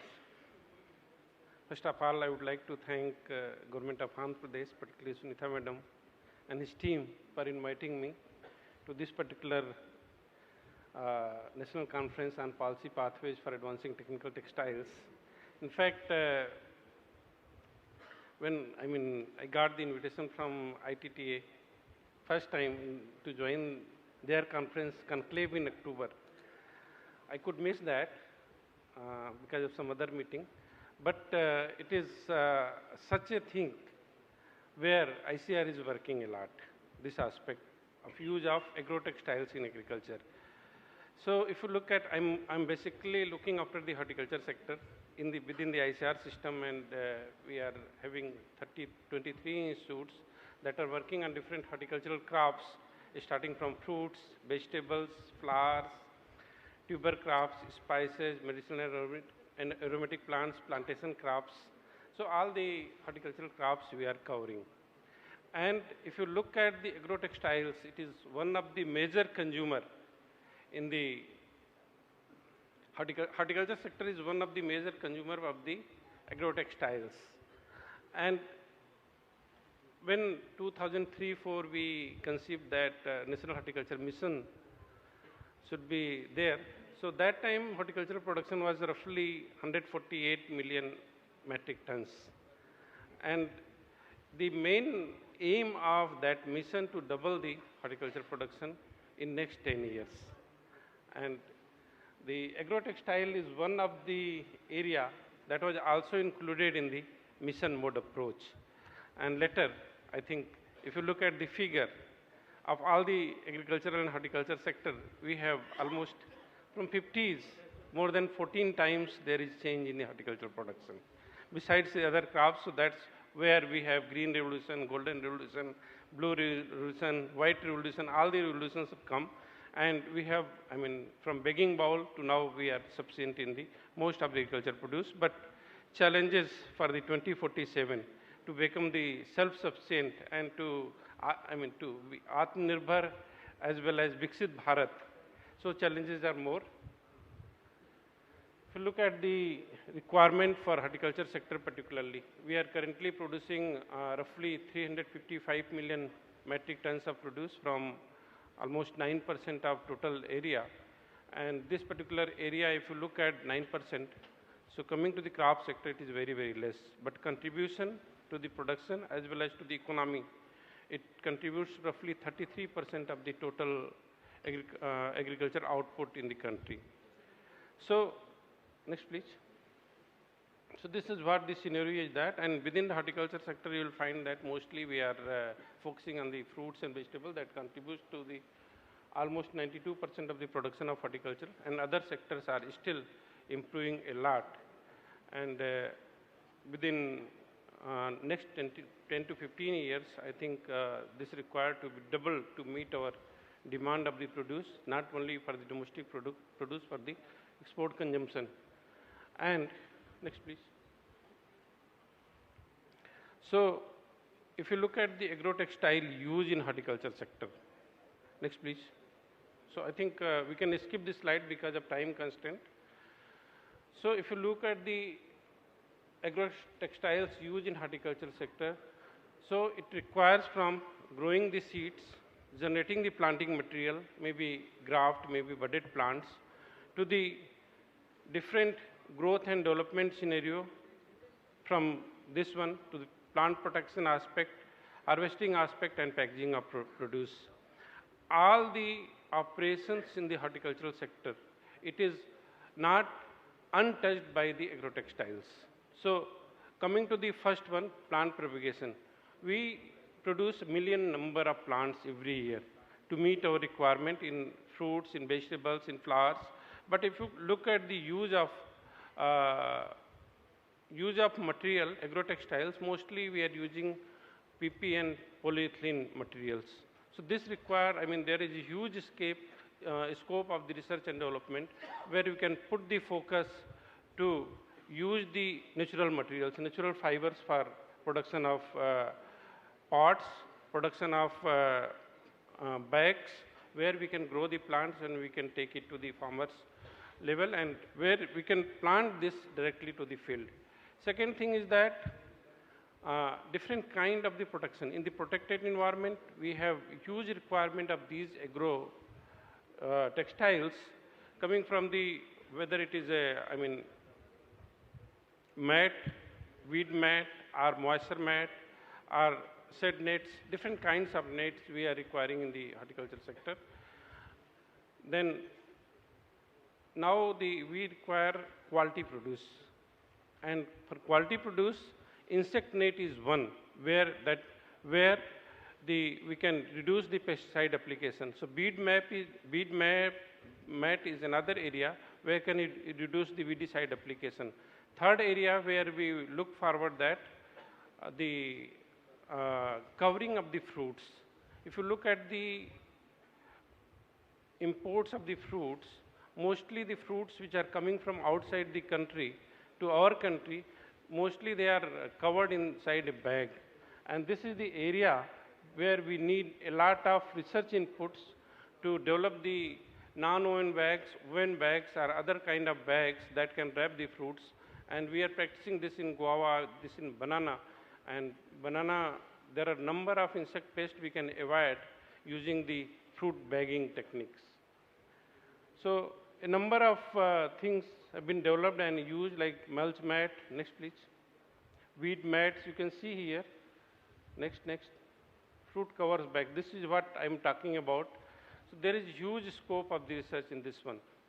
So we at the ICR, we have researched that what kind of bag it is required, whether non-woven or woven or certain, this is again crop specific. For banana, we require different sort of bag. For mango, we require different sort of bag. For pomegranate, for lychee. And for other crops, we require different sort of bag. Even flower, bagging of the flower buds is one of the important critical area to get the quality flower produce. Harvest net is the one area which we have not exploited it. Next, please. So growing media, again, where we need agrotextile to be used, and sand, peat, moss, vermiculite, perlite, compost, these are being used. And what we look forward now, future growing media, is fermented cocoa peat, synthetic fiber wool, that can be used in the growing media. Next, please. Next, please. Move it fast. So container I have talked about. So if you look at the total number of plants required, roughly, 0.5 million hectare every year we need to cover it. And also the replacement planting we also require for the number of, and similarly we need the ornamental plants to grow this. So such kind of bag particularly require, and a lot of horticultural waste and products as a source of fiber that can be utilized. We have not, this area is really untouched area where you need to do a lot to extract the fiber, to do certain research for use of these fibers in the agrotextiles. So this is another area where agrotextile-based delivery of fertilizer research has been done for the coating of fertilizer using the agrotextiles, and this has proved that if you are coating it with the right kind of material, the fertilizer efficiency can be enhanced from 15 to 50%. Similarly, water use efficiency can be enhanced from again 15 to some 100% water use efficiency can be enhanced. So there are a lot of research input in the fertilizer delivery mechanism, water delivery mechanism. And next, please. So the limitation with the agrotextiles that agrotextile market is dominated by polyolefins like PP and P and petrochemical based agrotextiles. Similarly, if you look at the climate change and greenhouse gas emission, this raises the concern, particularly when we are using the petroleum-based agrotextiles. So agrotextile-based natural fibers which degrade so fast in the environment. So research input is required that if we can maximize their use time, and also if we can reuse and recycle these materials. Next, please. So in conclusion, I would like to say that agrotech solution is where agrotextile help crops to germinate and grow faster. It requires at every stage of the crop growth and development. And next generation agrotextile seems to have inclination towards the eco-friendly and biodegradable material drawn from agricultural farms. Next, please. So I'd like to share that what are the way forward. And this is important that we should develop new agrotextiles with tailored biodegradability from renewable resources as an alternative to existing PP-based agrotextiles or natural fiber-based agrotextiles with a very short lifespan. And we should also develop technologies to maximize yield and quality by controlling moisture level, pest stress, soil condition, and microclimates. We should also look forward the integration of the different agrotextile solutions with the agrotech solutions like IoT based. We are using a lot of precision farming tools and IoT based farming tools to develop the precision in agriculture to get more yield and quality of horticultural crops. So we need to integrate two things together and enhance the usage of natural farming in the agriculture sector. And we also require to develop bio-based agrotextiles with a huge impact on the environment and with extended durability to initiate the growth in the bio-based economy. Another thing is that if you look at the farmer's perspective, farmers are not taking this so much. So we need to do a lot of adaptive trials along with the farmers using the different institutions like Krishi Vigyan Kendra agriculture universities with the help of industry and the government institutions. So industry collaboration is also required to test the material, to develop in such a way that it can be very well adopted by the farmers because they are the ultimate user. With this, I would like to thank again organizer for giving me this opportunity to speak something before you. Thank you very much, sir, for giving a detailed snapshot of what horticulture and agriculture is today, and especially the direction in which we should move ahead. Now, I would like to request Mr. Rajin Ghatke. He is basically from Garware Technical Fibers. Garware is one of the biggest agro-textile manufacturers. Please, sir, share your views for this session. Good afternoon, Sunila Madam, and Andhra Pradesh government to giving me this opportunity. I am from Garware Technical Fibers Limited. It's basically manufacturing company. Okay. So my presentation focus will be basically on products, its applications, then upscaling of these use of these products. And Rajenji, I would request if you have anything specific to AP, any activity, please highlight that if you have. Yes, definitely. Yeah. So you see, this agriculture is it holds significant place in the Indian economy, and if you see rural economy, 70% of it's based on these agriculture products.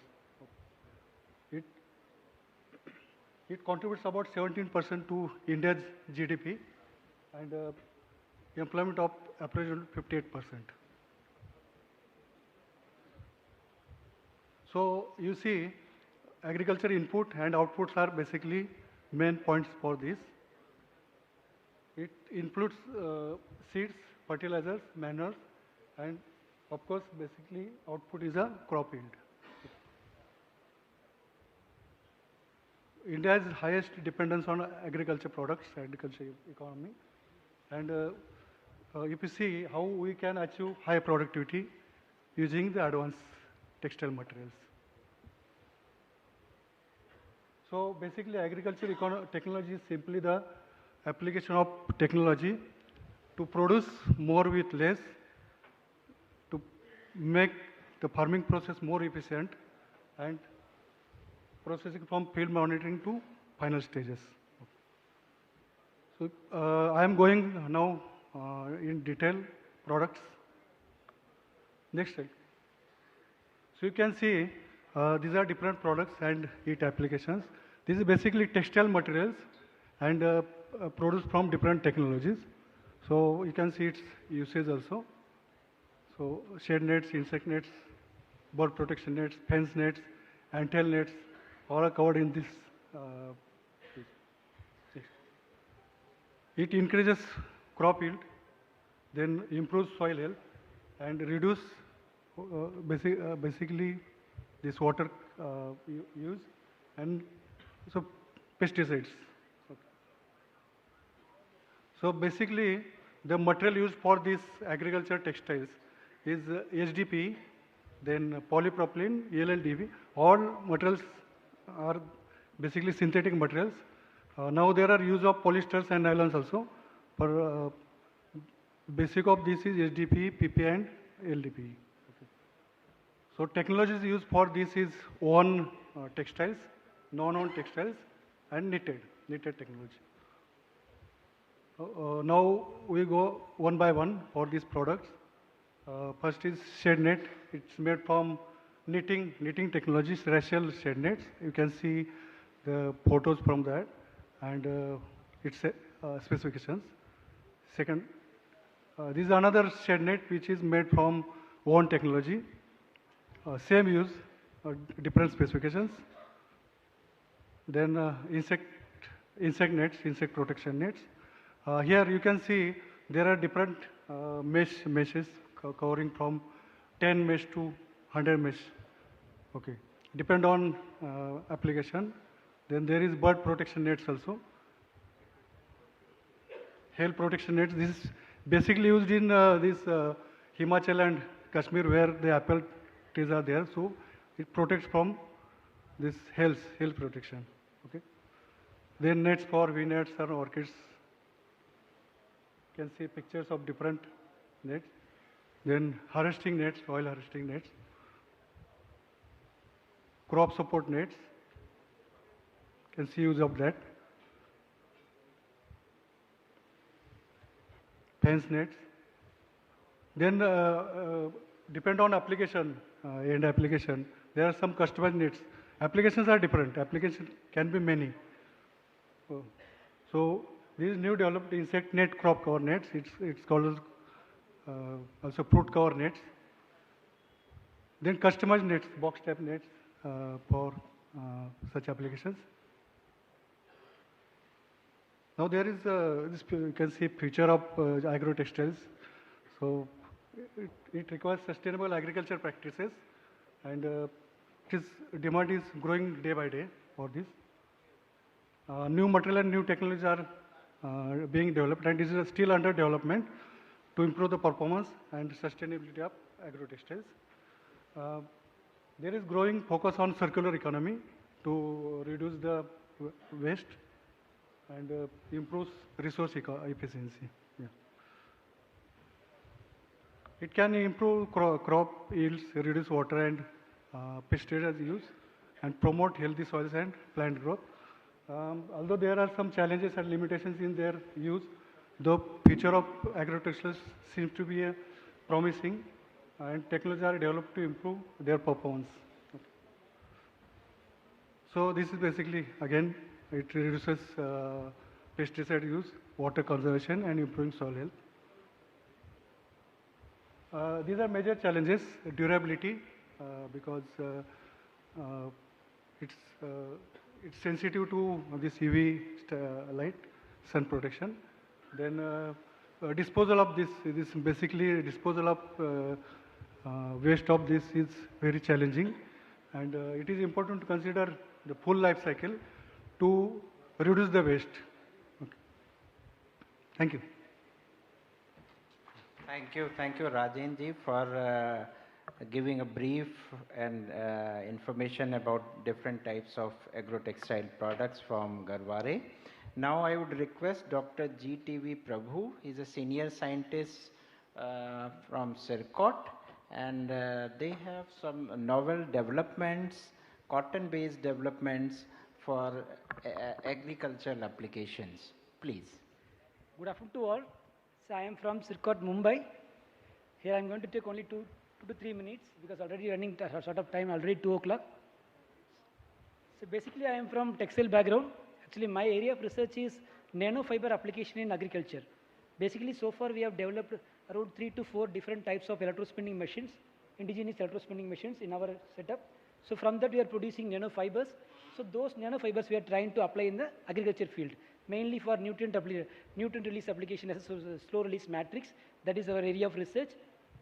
So coming to our research, actually, so far, Circot is developed, there are different types of agrotextile products, like nutrient matrix, check dams, rubber-based, rubber composite check dams, and also cut resistance and pesticide protective garments. There are so many developments we have already done. So coming to this, first nutrient management, actually if you see the bulk application of micronutrient, only 10 to 15% only the nutrient absorbency will be there. Remaining 90% nutrient will convert into different form. So that cannot be absorbed by the plant. That will be residue on the soil. That will be always in the contamination. So to avoid that, our main idea is we are going to develop electrospun fiber-based slow release matrix. So that will prolong the release behavior almost up to 3 months based on the crop duration. So we can avoid the wastage as well as we can avoid pollution also. So that is our idea. So far we have developed different types of nutrient mat. Another one important idea is based on the crop, different crops are required different nutrients. For example, like a human being, different crops are required different nutrients. Minimum 4 to 5 important nutrients are required per crop. For example, if you take cherry, it requires boron is only less than 50 ppm. Some other nutrients are required some high quantity. So we cannot apply in the bulk form. So in our case, what we are doing, we are combined more than 4 to 5 nutrients in a single matrix, and we are giving for the plant. So that is why we can say it is a plant-based nutrient. Like a seed packets, we can say tomato seeds. Likewise, we can say in future, for high-value crop, we can say plant-based nutrient packets. So that is our aim. So we have developed an electrospinning machine. Electrospinning means nothing but electrospinning is a technique by which you can produce nanofibers by applying high voltage to the conducting polymers. Normally, we are using wet spinning, dry spinning, dry spinning. Similarly, the electrospinning also similar kind of dry spinning only. But whereas in electrospinning, we are applying the high voltage to the conducting polymer. Instead of mechanical force, we are giving electrical force to the conducting polymer. We are getting the fibers. You can see the produced fiber. It will look like a white paper. So in this fiber, we have encapsulated more than 3 to 4 different nutrients in different proportions based on the crop requirement. So there are different application possibilities for electrospinning application, but mainly we are working on 2 different products. One is pheromone and one is slow release fertilizer. In our other institute, ICR institutes are working on other products like seed coating, pest control products. So basically, ICR Circuit is a pioneer institute for research on electrospinning. More than 15 years we are working in this field. So far we have developed almost 3 to 4 different indigenous electrospinning machine. This is our own developed machine. Actually, this multi-phase electrospinning machine was developed in 2011. By using this machine, you can produce almost 1 square meter of electrospun mat. When it was developed in 2011, the commercial available was only 10 square meter. So mostly we are imported the machine from other countries. So now, that time we developed almost 1 square meter of machine. That is a very bigger machine. And also we have developed one needless electrospinning machine also, that is called as profiled multi-pin electrospinning machine. By using that machine, you can encapsulate a nanoparticle into the nanofiber. Normally, a nanoparticle size will be in the micron. You cannot use for needle electrospinning. For that, specially we have developed one machine, needleless electrospinning machine. By using that machine, you can encapsulate the nanoparticle into nanofiber. So that is the advantage of that machine. So this is the produced fiber. The produced fiber will look like a white paper. So inside that you can add whatever you want, the chemical, whatever you want, nutrients, those chemicals you can add in the fiber. So in this fiber also we added different chemicals. So finally we made it into sachet. The sachet was used as a agriculture matrix. So if you see the fiber surface area, regular fibers are in microns, almost 10 to 20 micron will be there. That means 20,000 nanometers. So whereas in our electrospun fiber is less than 150 nanometers. So the surface area is very high, almost 100 times the surface area is high compared to the other regular matrix. So that's why the release behavior, the surface area can be used for functional application. So that is the main advantage of this electrospinning setup.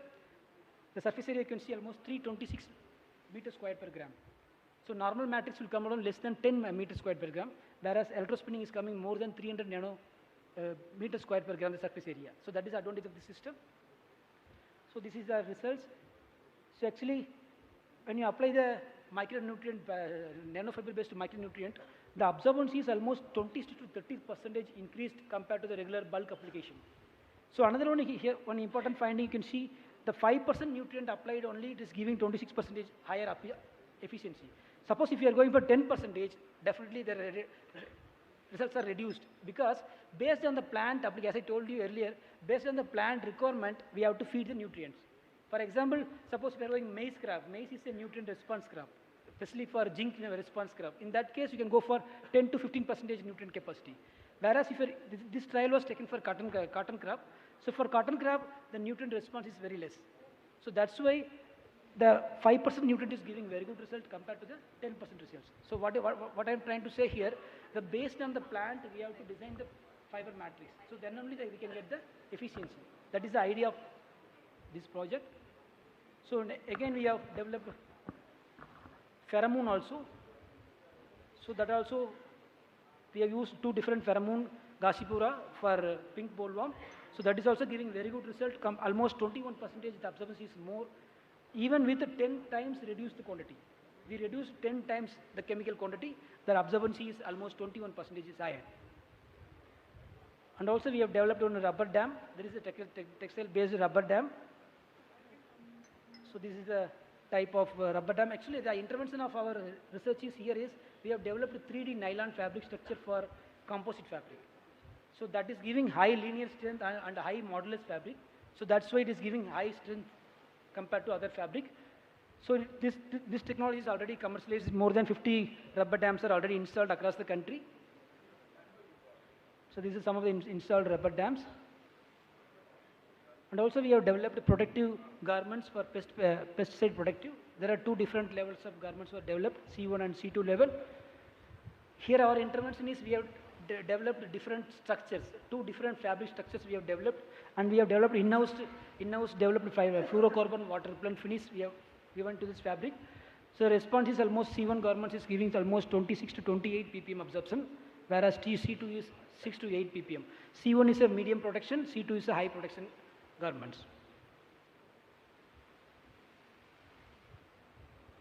So coming to the conclusion, whatever technology is there, we have to take it to the farmer level. So Institution of Industry and Research in collaboration with government and private sector should rapidly distribute our technology to the farmers to enable them to improve their technical skill. So thank you, sir. Thank you, Dr. Prabhu, for giving detailed information about your nanofiber-based development. Now, in the end, we have with us Sri Gopi Krishna ji, Managing Director, Mithun Handicrafts. When the word handicrafts comes, it always reflects a personal belongingness and a different kind of feeling. So I would request Gopi Krishna ji to share his thoughts. Thank you. And once he is so enthusiastic, I feel, and because at this age he has come to share his opinion, his thoughts and developments. Thank you very much, sir. Please. Yeah. Namaskar. My name is Gopi Krishna. I come from North Karnataka. We are a country where lot of shepherds are there. Pastoralism is a big economy, and also agriculture is quite, it's a semi-arid area. So I've been working for last 40 years with pastoralists, with tribals, and with craftsmen in my region. My work has been how do we revive certain economies in a region and create lot of livelihoods for the poor people. So my work and focus has been on mainly livelihoods and food security for the village people and poor people. So my experience is primarily based on that. So what I did work was basically with lot of natural fibers and animal fibers, because I think these fibers not only contribute to the food security and also to all the basic needs of roti, kapra and makan for the rural economy. So my work has been basically looking at this roti, kapra and makan for the masses. So I believe mass production is not the only way and not only the thing. The production by the masses has been always created lot of work and employment and kept the economies healthy. So I personally believe that when Samaj or the communities, craft communities particularly, because these fibers production, the way we are going ahead, trying to digitally align the world with a very urban metropolitan outlook, has really created a lot of mess and problems to the planet and the world. So the biotic pressures which are being created on the planet by the policies and programs are creating a lot of imbalances and problems and challenges to humanity. So I personally think there are 3 species, plant species, particularly grass species, palm species, and leguminous species.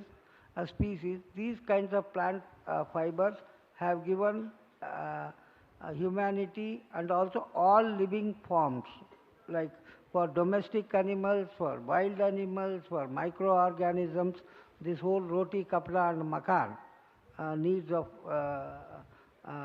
have been met by these species.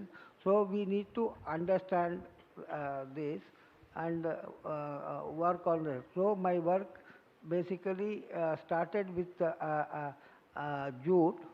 I will take 5 more minutes just to talk about circularity, sustainability, and cradle to grave technology.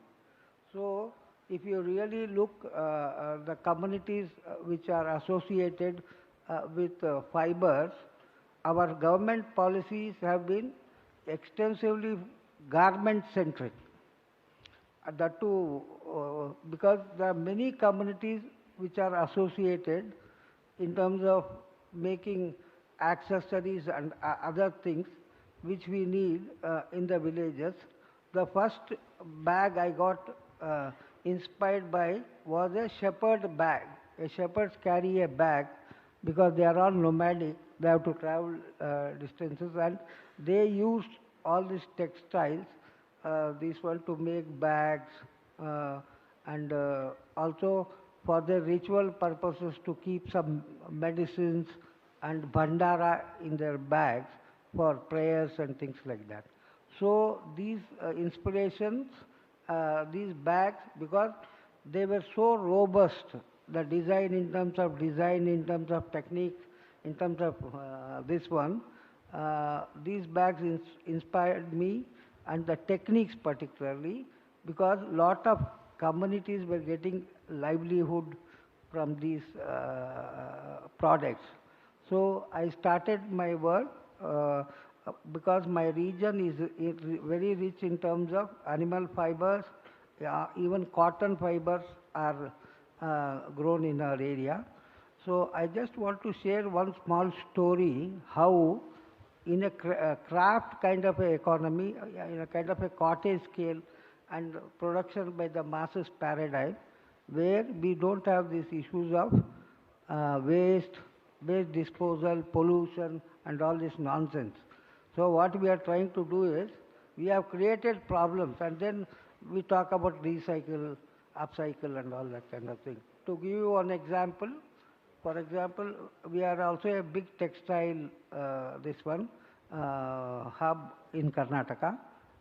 In our region, any cloth which is produced in terms of design, for example, if you know khana blouse, that is the zero waste cutting. In that khana blouse, there is no piece which goes waste, because in terms of its size and in terms of the material we use in that. For example, indigo was used extensively in our region before jeans came in, okay. So we have this parampara of these communities, their dyers who have set up, they only keep on doing indigo dyeing, because indigo dyeing is a very complex biotechnology. Because indigo comes from a plant called Indigo ferratintora. In that there is a compound called indigo tin. Then we put up bats and we have to put Casatora seeds and control the pH and, see that the microbes play important role in releasing the indigo tin kind of a things. And also the use of blues particularly, parampara में थोड़ा restrictions है, who should use at what time and things like that. For example, we use that Chandrakali sari, which is warp and of both blues, only which is given during weddings for the nuptial night kind of a thing. Otherwise, we always use indigo in the warp, and weft we use different colors. You find that's why our ilkal saris and all are cut colors. So because if you start a indigo vat, it is a live process and it should continue. Just because a customer or a buyer says, I don't want this blue color, I want some other color, because there are certain things when you set up, it's a livelihood for them, it cannot be disrupted by the consumer choices and things like that, because we have to ensure that livelihood continues and these kinds of crafts we initiate, we have to be very conscious about the dyes and this one. So the point I wanted to basically say was the circularity, sustainability and cradle to grave technology means our parampara in our this one, when a child born until it dies, the material used was all crafted, handcrafted this one, because that was considered divine and also ensured livelihoods, this one. For example, if somebody dies, we always use a bamboo, this one, so the Medari community, and we use certain baskets. There's a lot of interesting rituals which are institutionalized in our in Hindu traditions, which ensures livelihood for many of these craft communities. For example, even in a wedding, you are supposed to give a non-stitched cloth, not never a stitched thing. No? So we have communities like Shimpis who are tailors, and we have communities like Nadabs who make agriculture textiles in our region. So we, when I started doing with the jute bag, then I realized that robustness of the techniques and technology we had in our region. Basically, we use this agriculture textile, particularly cotton and jute, which is from recycled, in a sense, another person who was talking about this one was, like one craftsman's waste is another craftsman's raw material. So for example, if you take the jute, now we have extensively used the jute in gunny bags.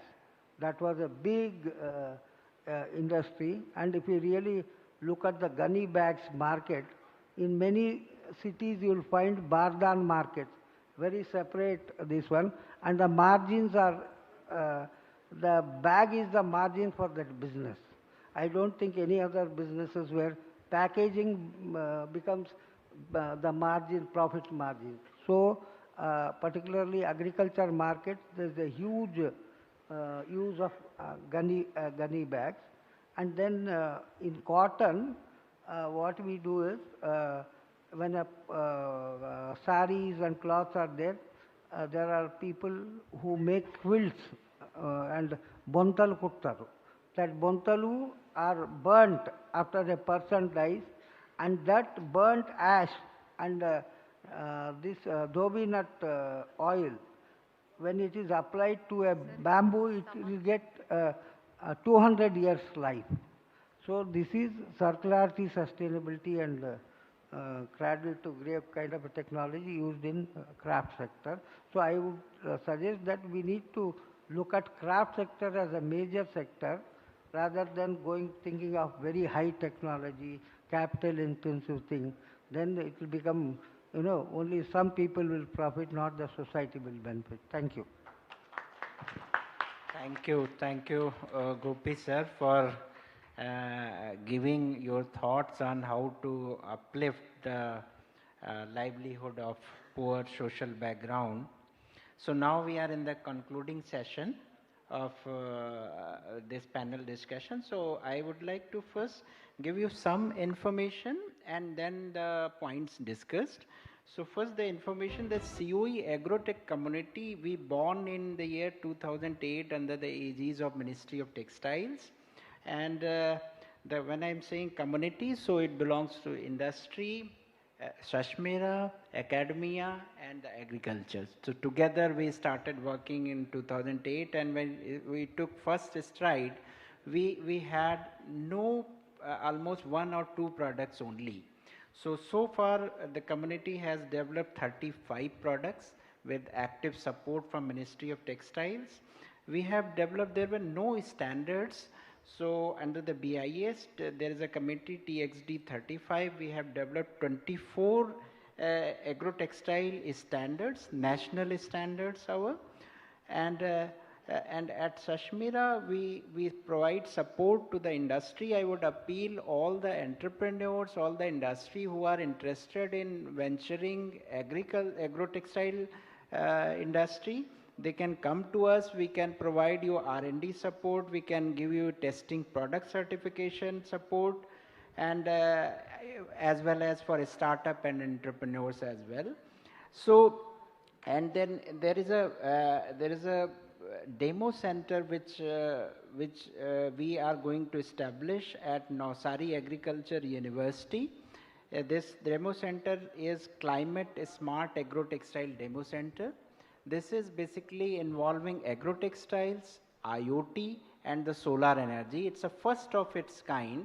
So I'd like to once again thank our Honorable Joint Secretary Sri Rajiv Saxena ji. He has taken a lot of effort, visited Navsari Agricultural Universities, a lot of formalities were there. So because of his intervention and support, we could pass through that, and the work has been initiated, and in the first week of March, it's our target, we'll be making it functional, and there industry can come. The purpose of this center is not to only demonstrate the agro-textile products, but also to support the industry, the agro-textile industry. Whenever they are developing any technical textile product, they need a field performance assessment. So they can come to us, they can take the trial with the help of Sashmira and Navsari Agriculture University, and they can check their field performances. So from this stage, I will keep you posted about the progress of this demo center. And I would appeal, once the demo center is ready, everyone should come and visit at least. It's a first of its kind in the country. So now coming to the points discussed by us, first is the emphasis should be given to the natural fibers. Because we are loading too much of synthetic fiber materials into the soil. That cannot be continuous process, it should be restricted. And then from Garware, the different type of agro-textile products, some of them they are going to launch in the future. We discussed the from Sircot, the novel solution of nano fiber based agro-textile. They are basically targeting a slow release, a controlled release of nutrition into the soil. And last but not the least, Gopi Krishnan, the very heart-touching, heartwarming stories, his views on how to uplift the poor and social background people. And in Andhra Pradesh, we have 18.7 lakh hectare land under horticulture. So you can see, if we are talking about the startup entrepreneurs, if we can cultivate this startup and entrepreneurship mind into the farmers, probably the vision of the government of increasing the consumption can be realized, which is at present is 5 to 10%. We can easily scale it up to 50 to 70%. by cultivating these minds. So I would like to end this session. Now I would like to, for the questions, if you have any question, you can ask. Otherwise, there is an option of one or two questions. Otherwise, we can discuss during the lunch session. So probably people are more hungry. They would like to discuss on during the lunch session. So I would formally end this session. Thank you very much, ma'am, Andhra Pradesh government for inviting us. And thank you very much, our Honorable Joint Secretary for sponsoring this event and pushing the boundaries into the various states of the country. Thank you, sir. Thank you. Thank you so much, moderator and speaker, for leading such an informative and wonderful session. As a token of appreciation, I would like to ask the dignitaries on stage to accept our felicitation. I request Ms. K. Sunita and Mr. M. Nayak to felicitate the dignitaries on stage. I ask the moderator, Mr. Ravi Prakash Singh, Assistant Director, COE, Agrotech, Asamira Coordinator, to receive the felicitation.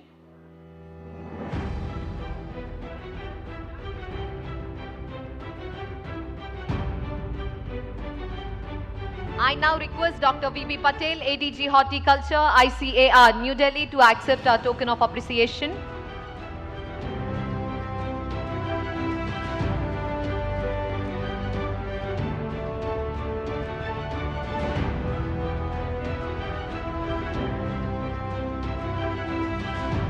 I now invite Mr. Rajendra Ghade, Assistant General Manager, Quality Assurance, Garware Technologies Private Limited, Pune, to receive the felicitation.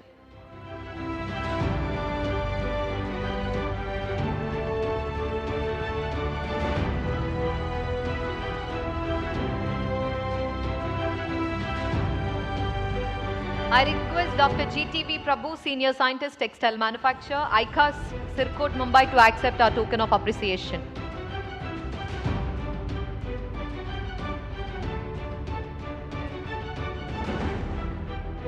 I would like to welcome Mr. Gopi Krishna, Managing Director, Mithan Handcrafts Development Private Limited, to accept our felicitation. I once again thank the speakers for putting up such an information session on agrotech solutions with advanced textile materials, upscaling the solutions and addressing the challenges. So let's keep the momentum by forwarding with the next session. The next session will be forwarded by the lunch. So I request all the dignitaries and participants to finish your lunch as soon as possible. It's a group photo.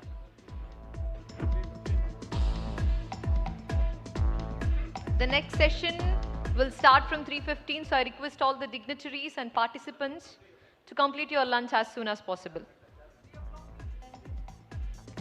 The session will be started by 3 o'clock, so I request everyone to complete your lunches as soon as possible.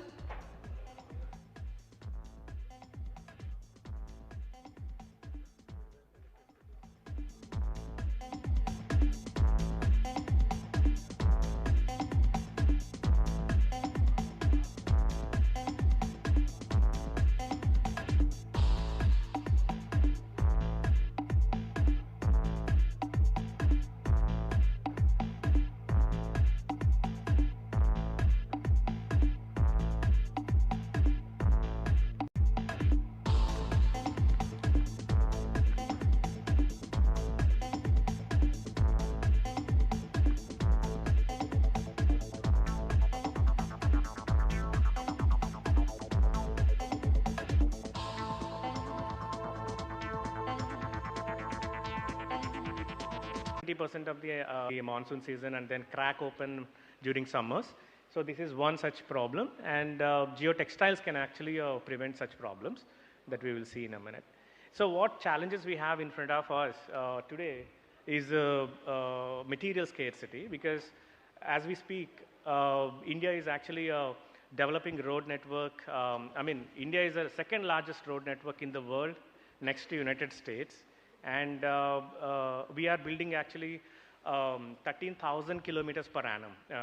Okay, that means like 50 kilometers per day, right? And then and we are increasing day by day.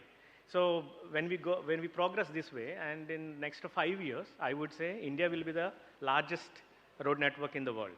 Okay, so we stand at around 6.3 million kilometers at this stage, and my simple calculations tells us like to just build 1 kilometer of national highway of one lane, we need about 12,000 to 15,000 tons of aggregates. And aggregates are not, I mean, good quality aggregates if I speak. So it's very, very difficult to get that kind of quantum of work. I mean, now if you look at per annum, for 13,000 kilometers, I'll just leave it up to you to calculate how much material is required. So it's not that easy to get good quality aggregates. And if you go to northeastern states, the quality of aggregates are very, very poor. And everybody is now looking forward for various alternate technologies like stabilization of roads and stabilizing the aggregates itself and so on and so forth. And geotextiles and technical textiles in terms of grids and geocells can come into picture, can solve some of these problems. So, so there is always, when you insert new bring in new technologies, we always look for their design aspects and field construction aspects, like the technical know-how, how to use that material and how to design with that material is a challenge.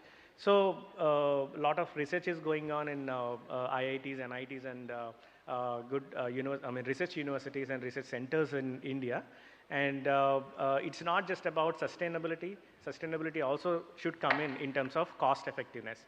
So we will see some of these technical aspects as we go along, and my colleagues will definitely add more value to this particular discussion today with various applications in civil engineering. Just to discuss that different technical textiles available. So these are some of the technical type. And the geogrids are again knitted and extruded type materials are available. And there are various other products which may not directly come into technical textiles, but they are the family of geosynthetics per se in terms of civil engineering point of view. So they can be used for roads and bridges. They are very much, technology is very much advanced in terms of retaining walls at this stage. And technical know-how is very good, and we have been building almost like, every highway has 4 to 5 RE walls available, coming up these days. So harbors, drains, even breakwaters, and a couple of our colleagues also talk about coastal erosion and so on and so forth. So and so on. The list actually goes on, but the technical know-how and the product quality and the specifications are major criteria. So we need to look into those aspects, and possibly more technical such sessions will give us some clarity. So some critical parameters that we need to look at when we talk about technical textiles. Morning session, we have clearly seen how circular economy and then product specifications were actually dealt with. So the extruded and knitted geogrids needs to be manufactured at different levels. The raw materials need to be maintained very well, quality of the raw materials. Now we are talking about recycling of these materials. So morning there was a question like how the properties are the properties are same as the new material and the recycled material. So my answer would be at this stage we cannot really judge based on that only single parameter, because a lot of research or field applications have to be done. So so before moving on, I leave the floor for my colleagues, and then I'll come back when I come back to the application of payments. Yeah. So I request Prashant to start.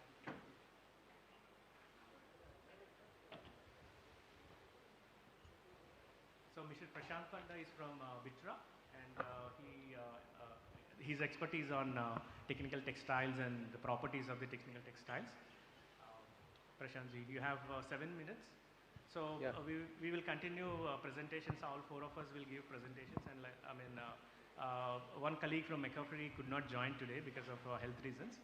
And last 15 minutes we'll spare for panel discussion. We have a couple of questions to ask ourselves and ask you as well. So that is how the discussion. Thank you. Very good afternoon to all delegates and speakers present in this conference. And I would like to express my thanks to Ministry of Handloom and Handicrafts, Government of Andhra Pradesh, and Ministry of Textiles, Government of India to organize such a conference to boost the use of technical textiles and infrastructure to make the technical textiles in India.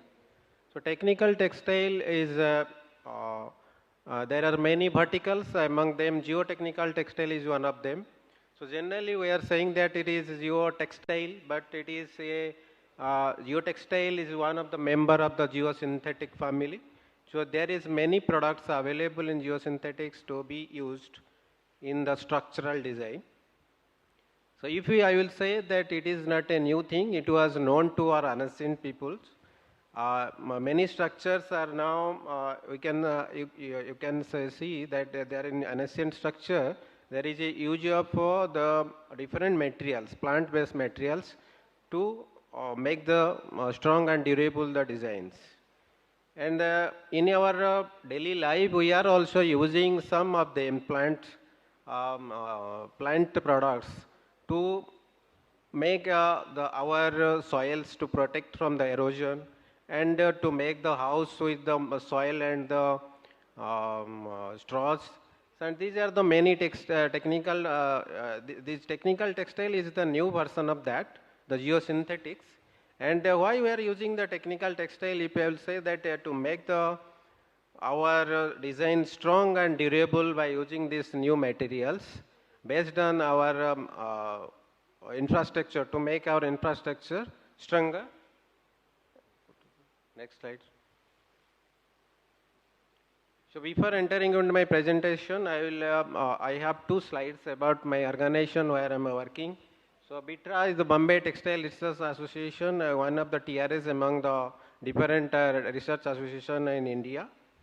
And we have these 4 sections in our research association, which is serving the India from 1954, that testing, research and development, consultancy and training. So in this geotechnical field, that BITRA is recognized as a Center of Excellence for Geotech in 2008 and facilitate manufacture by providing the different testing facilities and raw materials and products. And it is accredited by the National Accreditation Board of Laboratories, and accredited by the GILIP, means Geo Accredited Institute by USA. And many customers from the beginning, those who are in the geotechnical field, they are taking the facilities of the BITRA COE facilities.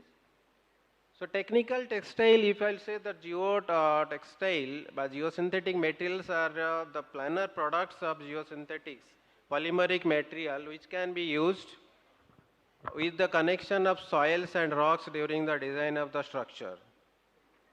So it is, if we will see that the strength of the soil, it changes with the moisture content. When it is moisture content is high, its strength is low, and when the moisture content will be reduced from the soil, its strength increases. And as the tensile strength of the soil will see, that is lower. That's why if we will use some other materials, so the geosynthetic products with the soil, it will increase the strength of this tensile strength of the soil to make the stronger infrastructure over it. So when you are using these geosynthetic products within the soil, so to make our infrastructure strong and durable, so this material, this engineered materials should perform some functions during its use to make the structure durable and strong. So these are the different functions. We can say that the material should perform based on the application, that separation, drainage, filtration, barrier, and the reinforcement of the soil. So what are these functions that I will explain one by one, how these materials will function with the soil and rock to make the design stronger. So if we will say that separation, that when you are making the road, a pavement with the different layers of the soil, so that we are using one of these product of geosynthetic to separate these 2 layers from prevent the intermixing during the load application by load bearing process. So this material separates, prevent the mixing of these two layers each other during the load, and simultaneously it has to perform some functions with its primary function that it has to based on the soil condition as well as the whatever the water load is there. So based on upon this, the design of this material can be done to improve its functionality during the application. So then filtration is one of the process I told, that is that there it was a secondary process for that product. Here in some products there it may be the primary functional requirements.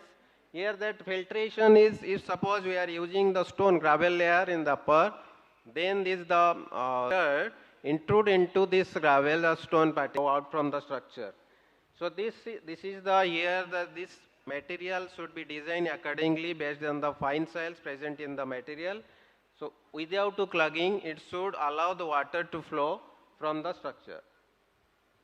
And drainage is one of the important also requirement of this during the designing the structure. So during drainage, there is many products are available to use for the drainage application during this pavement and structural application. So here this material allows the water to flow its plane and drain out from the design out of this structure. Then it comes with the another function is the reinforcement, where we have to increase the soil strength by using this material. These barrier applications are now we can use for the reservoir, water reservoir, as well as the gas and liquid, toxic landfilling sites. Then it comes the erosion control to protect the soil from the erosion from the force of wind and the water in the slope. So during the slope protection, we have to use this material to protect it from the erosion. So these are the structure and design of this material also different from the other materials.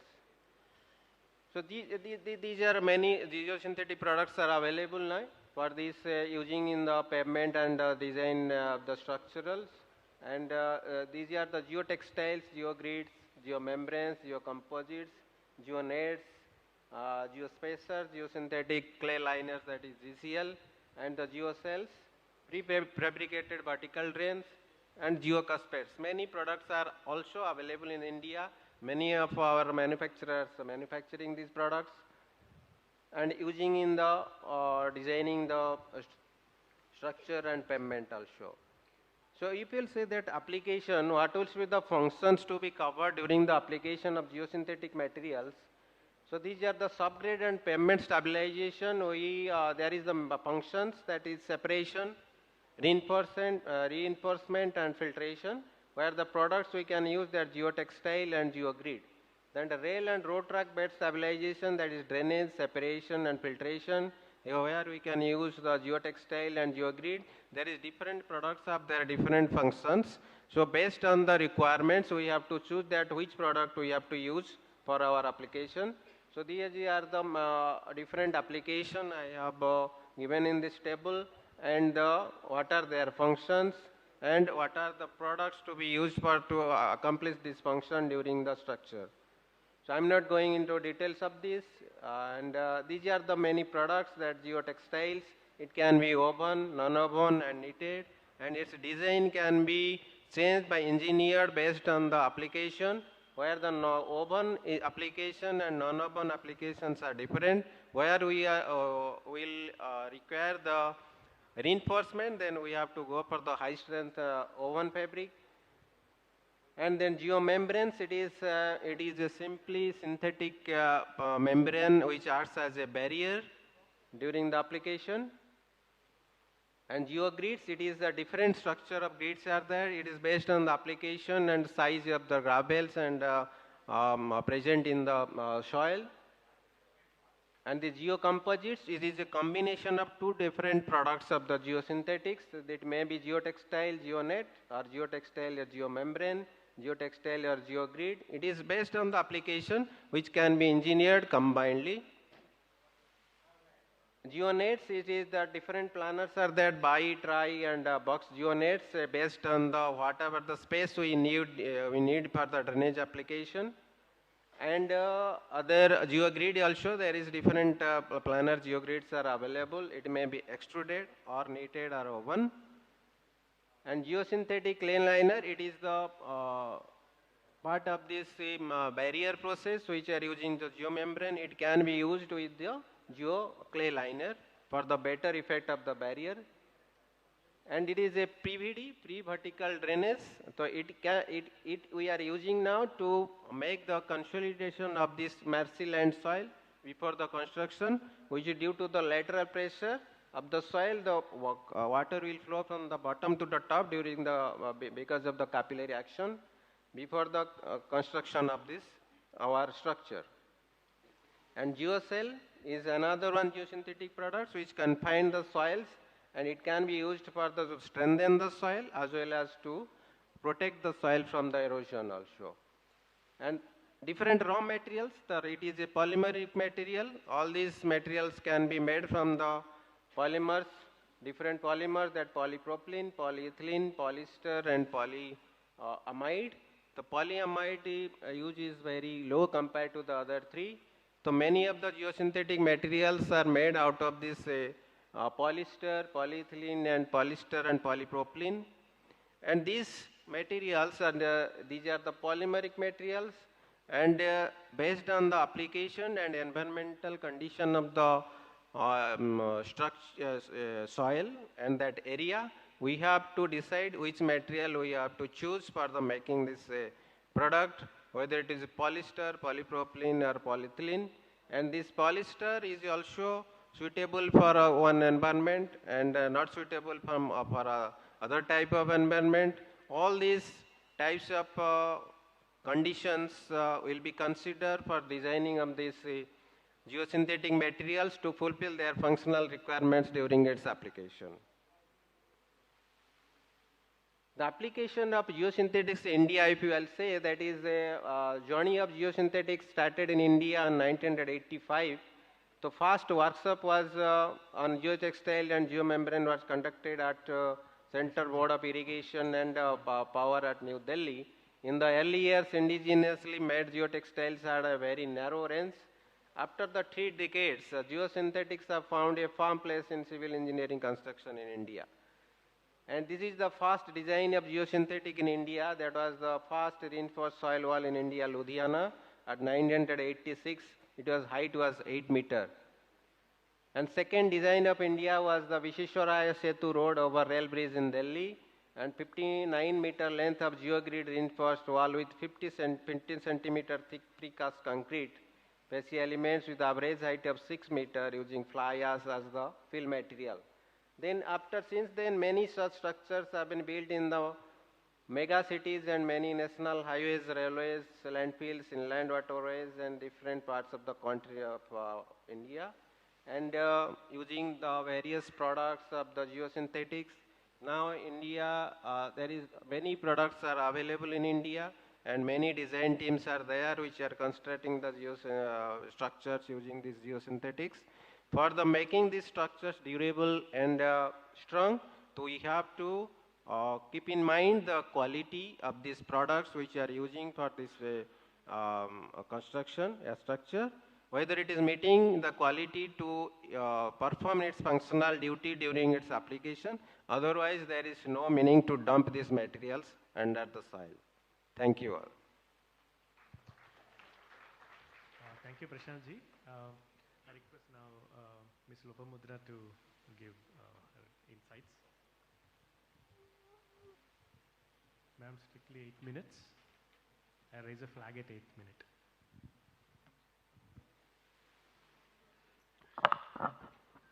Good afternoon, everyone. Firstly, I would like to thank the organizers for inviting me to be one of the panel members. I am Lopamudra Datta, and I am representing Garware Technical Fibers Geo Division. And I'll quickly show you some application of geotextiles in geohazard mitigation and 2 case studies. One is of coastal protection and the other one is slope protection.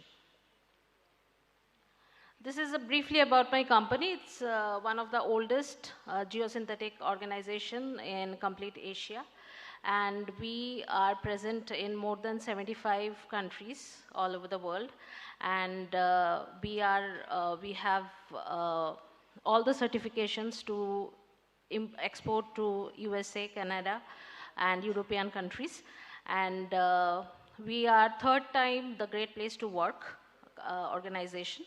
And it was established by one of late Mr. Garware, who was one of the recipient of Padma Vibhushan. Okay, so why geosynthetic? I would not take much time in it because my senior colleagues have already, told you about the positives of geosynthetics. So basically, I'll directly go to the case study. So this is one coastal area, Pentha in Orissa. So it was designed to be protected because of the bank was getting eroded. So what happened after the two big cyclones? One was Philene and the other was, I think, Hudhud.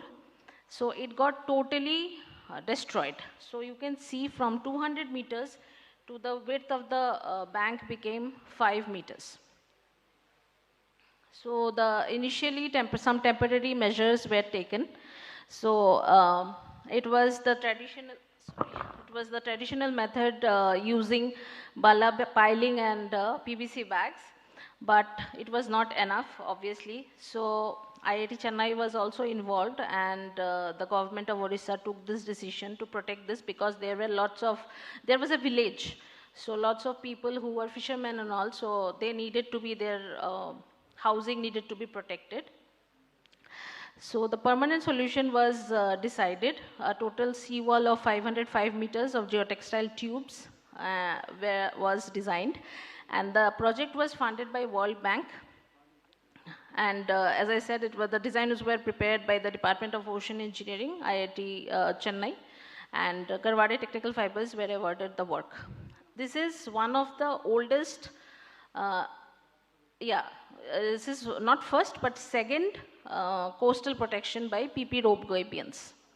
So basically, I won't go into the details. PP rope gabions, basically it's made up of polypropylene. It didn't have any standardization till now, but very recently another draft has come. BIS code has come for polypropylene.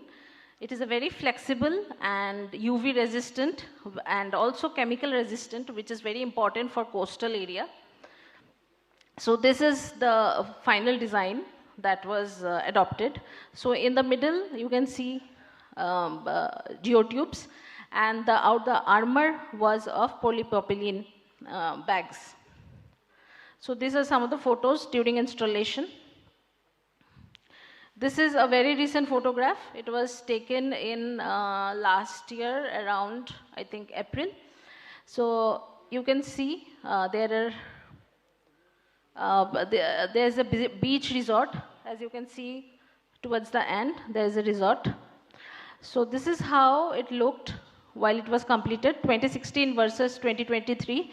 It's been 7 years, but it is standing quite nicely. Also, you can see that how it looked in 2016 and in 2023, it is all developed. There is a resort now, and previously there were kacha houses, now there are pakka houses and all that, and it is the Orissa government is also doing tourism over there. So these are social and environmental benefits. Employment is generated, natural resources are used, local material, so obviously the cost of construction comes down, and tourism industry gets boosted. There are it helps, it propagates the buildup of soft corals and kelp, and thus it helps the marine ecosystem, so it's a sustainable solution. I'll quickly go through another slope protection case study that was done with geotextile. So this is in Solan, Himachal. You must be knowing that in July last year, 2023, there were several cloud bursts happened in Himachal, where lots of infrastructure was damaged. So it was during that time. It was before that time. So this is how it looked. It is in front of a toll, so you can understand how important it is. And those who have visited to Shimla or Solan, you know that this is a very important point while entering Himachal. Not entering Himachal. Himachal you will enter quite before entering the Shimla area. And there was a stadium also on top of the slope. So it was very important for the government, for the PWD also to save this slope and to make sure that it doesn't come out in the monsoon season. So this is how it was done. So these are the design aspects. Slide, Talrin were used to do the slope stability analysis. These are just the snapshots of the slope stability analysis. These are done in both seismic and static conditions. So the solution adopted was, it is called turf reinforcement mat, which is basically a erosion control mat. And also you can do hydroseeding in that, and then eventually the local vegetation will grow up, and it will give some structural strength of the slope as well. And it gives a very aesthetic view also. It's not like shotcrete or anything. It is a very green solution, very minimal carbon footprint, and it's an aesthetic and sustainable solution. So these are a few photos from installation. So this was a total area of more than 20,000 square feet of area. So this is how it looks after completion. Vegetation has also come. Yeah, that's all from me. Thank you.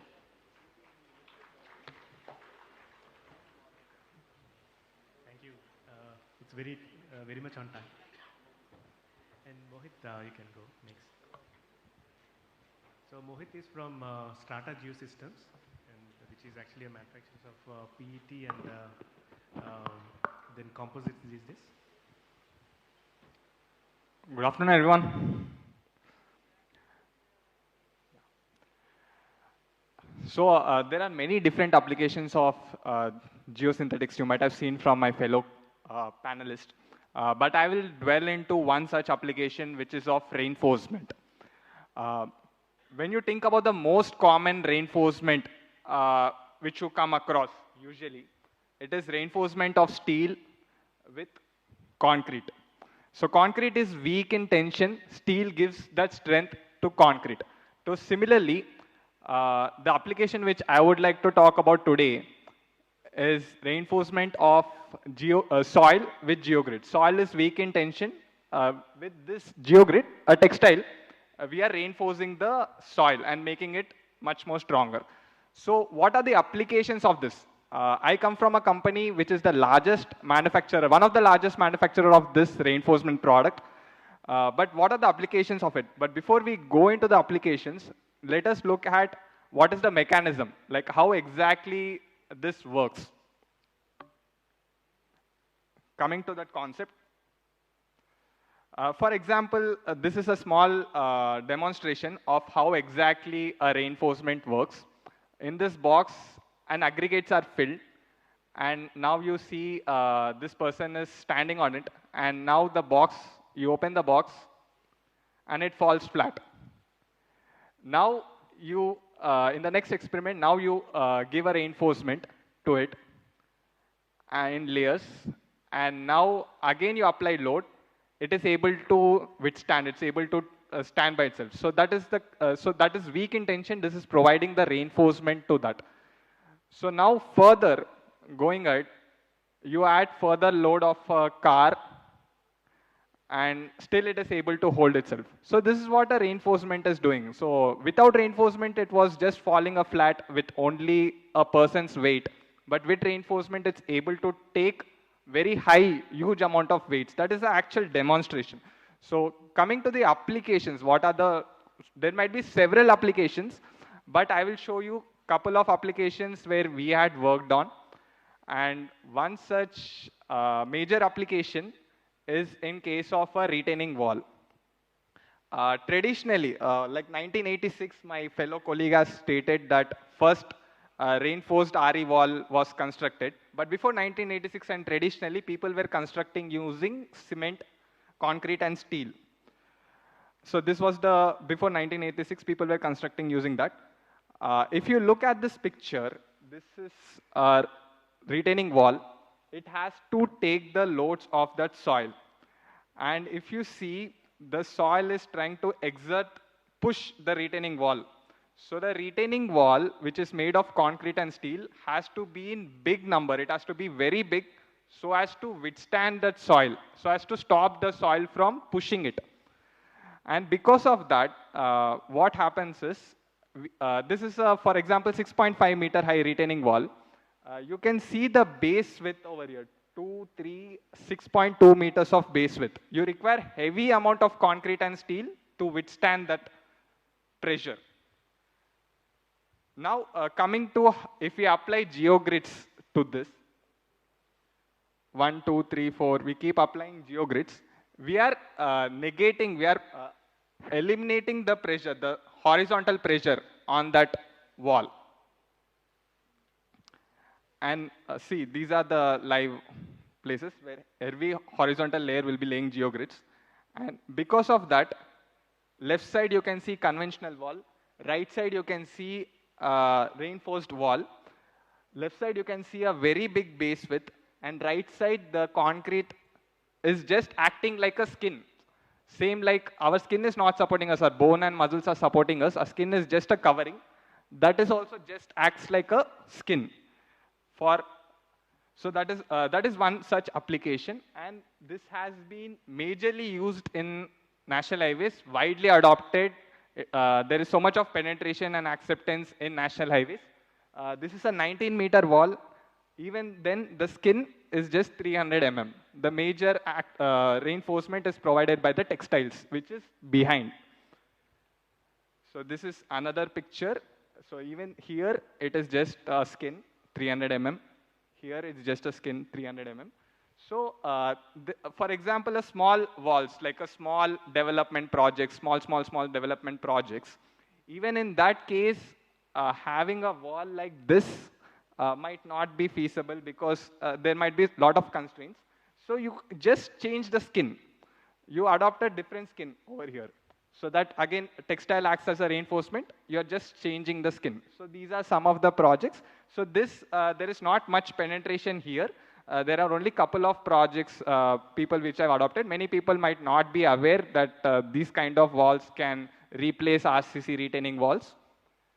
And one of the major advantage with these kind of walls are, there are two advantages. One is it consumes less, it has no concrete, no steel, less amount of concrete and steel, so it's more sustainable. And also, because of sustainability, it is also less in cost compared to a normal concrete steel wall. So these are a couple of side photos. And this is in Vijayawada itself. I'll tell you.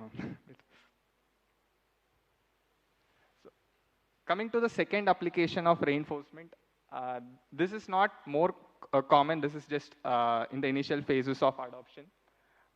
So one we have seen this diagram where we are constructing a retaining wall and that's acting as a skin. So another application is in the roads. So wherever we are constructing roads, we can use reinforcement in the roads and we can bring down the thickness of roads. For example, this is the conventional section of how a road will be. So we are adding this textile reinforcement in those different parts, and we are reducing the thickness of roads. So this is still in early adoption, and though there are codes, even our fellow panelists are working on research on this. So this is the second and advantage with this is, again, it's sustainable. It uses less amount of materials. In this case, it's using less amount of bitumen and all. And its second advantage is it's also cost effective. So these are some of the site photos.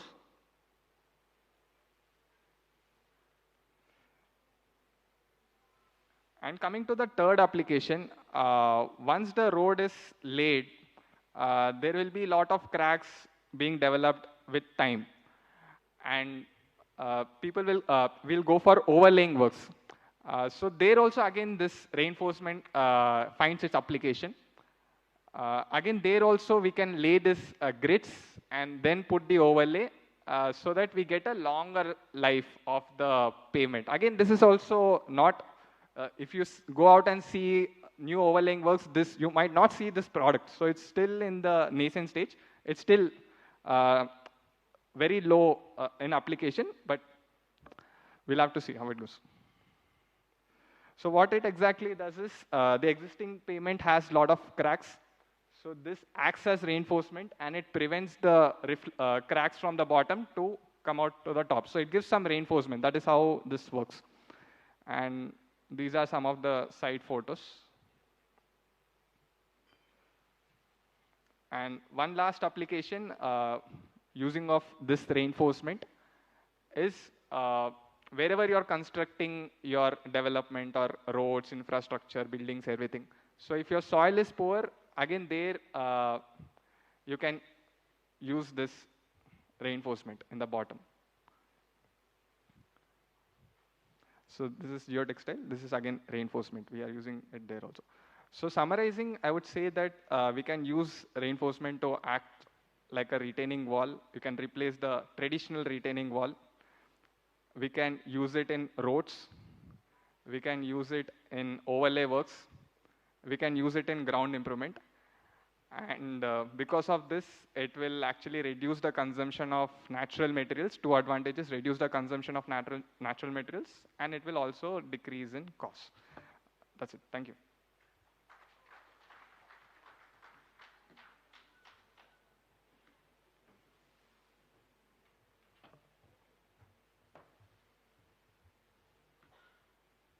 Yeah, so far we have seen different applications, and the major challenge in front of us is how to design them. Otherwise, whatever our colleagues have discussed will not have any value at the end of the day, or how to design it, because some of the projects are very highly valued, and for example, coastline protection, right? I mean, World Bank has provided the funding and so on and so forth. So there will be a serious, rigorous quality checks and so on and so forth.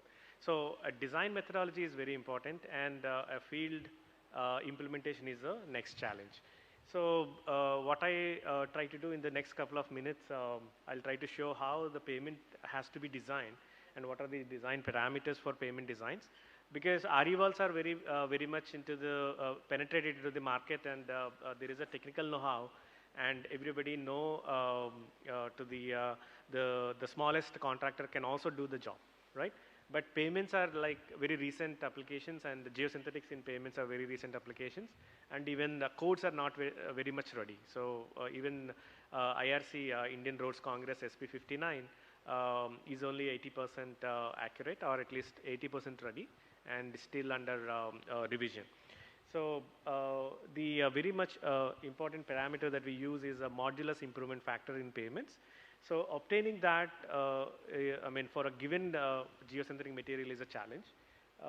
So first we need to do some lab study. It is not a small study in the lab, but we have to rebuild the entire payment section in the lab, like a 1.5 meter by 1.5 meter, what you see here.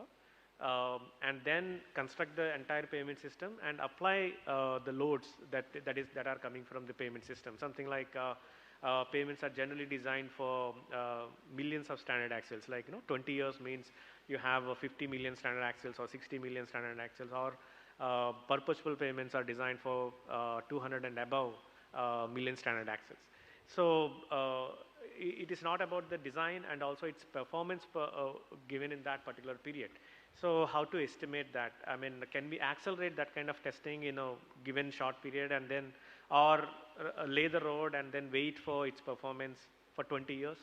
So I would say we should accelerate the testing in the lab and then obtain required parameters and then design it. So that's very, very critical, and the designs will be very economical at the end of the day. I'll show some case studies also how much we can actually save when we use geosynthetics or technical geosynthetics textiles in these roads.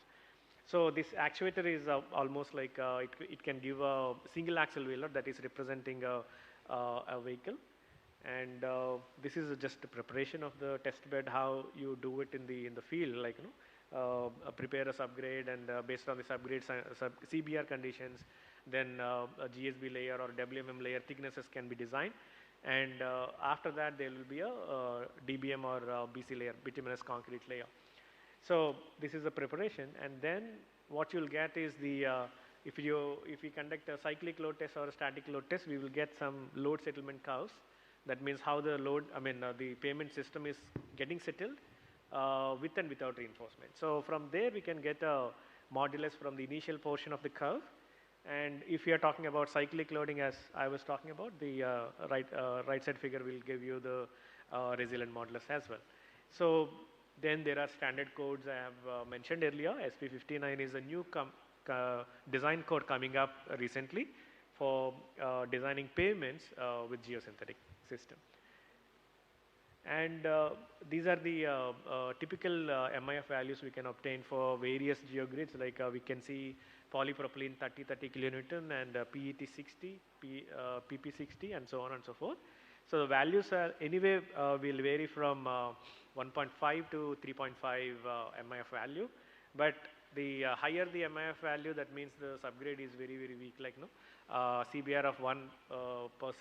So 1% is something like a road, a soil which we cannot even walk properly. So that's the condition. Okay. So from there we can actually obtain the resilient modulus and design charts like this. It's not of our interest, at least at this stage. We'll get it, and this is one as-built payment section. We have looked at how the new MIF value designs or with geosynthetics can be designed. And when you look at from left to right, we can see that the payment thickness is actually coming down with MIF value. And what we can observe in this case is for the same performance. For example, if I'm designing a payment for 20 million standard axles, for the same thing, the road is of 280 millimeters of aggregate, it's to be provided. But if you are using geosynthetics in the base of base layers, the thickness can come down to 350 millimeters. That means right away we have 40% reduction in the material. So this is what I'm talking about, sustainability in the first run. Like when you're talking about total life cycle analysis, it can also reduce your maintenance and other operational costs, which will add to the cost of construction. So yeah, this is one live project where we have used geosynthetics, and this is from National Highway 7, which is coming from Chennai to Mumbai, Bangalore. The total 262 kilometers of length. And here you can clearly see when you use one single layer geogrid, not of two layers also, it is a single layer geogrid, and you can save almost 82 crore. It's a net profit to the contractor if you use it. Okay, this is in DPR stage at that time when we have given the solution, and the cost was actually about 8% reduction in the total cost of the construction. So these are some of the examples. There are almost, as per the Government of India, like a Ministry of Road Transport and Highways and National Highways Authority of India, for this year and next year, like 2024-25, we may need almost 1.5 lakh square meters of geogrid to be used in the payments, right? And if you look at all major players in the country, like Strata Geosystems, TechFab, McAfee, and I'm just taking these three names because they are prominent and producing a lot of material in this particular product line, and put together they cannot also meet the requirement, okay, in a given year. So there is definitely a need for more number of technical textile companies can come up and then develop the products. But the challenge is the quality of the product. Okay, so if you're talking about again recycling of the product again after reuse, how is the quality of the material to be verified is another challenge. So with that, some of the field performances we have done, checked in the field. So this is from Kerala project, Alapura, then where we have actually constructed National Highway 66. This is a Google image, and then first one is a Google image. And these are like different sections we have built because lab testing was done, design parameters were verified, and now design was done based on the modified methods, and real payments were constructed using the geogrids. So here about 27 sections were, different sections were designed, and different scenarios were tested for their performance. Okay, and these are the major players, as I said, like PPs and polypropylene and polyester geogrids were used at different strengths, 80 kilonewton and 40 kilonewton, and these are from site. And to test it, actually, believe it or not, we have spent almost like a week to get a right appropriate method.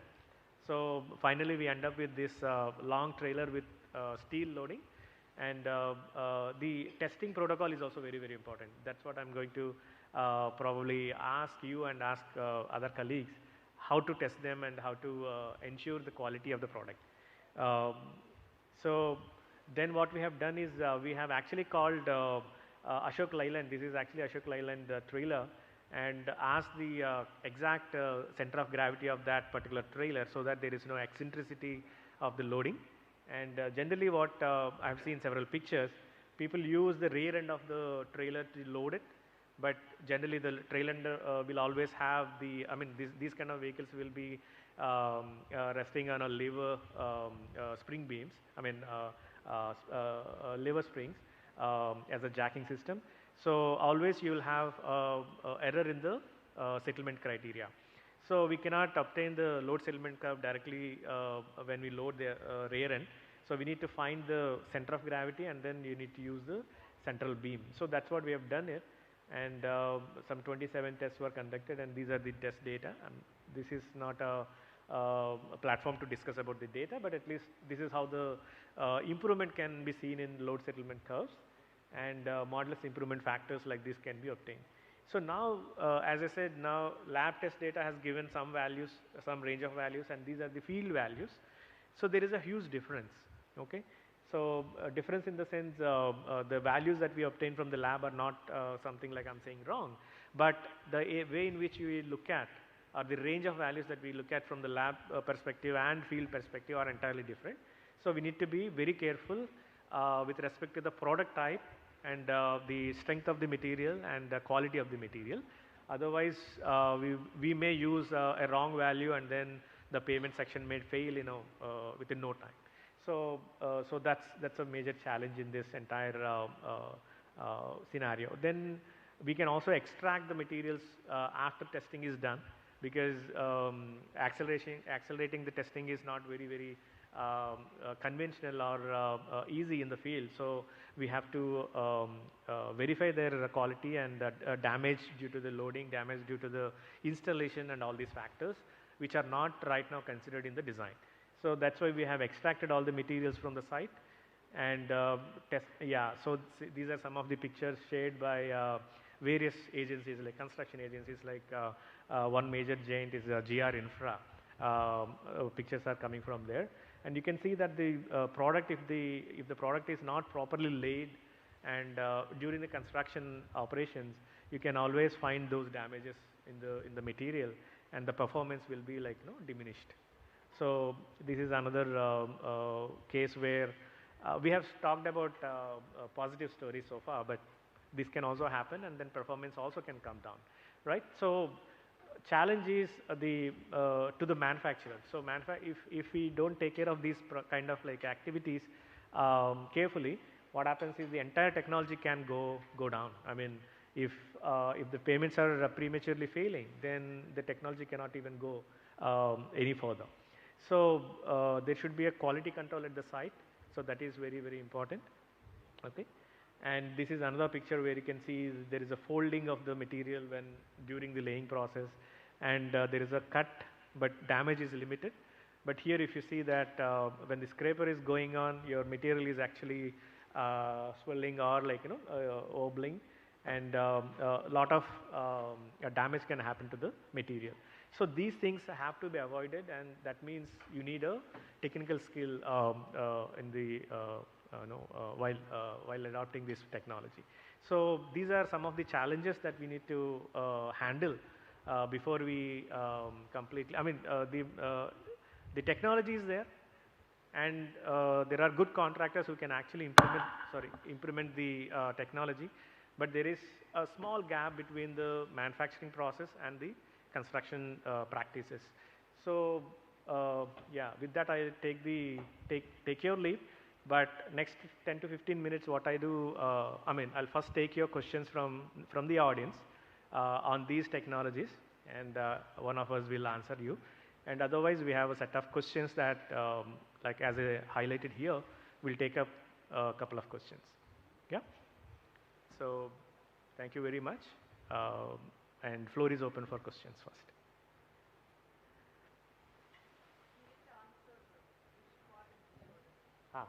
It's near Bench Circle, ma'am. Ramalingeshwar Swami Temple.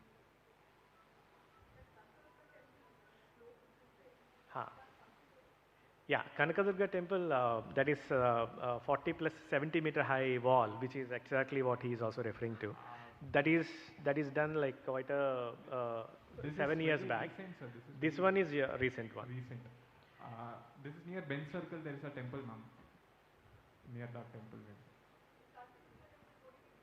No, this is also similar technology, actually. What? Slope, right, in Kanakadurga temple like that. So how? And then you find the boulders are falling. Correct.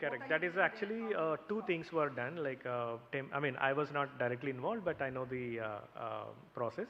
So the Govt road was road was very narrow, and there is no space at the very close to the temple. So they wanted to expand that entire area. So one technology can be used as a retaining structure that Mohit was showing, like very big concrete wall and other thing and so on, and that needs a lot of space. And that was not viable because temple is also like 70 meter high, and this wall, if you want to build 70 meter, then the base width will be like almost in tens of meters. So RE wall was selected, and that too segmental kind of thing. There are two stages, and because it is like a narrow backfill, it is called narrow backfill because you have a hillock on one side and you have another side road, so the fill is also very narrow. So RE wall was constructed with segmental blocks, and reinforcement was taken into the hillock side, and it was nailed to the hillock.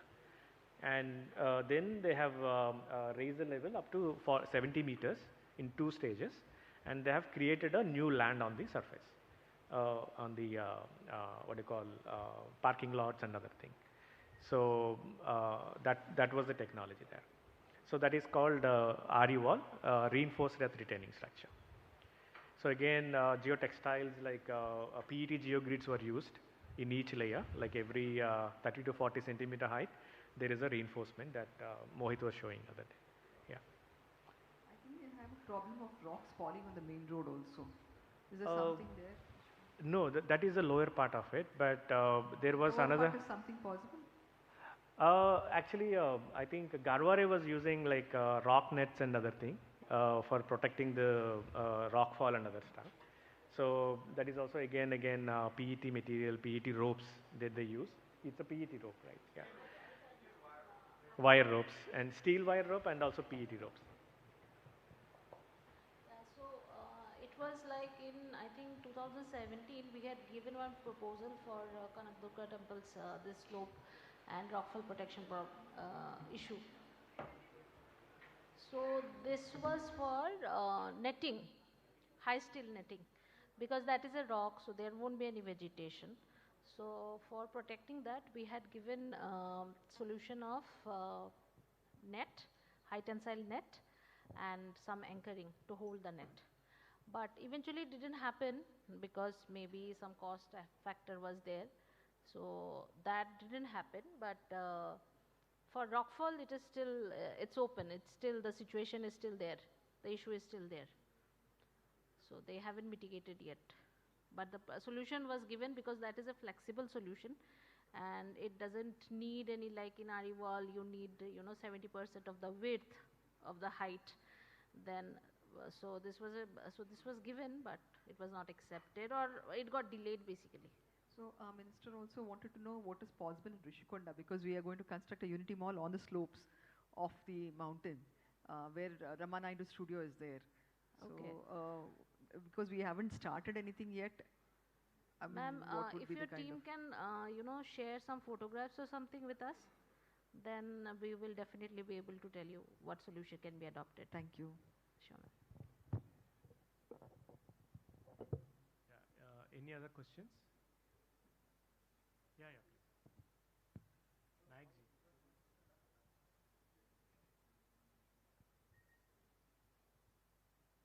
Actually, you have told that there is lab test results have not come up properly. For example, for using the geotextile roads, the authenticity of the road is more important. For example, somebody has to authenticate it. For example, like civil engineers, either society or whatever it is, whether that was happened or not, that is one thing. The second thing is that if lab test reports are not coming properly, so then how you will see it? How will you envisage the entire parameter? No, it is not about coming properly. I said probably I have articulated in a different way. There is initially we need to have a design to build the road. So there's a two-level problem. First, we need to have, okay, for example, I have manufactured a geogrid material. For that material, what is the design value I should use for the payment design, so that I can go back to the field and then build the road and then see verify the performance.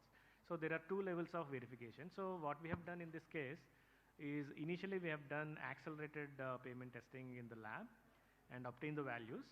And because it is a controlled condition, you may get the similar value or slightly lower or higher value in the field.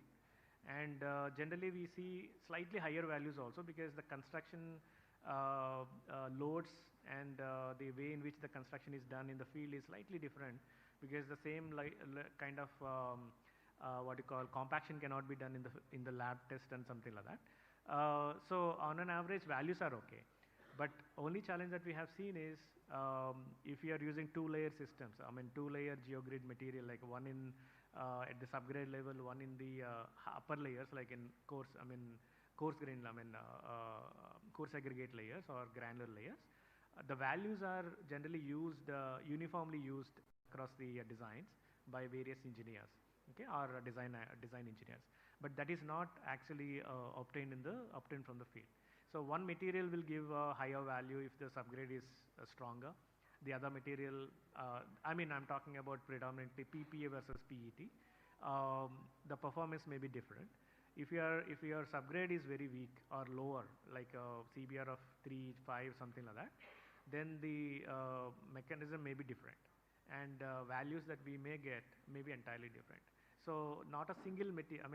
If a designer has a single value, he cannot use that single value for the entire payment design. So he has to modify according to the subgrade condition. He has to modify according to the material type as well. So blanket numbers cannot be used.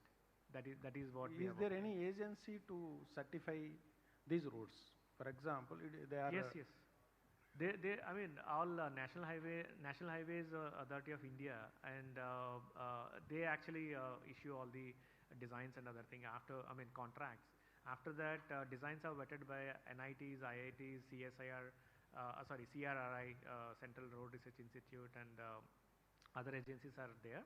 And but this technology is quite a new in the market. So what we are suggesting is not even, even though you have a value, there should be a performance study to be done in the field, so that entire design can be done. And for example, road cannot be like 1 meter or 2 meters. It can be like hundreds of meters, kilometers at some point. So, and subgrade conditions are different at different locations also. So it has to be tested in the field so that there is a amicable answer and data to obtain from the field data. That is what we are saying. Sir, there are two issues. The geotextiles can be utilized for the roofs for domestic purpose, and number one. Number two, said the previous speakers conveyed, it is economy. Thickness of the road also would be little bit reduced, and along with that, vice versa, along with the steel and these bars, the geotextiles, is there any cost advantage to do that? Please clarify. So the first part about application in domestic roads, we can do that, sir, because you would have seen in many presentations, even professor had shown a national highway project for which they have taken that big truck and they have tested how much strength is being improved. So most of the national highways projects we are, most means national highway projects we are doing, so we can adopt it in domestic roads also. That's the first question. Second question I did not get. Reporting in this steel versus the geotextiles, what is the economy involved in that? Okay, sir. So geotextile is used for soil, steel is used for concrete. So geotextile, if you are using for soil, only soil and aggregates and bitumen, if we are using for road construction, cost will be little high. When we are using soil, aggregates, bitumen, along with this geotextile, textile material, the thickness will come down and cost will reduce. If I have to add here, we cannot use RCC in the roads. I mean, unless it is like a concrete road, then there is no need of geosynthetics there. That is one straight answer. And if you are using normal roads, like bituminous roads, then geogrids will play a role, major role. And cost consideration will be like the minimum that I have shown is 8%, and it also depends on the subgrade. So, for example, if subgrade is very weak, then the pavement thickness will increase drastically, like it can be almost 1 meter also. So in that case, definitely your geosynthetic material will reduce the not just aggregate layer but also bituminous layer thicknesses. So the cost can run up to anywhere between 10 to 20% in the entire payment system. So not including life cycle again. It is an initial construction cost itself. So that's why there is a huge potential and huge traction in the industry that to adopt geosynthetics in highways. So, sir, actually I showed a slide. Steel, just like how steel is to concrete, this textile is to soil. That is why I showed that slide. I'm not comparing textile with steel. Steel is separate, textile is separate. Steel is used for concrete, textile is used for soil. I wanted to show that. Yeah. Sir, one question here.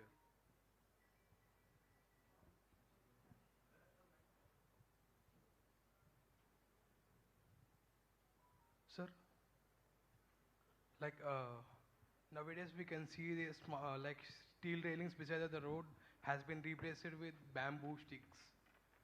Like, can we use something else like in the geogrids with the sustainability like natural fibers or something else? I would like to answer the previous question. You were asking about this steel. I think geosynthetics, geotextiles is with the soil. And in the building textiles, yes, it is a new research area. Nothing has been laid practically, but SERC, Structural Engineering Research Center of CSIR lab in Chennai, they have developed some applications on textile reinforced concrete. This can be an alternative to steel, but not in this application. This is not a competitor in this. In buildings, you will find, like in roadside drains are there, where low grade of concrete is required. There they have developed some applications where lean concrete is there. There you can use some textile reinforced concrete instead of steel. Sir, I agree, and it is catching up. And apart from that, even glass grids are very much used into the payment system. Like glass grid concretes are coming, like FRP, GFRP, GFRC concretes are also coming up. So I think we have a great interest.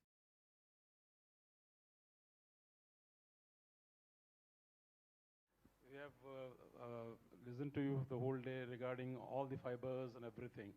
Suppose the entrepreneur wants to invest, and what will be the investment in which project, basics we should know, otherwise we cannot even think of investment to open an industry or anything. For example, now at this point you have, regarding these grids you have said. So suppose if a grid factory is made, what is the capacity, because you are experienced, you should inform us that this is the capacity if you put a plant and this is the investment. So then we can think of it, that whether we can enter into this or not. So we have learned everything from you now. Yes, this is the thing. I have learned a lot of things regarding bamboo, regarding hemp, regarding cannabis, all the things. But the machinery part, investment part, we are zero on that subject. So regarding that, if a little bit you give me a light about that, that'll be nice. Yeah, actually, in fact, I'm not a very qualified person in that direction. You want to answer? Yes.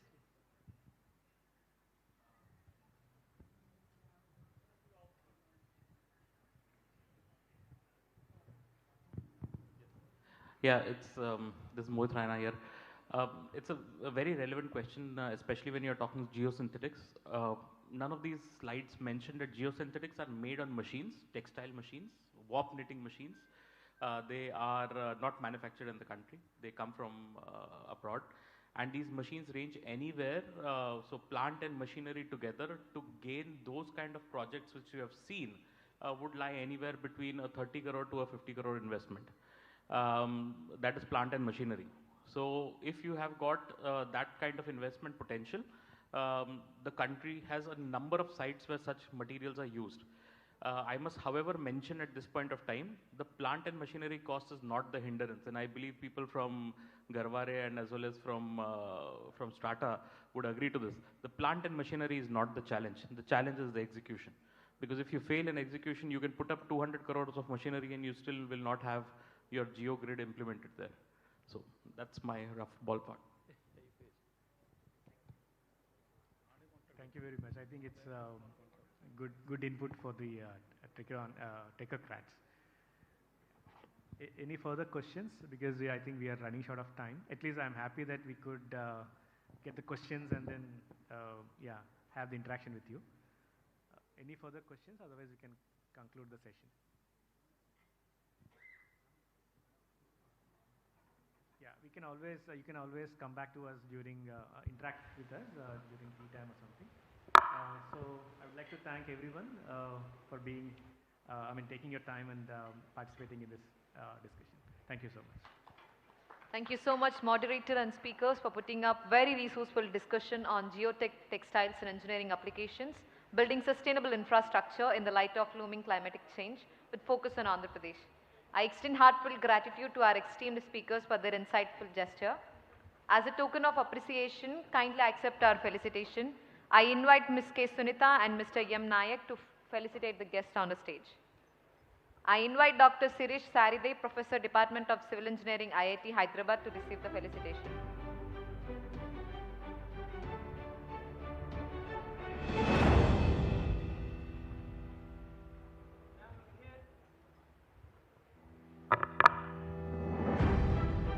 I now request Mr. Prashanta K. Panda, Senior Scientist, Bitra, to accept the felicitation.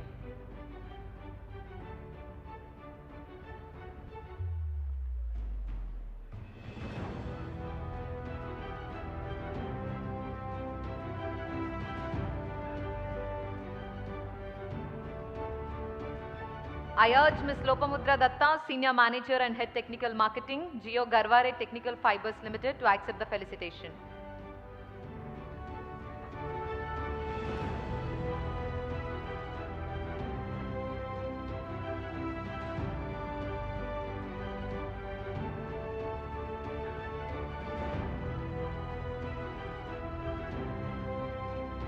I invite Mr. Mohit, Manager, Sales, Geoshastra Systems, to receive the felicitation. The session on geotextiles in engineering application, building sustainable infrastructure in the light of looming climatic change with a focus on AP comes to an end. So let's head back to our final session. The future trends of technical textiles, existing ecosystem and identifying challenges and opportunities for Andhra Pradesh.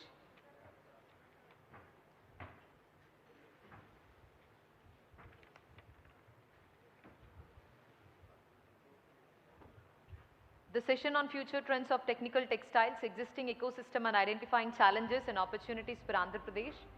This discussion talks about the future direction of technical textiles in Andhra Pradesh hinges. It's on its local dynamics, challenges and opportunities as well as its adaptability to global trends. Success will require a strategic blend of collaboration, innovation and investment tailored to leverage the region's unique strength. To carry the discussion forward, I request Dr. Mohit Raina, Managing Director, Raina Consulting, as a moderator to take on the discussion.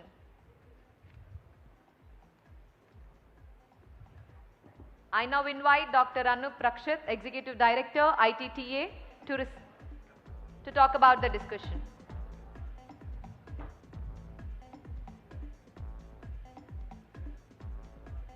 I request Dr. Behra, Professor, IIT Delhi, to come on to the stage.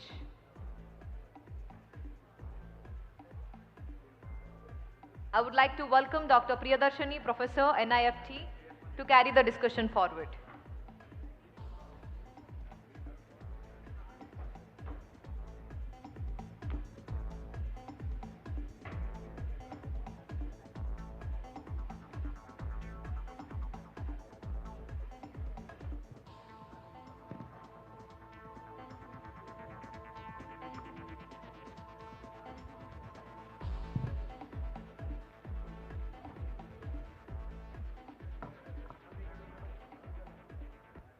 I invite Mr. Raman Datta onto the stage.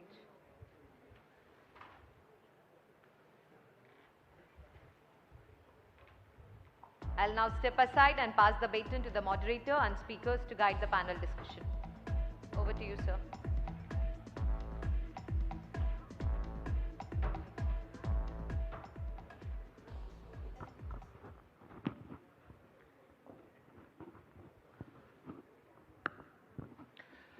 Well, good evening, one and all.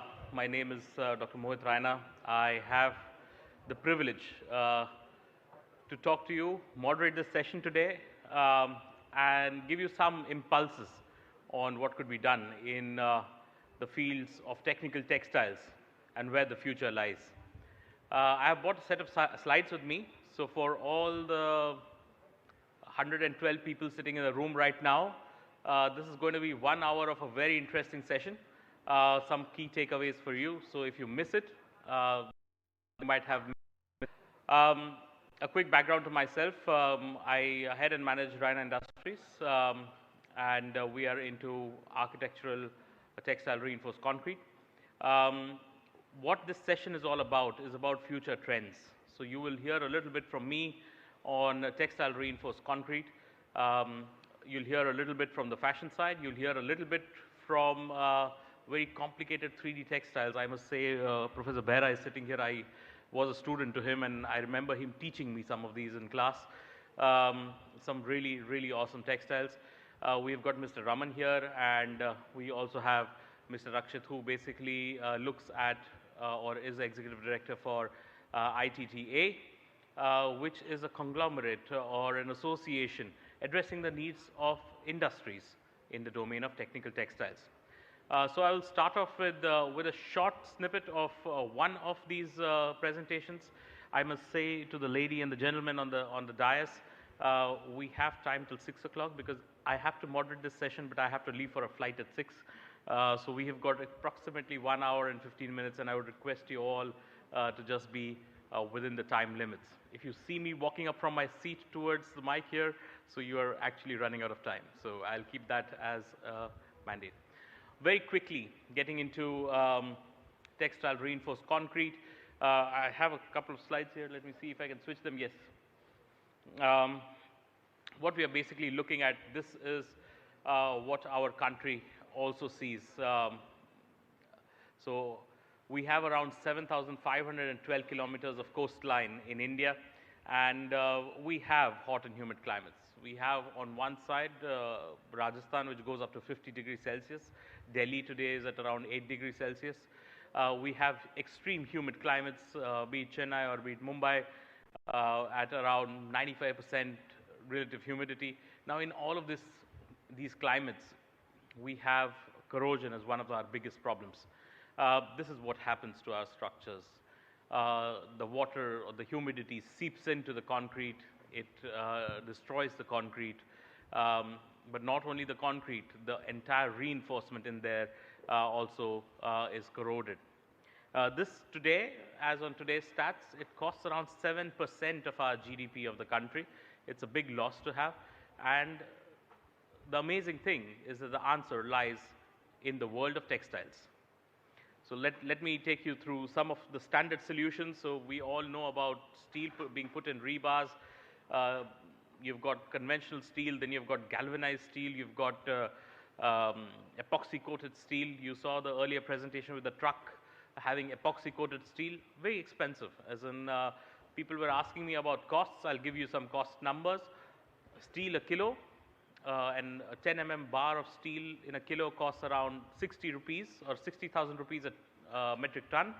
The epoxy one will go to around 130, 140,000 or 1,40,000 rupees a metric ton.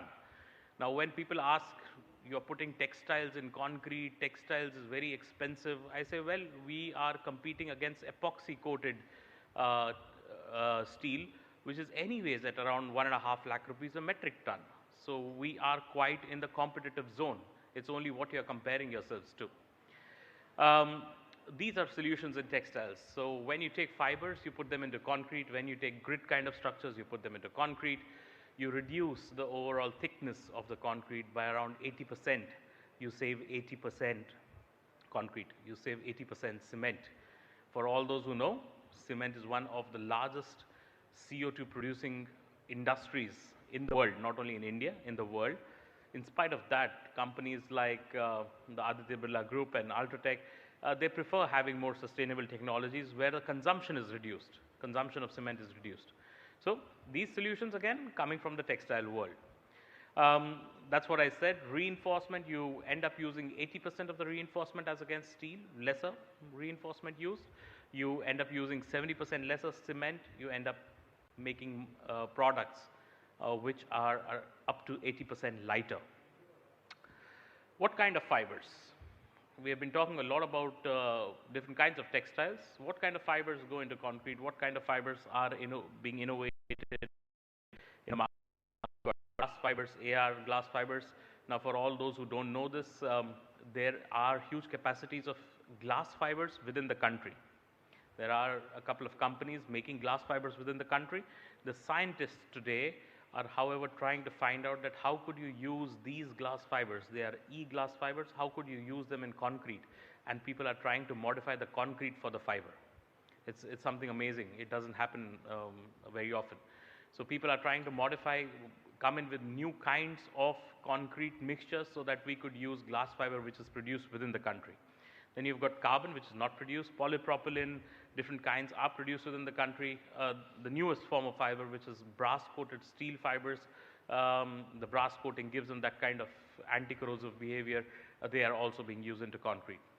Different kinds of grid structures manufactured in India, lino-woven fabrics, you've got 3D fabrics, you've got different kind of warp-knitted fabrics manufactured in India, which are also being used in concrete. This is how it looks, as in when you take a layer of concrete, you put in the fabric in there, you put in some kind of fasteners in there, and then you can go for various kind of applications. What I'm going to do now is show you some of the projects where such kind of applications, such kind of fiber and textiles have been used. We started very, very simply many years back when this technology first came to India. It was researched for the very first time, as Rajiv ji just mentioned, by SERC and IIT Madras together in 2012. And the first kind of products which were made were Swachh Bharat toilets, where we said, okay, new technology, let's take them to the backyard of the country and see if it works. And it did work. It took a couple of years to people to gain trust in this new technology, and it did work. The next thing, making facades. So even some foreign guys come and they're really amazed to see that some of these facade elements, they're 3 meters tall, 2 meters wide. So you see one such element on your left-hand side, which has been picked up by a crane. If this would have been a normal steel reinforced concrete facade, it would have weighed around 3 tons. It would be around 150 millimeters thick. So 150 millimeters is almost as thick as your hand. It was reduced to 18 millimeters thick with a border. 150 millimeters reduced to 18 to 20 millimeters. And from 3 tons going all the way down to around 650 kilos. That's the kind of reduction you can do with textiles. This was a parking lot which was, by the way, clad. So everything you see in the white panels out there, it's a parking lot which even amazes some of the researchers and also scientists coming all the way from Europe. All of you would know this image. It was a proud moment when our Honorable Prime Minister offered this to the nation, Yashobhumi. Yashobhumi is also the place where Bharat-Tex is going to take place. I hope to see all of you there as well. Well, every single seating opportunity or facility which you see there, every single bench which you see there, every facade element which you see there, they have all been made out of fiber and textile reinforced concrete. It is something which the common man wouldn't know, but again, reducing thickness and consumption of concrete from 100% to roughly around 25%, reducing 75% use of concrete simply by the use of fibers is something which has been achieved at Yashobhumi. So if you see the seating areas at Yashobhumi, if you see the facades at Yashobhumi, they're all fiber and textile reinforced. So when you go there to Bharat-Tex, you should be proud that a lot of this stuff has been made and reinforced with fibers and textiles. Moving on, some very subtle applications for home interiors. This is a project, some of this work was done for some low-cost housing many, many years back. I'm talking roughly around 8 years back in Vijayawada, where for low-cost housing done by L&T, we had the kitchen slabs which were made out of textile reinforced concrete. The advantage is if you take stone, it's heavy, stone breaks, it's brittle. Stone, you have to have a mason who actually cuts the hole of the wash basin and cuts the hole for the gas cylinder. In textile reinforced concrete, you can just do it all in the factory, bring it aside, just install it. So this kind of work being done there for low-cost housing. We move on. This is a project done with the Indo-German Science and Technology collaboration. Here you had sewage treatment plants for villages being made out of textile reinforced concrete. IIT Madras did a lot of work here. CSIR did a lot of work here, creating STP plants up to 12 KLD with wall thickness of each of these sewage treating units not more than 40 millimeters. The industry standard is 100 millimeters. Again, we are saving up to around 65% concrete. All by the use of simple textiles, as I've shown you right at the start. Some more great work done by CSIR, crash barriers. I had colleagues talking about different kinds of materials being used in the road, in the soil, but also in the concrete using textiles there, creating crash barriers. A patent has been recently granted to CSIR for that, for creating these novel crash barriers, which are much lightweight, much more light. They are easy to install. They don't have anything in there which corrodes, but they also take the impact. The solution again coming from the field of textiles. Similarly, on the Delhi-Mumbai expressway, there is a stretch around Ratlam where L&T came up with boundary walls which are made out of textile reinforced concrete. The biggest challenge with the boundary wall is the moment you go more than 3 meters, you require a lot of machinery to pick up those thick slabs of 100 millimeters thick. And here it was merely 30 mm thick slabs which had to be lifted by 4 individuals, and you could create the boundary wall by reducing cost of installation and saving a lot of material in the whole case. Again, it has a textile in there which reinforces, a textile in there which does not corrode. So we are slowly trying to bridge that gap of corrosion which the country is currently facing. So one more example, this is quite recent, using fibers and textiles in creating floating structures, floating jetties. This is a project out of Gujarat done by the Commissioner of Fisheries there to create floating structures. This was done with IIT Madras together to create floating structures made out of concrete but reinforced with fibers and textiles to help create fishery harbors, small fishery harbors. They need 2 or 3 of such floating platforms where you could have the common villager come and dock his ship, bring down the fish load and take it to the mainland. So these kind of structures also being provided by solutions coming from the world of textiles. And finally, 2 things, I'll start with the last one. So this technology in 2021 was awarded a national award, and just of 3 days back or 4 days back, it also got the PMO's approval. So SERC, got the PMO's approval for this booth with the Prime Minister of the country to identify textiles and textile reinforced concrete as one of the most non-corrosive materials available for building. Now this is a quick journey into textile reinforced concrete. I wanted to give you some impulses. It has been used in the country. There are engineers who know how to calculate it and work with it. It's only about gaining the belief of every individual, finding use cases, finding solutions, engineered solutions, and applying them to the rest of the country. So I leave you with that first impulse. I get back to my seat and I will call on with that Mr. Datta, Mr. Raman Datta, who is the founder and the General Secretary for Brands and Sourcing Leader Association, to come and give some more impulses in the domain of the future trends in technical textiles. Thank you.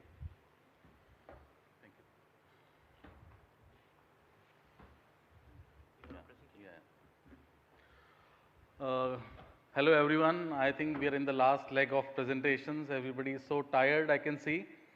But this is one of the very great event hosted by Government of Tamil Nadu, and I really thank you for being one of the greatest. Oh, sorry, Andhra. I'm sorry, Andhra. So I missed it. I'm sorry. So just to tell you about our organization, it is Brands and Sourcing Leaders Association, and we are not only in apparel, but we are in entire lifestyle. So all the brand heads like Inditex, Zara, Mango, Bestseller Group, Myntra, Aditya Birla, their buying heads and sourcing heads are our members. And I'll just wait for the presentation.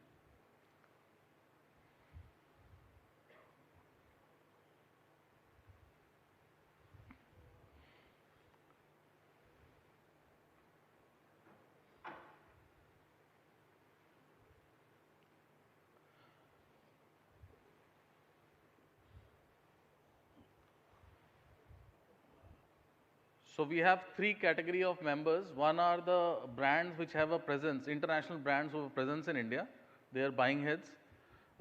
Then the buying offices which are on the large scale like Triberg, Impulse, SNQS, all the bigger ones.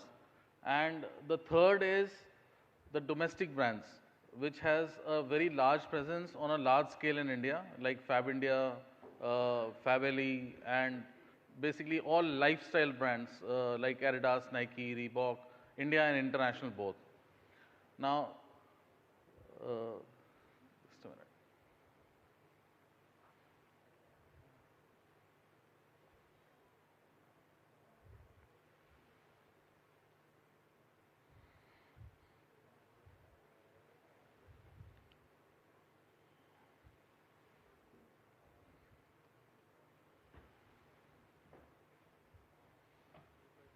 No, it's given.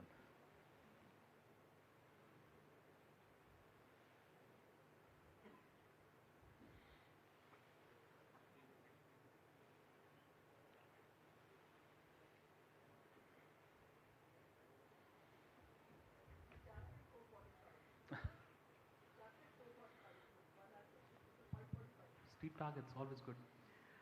Do we have the presentation, please? Yeah. Is somebody working on the presentation? Okay. Yeah, I think it's not visible properly, but just to give you a gist, our members who are present in India, they buy nearly 35 billion out of the South Asia region, and out of which 16 billion is bought from Bangladesh. And the major reason of forming this association was of two reasons. One is export promotion and other one is import substitution. Whatever we are importing, we should definitely try to substitute in India. That is one of the two main reasons we formed this association. Now, if you take it a little up, so we have 5 initiatives or Panch Pahal, which leads to the goal of a Prime Minister, which is commonly with us. Sustainability, digitalization and automation, import substitution, MMF 10x, which is technical textiles, we need to increase it to 10x, and design and innovation. So these 5 initiatives leads us to a $1 trillion goal. So that is our association's main part. This is not a very old association. We are nearly 2 years old, and we are working on a speed of T20. That is the format we've been working on. Now, just to give you a small example, in MMF Technical Textiles, in the field of import substitution, what we did, we asked all the brands, what are we importing in India in terms of technical textile? Let's try to substitute in India. And one of our brand, which is Inditex, was importing one fabric nearly 10 million meters a season. And in last 9 months, we have actually developed, approved, and tried to bring it to, and got it approved and trying to bring it to India now, produce in India now. So these are the kind of initiatives we are trying to take. And MMF is one of the major part where we are playing. We have a collaboration between Adidas, Nike, Decathlon, Columbia, Sportswear, all these brands. And in collaboration, we are trying to find every opportunity in terms of supply chain, what can be developed in the respective states of the specialty. So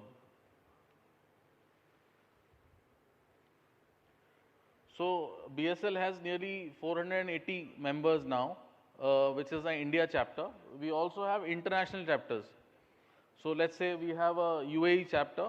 So companies like Landmark, Lulu, Apparel Group, Namchi, Noon, all their buying heads and the sourcing heads are our members. So we have a Bangladesh chapter, we have an Australia, New Zealand chapter, South Africa, Asia and Europe. So every chapter has around 30 to 40 or 50 members. Now, why these international chapters? We've been discussing on lunch that branding is very important. So marketing of any subject is very important. So what we have tried to make a cluster where every initiative of taking India to the next level should be taken through these international chapters.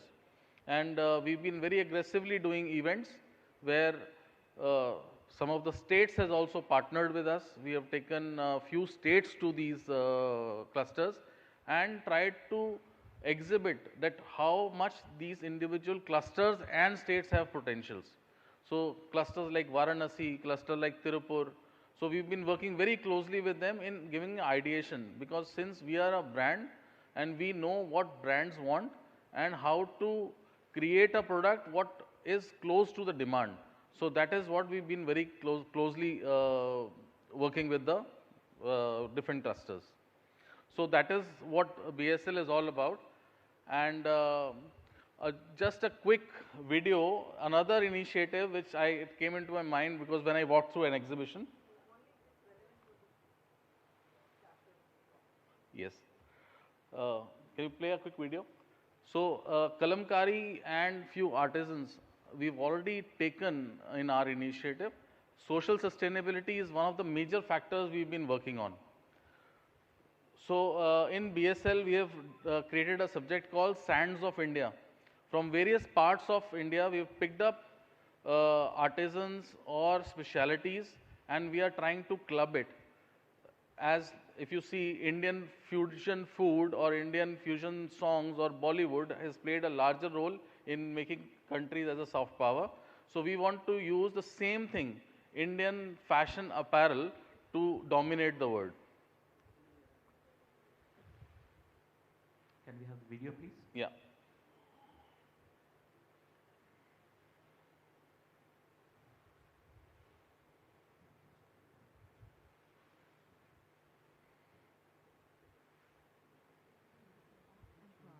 Ever since the beginning, we have preserved culture and the innate secular philosophy highlights of India's treasure.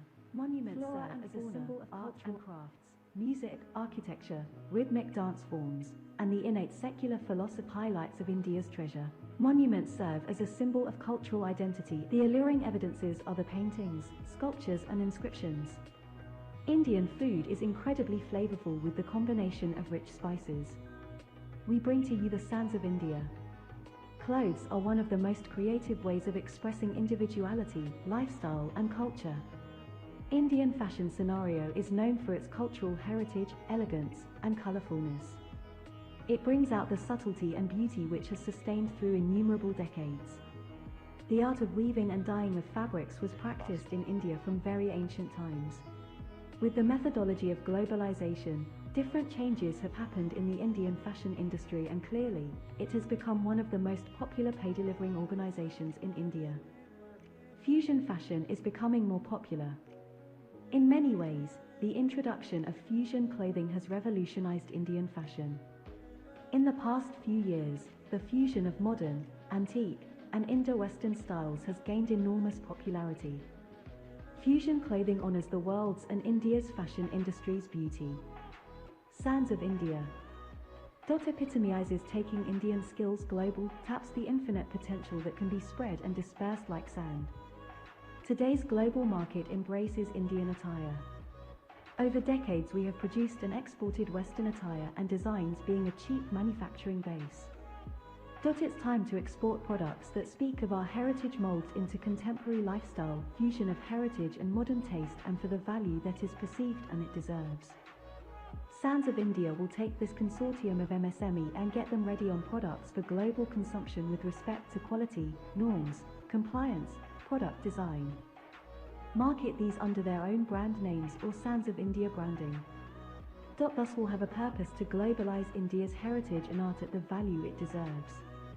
In the process it will take up and get our MSME globe ready. So till now we've been only focusing on cotton and basic embroideries. What we have tried is to make man-made fiber, the polyesters, nylon, and these fabrics to be taken on the first stream and given an artisan art on top of it and try to create a fusion of it. Thank you. Thank you so much. You're well within your time. You've saved 4 minutes on the clock. Next, I would like to call upon the Executive Director, Dr. Rakshit. Please tell us a little bit more about the latest trends in technical textiles across the country. Can I have the presentation, please? Yeah. And as I mentioned, every speaker gets 12 minutes. You're on the clock. I think I'll try to do the justice with the time. Good afternoon, friends.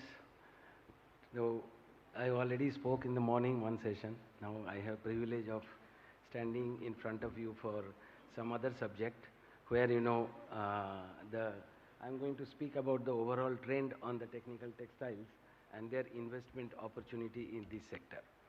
You see, in the morning inaugural session, our chairman, Mr. Misser, has already explained about this organization, which is the front side of it. And the back side is that we are actually doing a lot of analysis of the data to understand where the industry is going. And we are trying to find out for the lot of policy advocacy for where in future we should go, our industry should go. So my agenda is where India stands today, and then import-export trend, which we are from the Ministry of Commerce and Industries data we are analyzing and trying to find out a trend. Then that incentive support given by the government boost growth, which I am going to skip because it has been already discussed by our Joint Secretary and others also. And the other growth drivers and the enablers and sector to investment in the trend. I think you will find it more interesting. Now, where India stands today, you have seen these data earlier also, but to just look at the last one, we are today internationally around $240 billion internationally, and India is around 22 billion. That means nearly 9+% of global share. And we are actually targeting to go to the third position, that is to cross over China, about 13%. That is our goal for the next 2 to 3 years. and even further for the future. Now, export and import trend, which we are is telling that we are actually trying to, we are actually regularly analyzing this data. So you see that this is the export data of our technical textiles. Out of those total 22 billion, our export is around 2.3 billion dollars, which is now growing quite well, and 22-23 it's going to reach around 23,000 plus the target by an end of 24. So it is actually, you can see only there was a dip during this 2021 because of the COVID. Otherwise, gradually it is increasing. And then this is the import. Now, this import is also quite high. That is around $22,000, crore rupees during this year. By around 2024, we are going to reach. Now, this I'll give later on little bit of analysis why these high imports are happening and which are the major top few products which are actually creating this. We are forced to import them, and there is an opportunity for producing in India as in Make in India drive. Now, this is the support which you have already heard earlier, so I am going to skip these informations. But only thing is the message which I want to give, that ecosystem which is Government of India is trying to create in our industry. There is a huge focus on particularly the technical textile industry, and there is a lot of efforts and a lot of incentives and a lot of schemes have been launched for this purpose, which is good for the industry, for the growth. Now, what is some other things which are supporting this growth is, you see basically if you go for you must be aware of what is that harmonized code, HSN code. You see we have got right from the needle to the aeroplane, there is a number. Any product has a number. But this product, overall textiles, it is actually spread over more than 10 to 12 chapters. Now we have to pick and choose the technical textile HSN code, which is we are working with the government for the last almost 8 to 10 years, and by now we have about 260 HSN codes have been identified as technical textile products. Why it is important is there are a number of incentives which you are given by the either central or state governments. You need to know whether this product falling under technical textile or not, because these incentives are different than the conventional textile and the technical textiles. That's what is very important.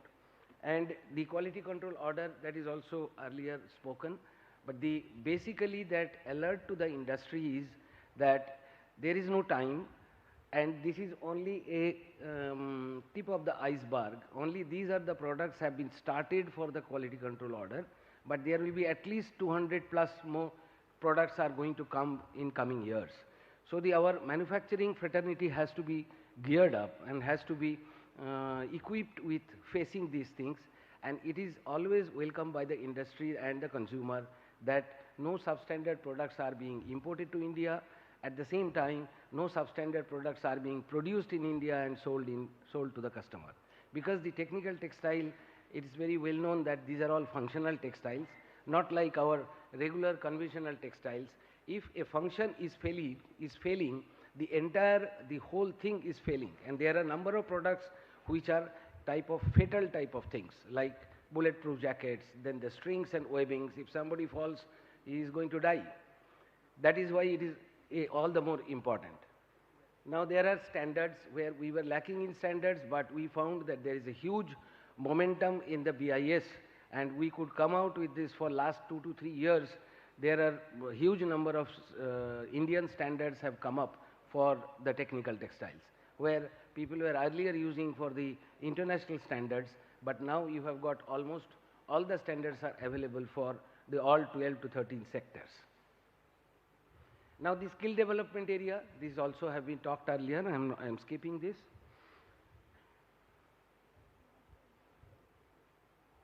Now the PLI scheme, which also have been talked, but only I want to bring to your notice to this. This is the investment part of it, how it is going to happen. I am going to cover in the one is this is the scale. PLI is for the scale, which our Rajiv sir also discussed about it.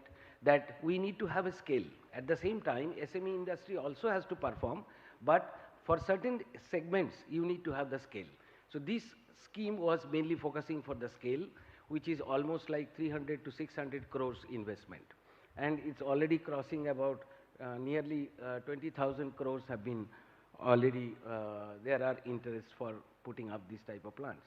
And it's mainly for the man-made fibers and technical textiles. Now, these are the key growth drivers and enablers I would like to speak.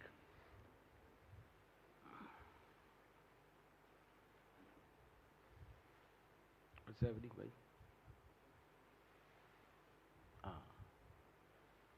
Now, basically, these are not very new thing or typical to the technical textiles, but overall, if you look at, there is a increase in per capita income of our consumers, then growth of end user industries, then the increasing adaptability level or acceptance of the products, availability of workforce at a lower cost. These are the basic requirements for the growth of any of the industries which is applicable to the technical textile as well.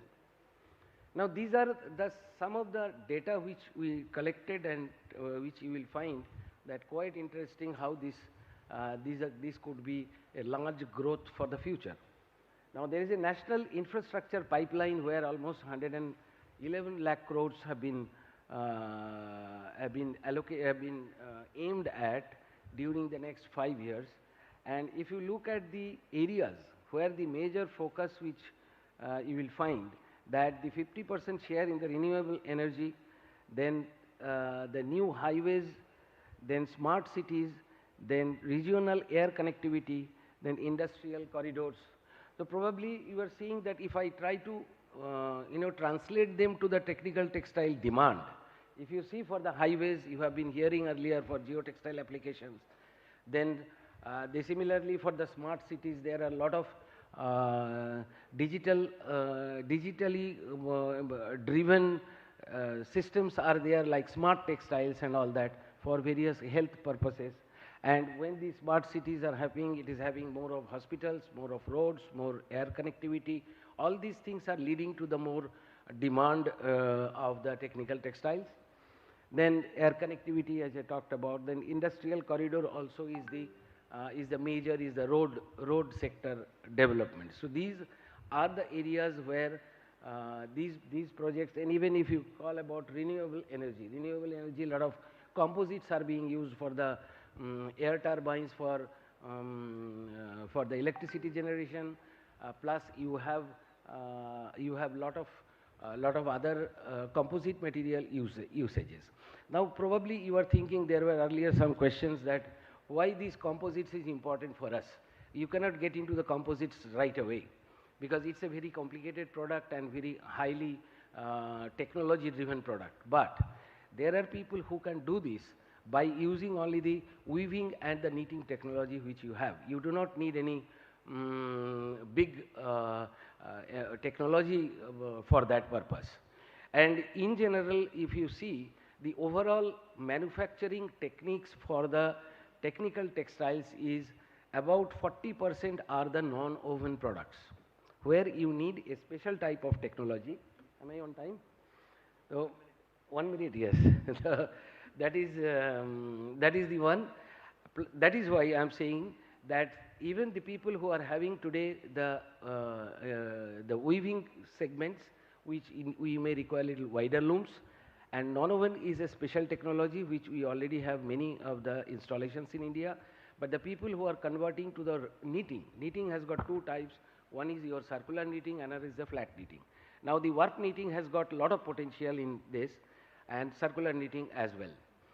So I am not going into the details. We can talk long time for these type of applications, but because of the time shortage, I will just skip them and we can discuss later in the tea time. Now this is what is another thing. Even this industry is, sorry, what is happening?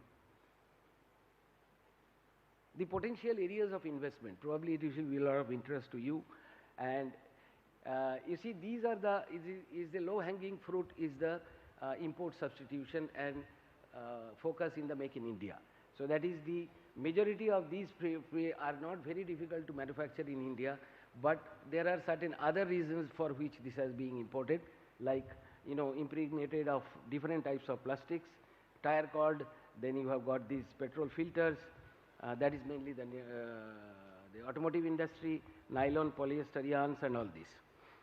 Now you see how these agriculture, build tech, recycling technology, the use of natural fibers, these are the lot of potential for the investment. Now I think somehow this is a very interesting one. What happened? Now I want to show one slide of how the investment is happening for the last 2-3 years.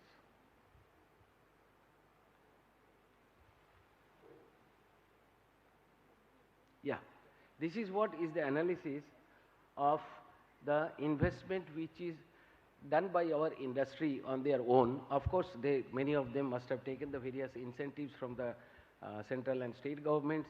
You see there is and you see the interesting part of it is the almost like 30% of the investments are last 2 to 3 years, 2 years is going towards the technical textiles out of the total textile area. And where the interest is, you see the difference between the last year and the current year is which I have put in the red. You can see protective textile, then raw material, which was not there earlier.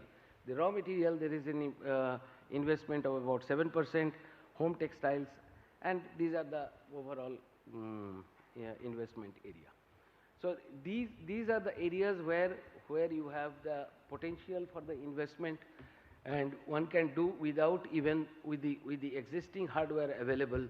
With that, it is possible. I may need just 1 minute for that video if you can run, which will give you some further insight on the different new products, on the innovation. As you know, the technical textile, earlier also many speakers have spoken about, you need to have the innovation, and you need to focus on the R&D. And there is a mantra that if you do not understand in technical textile, please do not enter into it.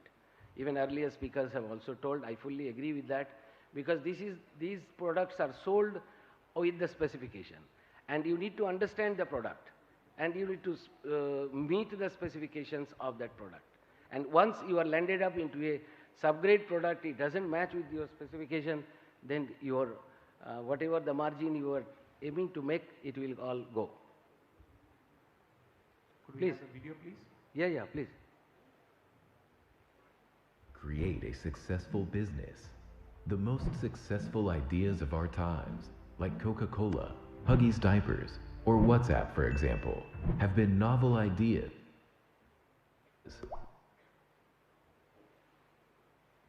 With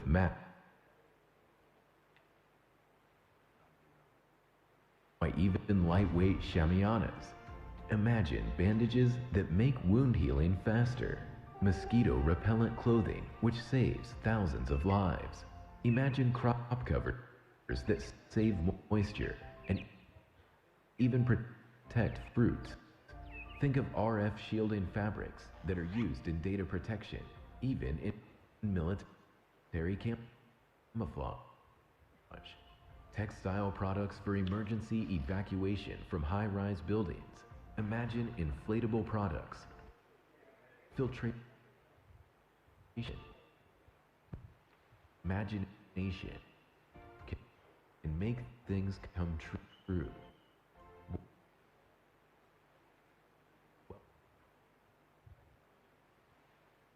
Welcome to Technical Textiles. Come to us and we will guide you to the right sources and partners. We are ITA, the voice of the Indian technical textile industry. So thank you very much. I think some of the part is dropped. There are some problem with the video. Doesn't matter, we can interact if you want. Thank you very much. Thank you very much, sir. I will now very quickly call upon Dr. Priyadarshini to talk about the latest trends in technical textiles in the fashion industry. Ma'am, I will not be disrespectful to you, but when it's 12 minutes, I will be standing right here and would request you to come to a closure of your presentation. Thank you. Good afternoon, everyone, and I would like to thank you all, the organizing team and the government of Andhra Pradesh for inviting us to be a part of this great conference. It's been really a knowledgeable conference and insight of the technicalities of this technical textile has been sought. So a little glamour to the day, so is what I'm going to talk about. I think first initial 2-3 slides I'll skip because I would be talking about the opportunities in fashion field. So these are the contents. I would not take much time. So technical textiles, I think we have studied, we have learned so much about it, so I would not want to spend more time on it. Types of technical textiles where we have dealt in detail about that. So coming to technical textiles in fashion industry. So in fashion industry, it is also known as smart textiles or e-textiles. The significance of this particular textile is to give a garment just not the look aesthetically but also the functionality. So how does it get? It gets it through embedding the fabric with electronic components and using more technology in inculcating technology into the fabrics. So these are few research articles which says the progress of technical textiles in garment industries, which says that it speaks about the growth of technical textiles in the fashion clothing, which has already been shown in numbers in the earlier presentations. The future scope, where it lies the technology in the clothing. It talks about the high performance garments, especially in textiles. It also helps in creating an interactive expression, especially to the designers in the fashion field. Techno fashion is something very interesting where the technology and the textiles are being digitalized, where you can actually see the digital prints and digital moving objects on the garments. So here is one more example of a research where you see that the garment has been designed in such a way where the components of the garment is tested and it is been specially designed for the army officers, especially people who go for war. Now if you see the lower part, there is a person who is camouflaged. The person who is wearing a garment is camouflaged. So the testing parts of this particular garment, the development is shown in the earlier pictures, and the output of the garment has been shown in that. So that even even in the dark times, visually, a person, even though he's around, that he would not be shown to the enemy. So this is the purpose for which this particular garment has been made. So this is a beautiful video which I would want to skip.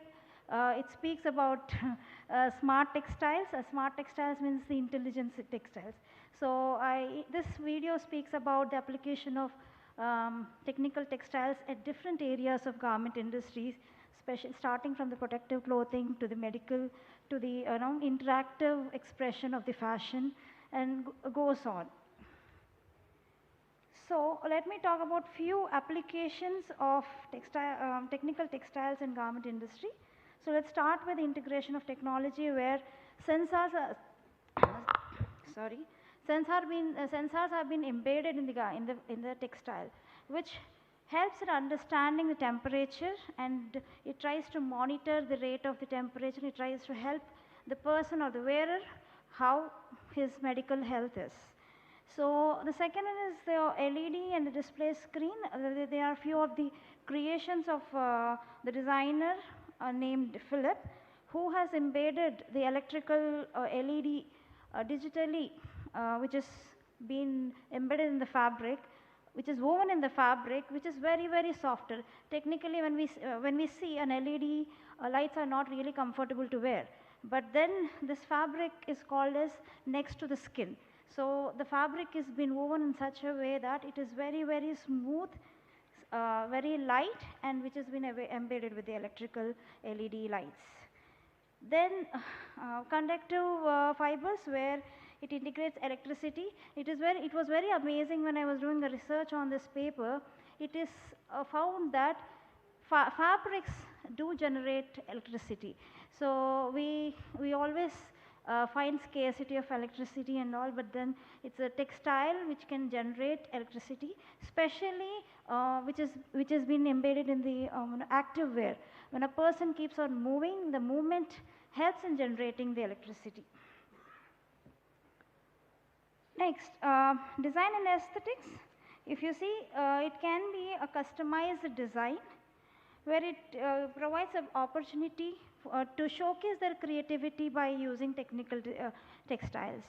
So here, the combination of patterns, colors and designs can be programmed and changed through mobile apps and other devices.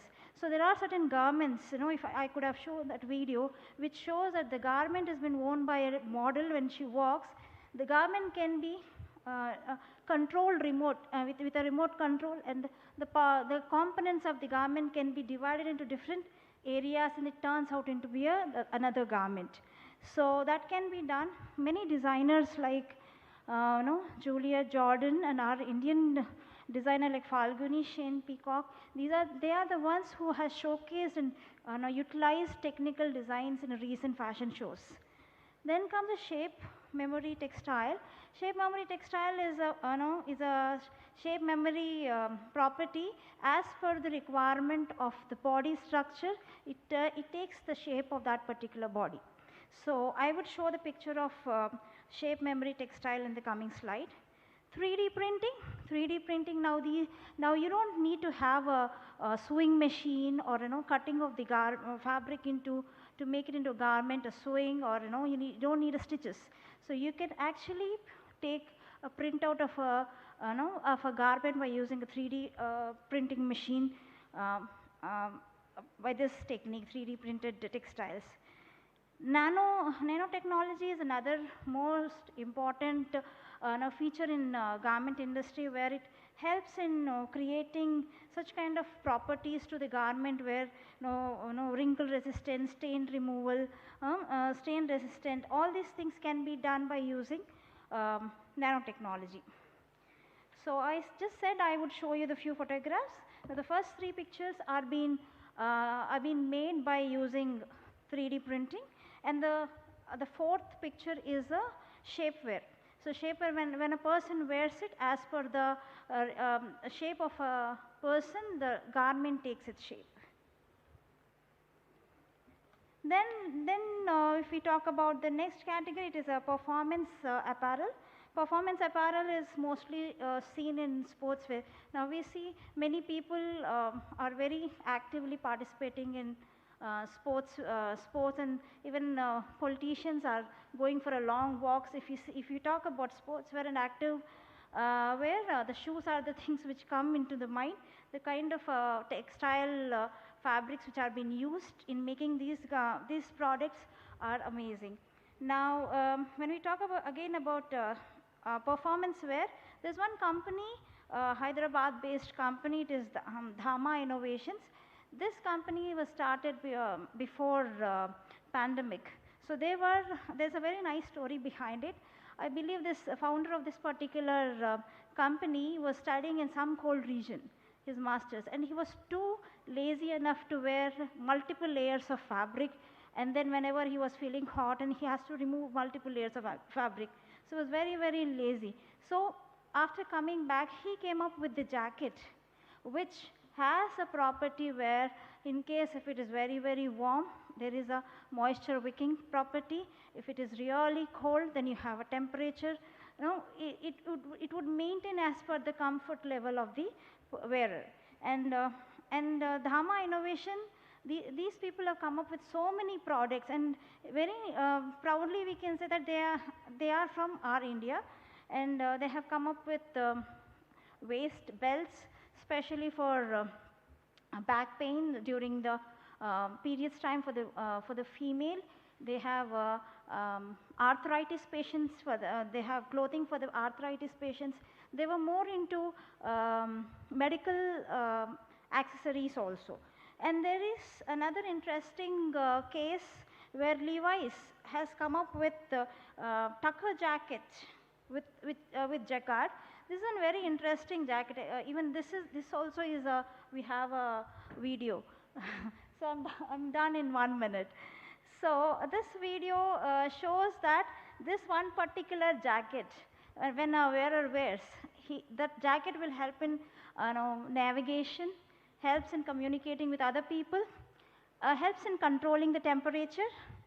So there's so many things which are in the field of fashion clothing. So then let's talk about coating and finishes. Then we all know about waterproof, then UV protective fabrics where the fabric protects from ultraviolet rays. Then protective, then let's talk about sustainable eco textile. I would not spend more on that because we spoke at large extent about circular economy, we spoke about sustainability and all. I would just like to talk about one fabric which is called as Econile. Econile is a fabric which has been made with abandoned fish nets. So they make the fabric and then they use it for especially they have used it in undergarments where they have mixed lycra with it.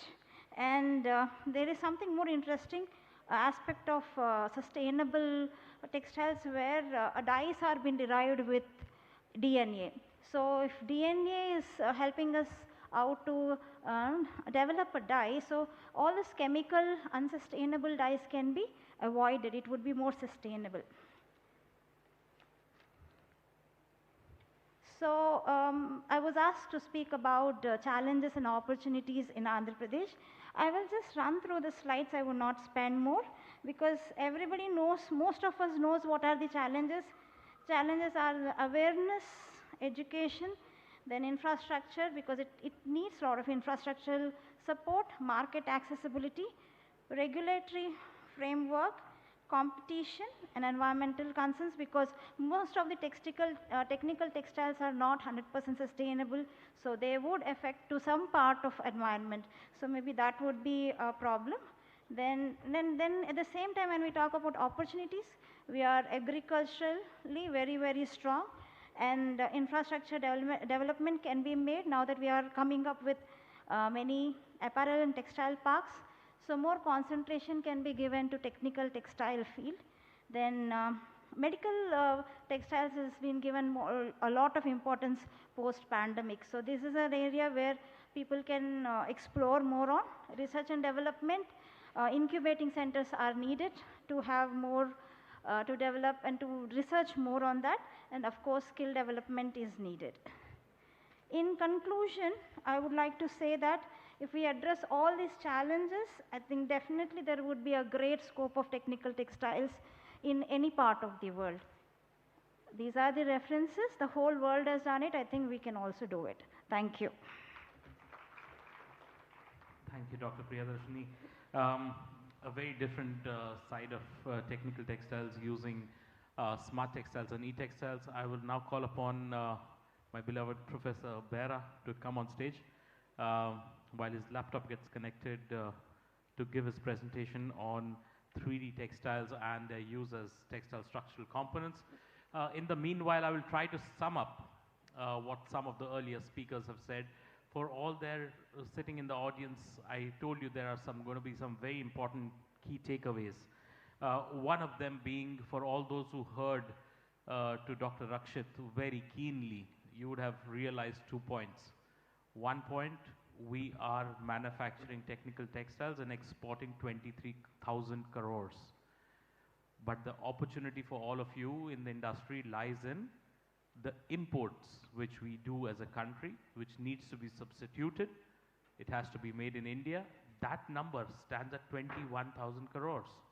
It's not a small number to accomplish very fast, accomplish overnight, but it's almost equal to the amount of exports we are doing right now. So the market size, after all those numbers in US $1 billion, I would say we still have roughly around 20,000 crores to go, and every industry partner here should actually deep dive and find out every component of this 21,000 crores and try to see how it can be manufactured within this own country. At that note, Professor Behra, I call upon you now. The presentation is ready, and you take us through the journey. Since you have been my professor, I'll give you 3 more minutes. Yeah, thank you, sir.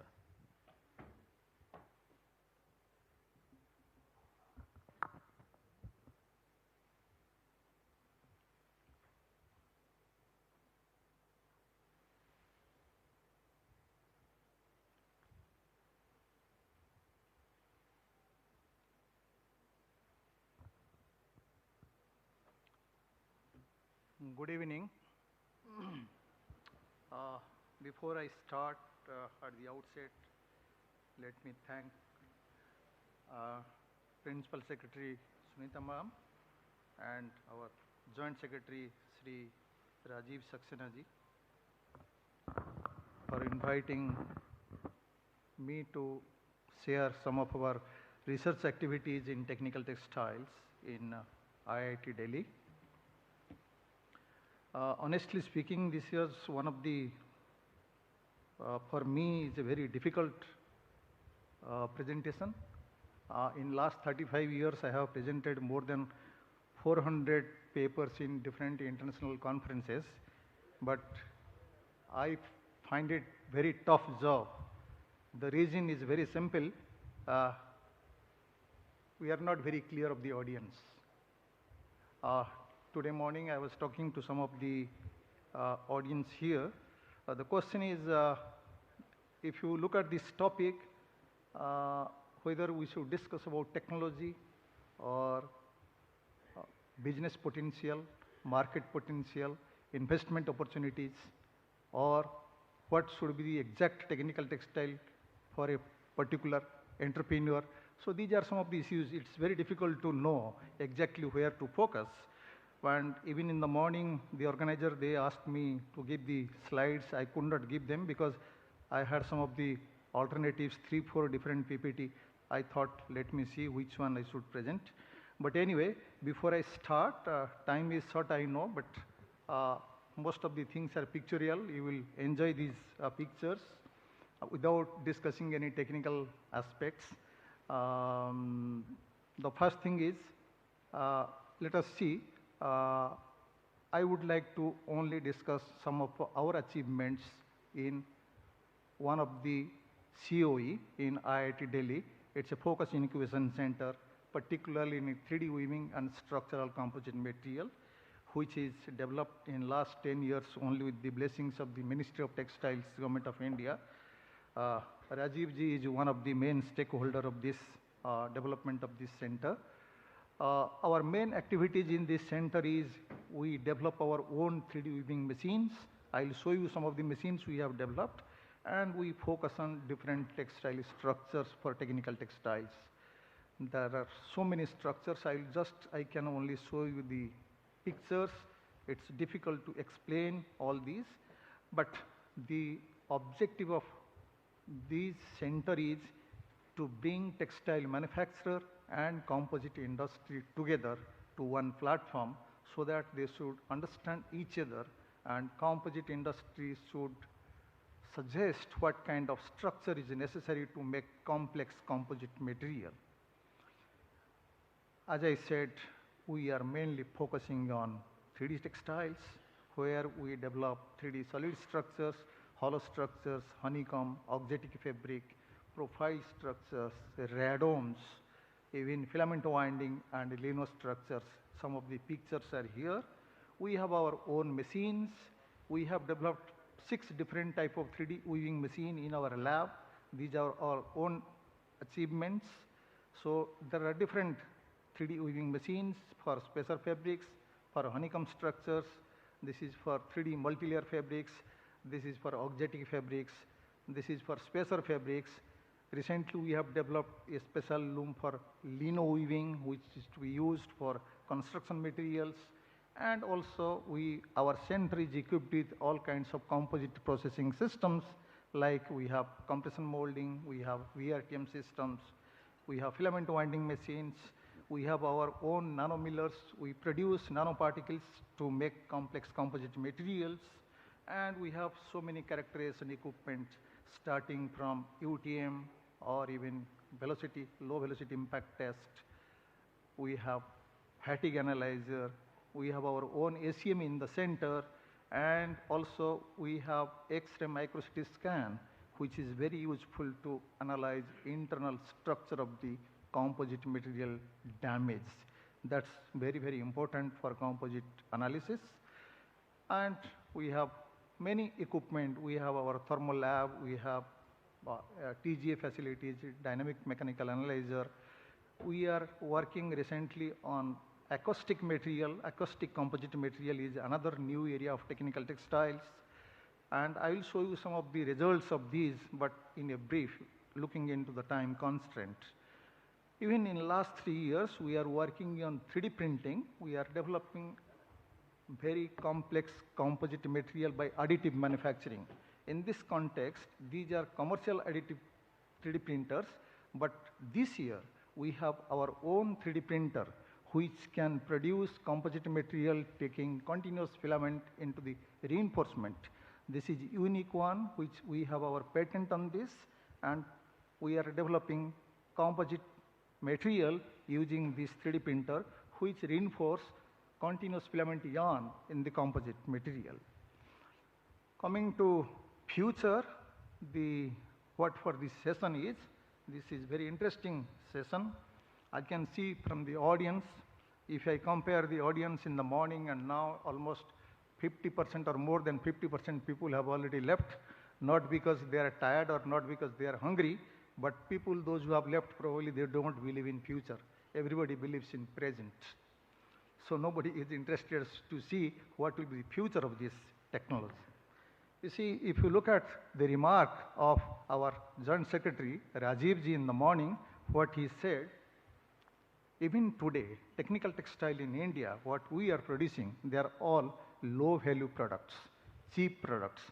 At the same time, Mr. Siroi, who remarked that technical textile is highly research intensive subject, highly R&D intensive subject, highly knowledge intensive subject. So there is a two contradiction. If you want to enrich the field of technical textile in this country, if you want to really produce value-added product in technical textile to enhance this 2.5 billion to 10 billion or maybe 50 billion in years to come, you have to focus only on advanced textile materials which can really give value addition and more earning. That is what the focus of our center. When I say advanced materials, whether it's a textile or any advanced sector, advanced material can be broadly divided. As of today, we can see only 5 different types of advanced materials. It is biomaterial, nanomaterial, auxetic material, 4D material, and smart material. Fortunately, our textiles can produce the materials in all these 5 areas. We have textile biomaterial, we have textile nanomaterial, we have textile auxetic material, we have 4D textile material, and we have also textile smart material. If you do or start research in these areas, probably we can fulfill the target what we plan, that our 2-some billion can go to 10 billion or maybe 20 billion. Keeping that, if you look at the future, we are focusing on these areas. These all structures are specially used to make textile structural composite material. I will give you only few ideas because the time is short. Some of the achievements, some of the structure which we have developed in our lab, in our center, I will give a brief idea about that. So the subject is composite material. Composite is not new. It's almost 6,000 years old. Look at the first diagram, which is a straw reinforced brick used in Indus civilization to make houses. Today, and that is not a composite also, today the composite is used to make aircrafts. In fact, in Boeing 778 or any Dreamliner, almost 65% of the body weight of the aircraft is a composite material. So just see where from the composite has gone from where to where. Coming to some of my topics, if you look at the market of the composite, global market, which is about $40 billion. And remember, composite is not a product. Composite is an intermediate material. Taking that composite, we can develop different products. So if you look at the composite product market, which is 114 billion, that means value addition after developing a composite material to a product is enormous, which is almost 3 times. So that is the beauty of this material where we should focus. What are the major growth drivers of the composite market in the world?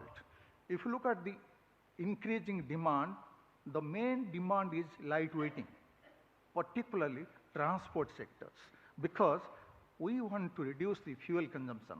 Everything which moves, we want to make it lighter. The answer is only composite material. Whether it is aerospace, drone, defense, automotives, railway, marine, we go to any transport sector. We need to transform it to composite material. E-vehicle is coming in the big way in this country also. In forecast is in next 10 years, more than 50% cars will be electric cars.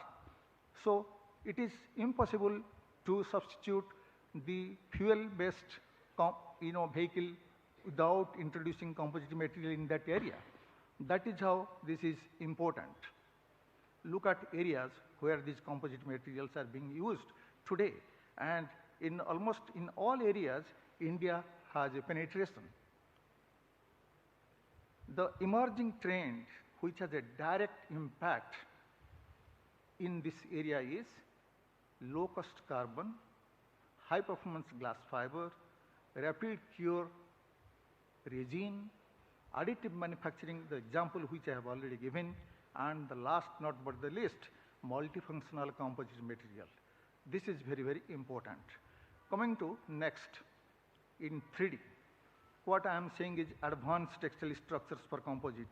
In our center, we have developed wide range of 3D fabrics because it's not possible to explain all these 3D structures. Where these 3D structures are being used? They are primarily used in structural composite or in protective textiles. The areas are automotive, aerospace, marine, civil engineering, machine components, sports, structural engineering, wind energy, and many more. In protective textile also, these 3D fabrics are being used, particularly body armors, ballistic protection, and blast resistance panel, cut resistance. These are so many areas. The next area where we are working on, honeycomb. It is one of the most wonderful 3D woven structures. The structure looks like this. The specialty of this structure is highly energy absorbent. If you look at this curve, you can engineer a honeycomb where the energy absorption capacity can be made as per requirement. That is the beauty of this structure. Where these structures are being used? They are being used in these areas. Then coming to next one, profile structure. This is also another kind of 3D fabric which we have developed in our center. The structures look like this. What is the specialty of this structure is, in these structures, the junction strength is much, much higher than conventional joint. And these components are being used for machine assembly. Coming to next area, auxetic woven composites. This is one of the most wonderful and emerging area where we have successfully developed auxetic weaving. We have developed our own machine and structures, and the specialty of this fabric is it gives negative Poisson's ratio, which gives, there are several auxetic geometry which being used in other engineering, but we can selectively convert selected geometry to a woven auxetic structures. And if you look at their properties, they have wonderful properties starting from high indentation resistance, high shear stiffness, high energy absorption, permeability, fracture toughness. There are many applications, and these structures are being used mostly in protection sector, safety purposes, in defense sector, and also aerospace and automobiles. So auxetic is one of the interesting woven structure which can really be used in many, and we have successfully developed these structures in our lab. Coming to next, structural power composite. We have working for last 2 years in this. There are many leading universities across the globe.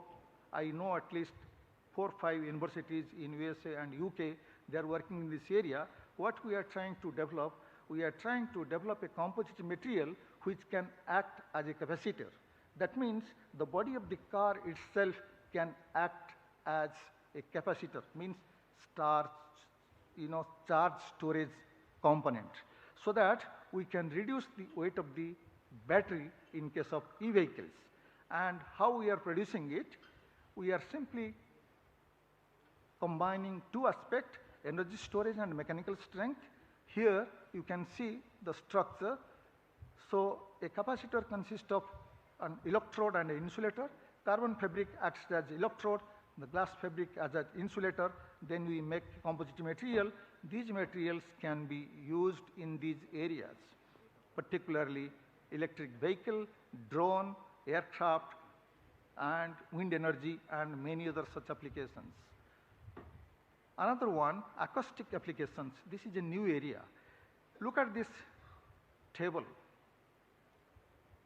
These are the activities, they generate this much of decibel sound, noise, and noise is one of the most hazardous for human health. So even 60 to 65 decibel noise or anything beyond 70 decibel noise, disturbs our hearing systems. Textile is one of the beautiful material to be engineered to protect from noise pollution, particularly textile structural composite.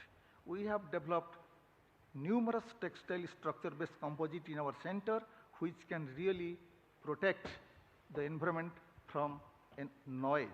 And these are being used in these noise protection materials. And for your information, acoustic material has a huge market. The global market of acoustic material is about, 2.37 billion itself. Only one technical textile, that is acoustic technical textile, 2.37 billion US dollar. And many natural fibers, many unconventional textile fibers produced in India can be used to make these acoustic materials. If you know the technology, if you know the structure, if you know how to make this composite material using these natural fibers, these acoustic protection can be achieved.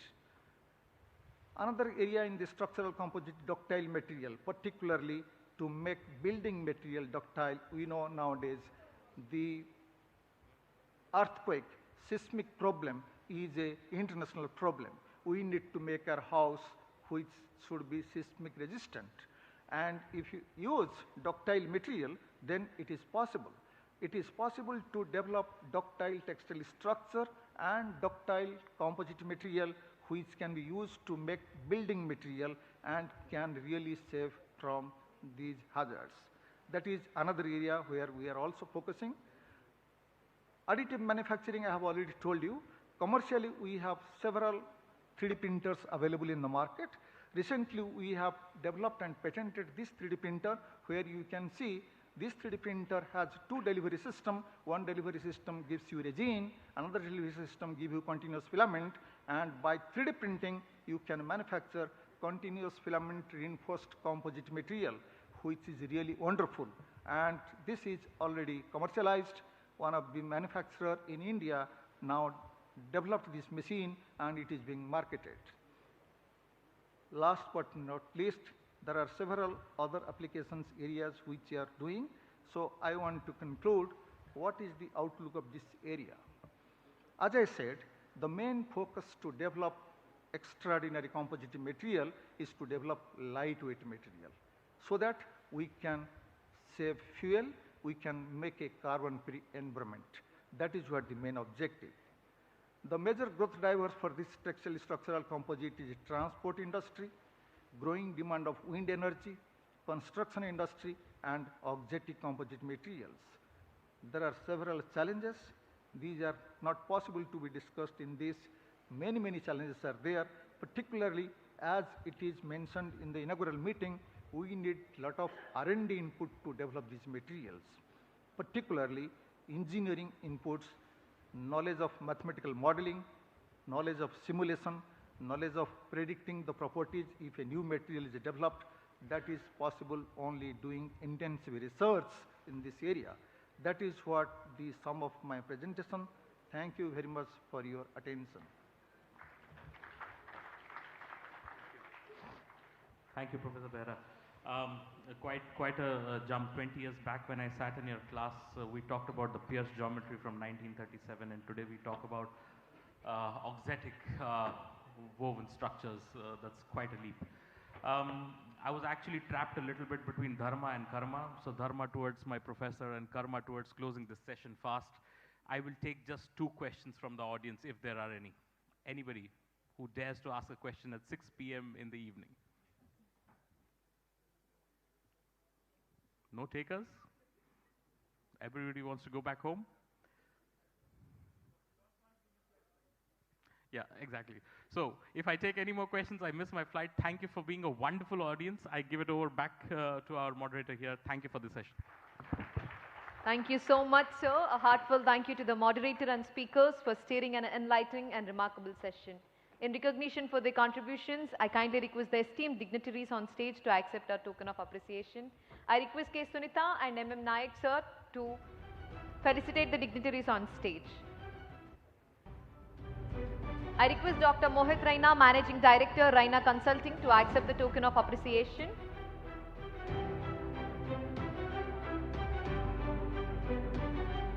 I would like to welcome Dr. Priyadarshani, Professor NIFT, to accept our felicitation.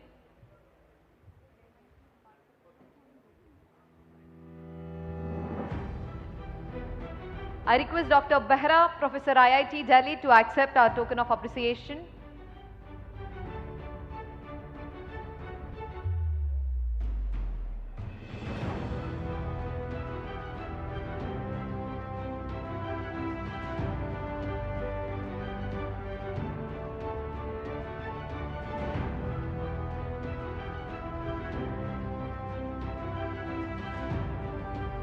I now invite Dr. Anu Prakshit, Executive Director, ITTA, to receive the token of appreciation.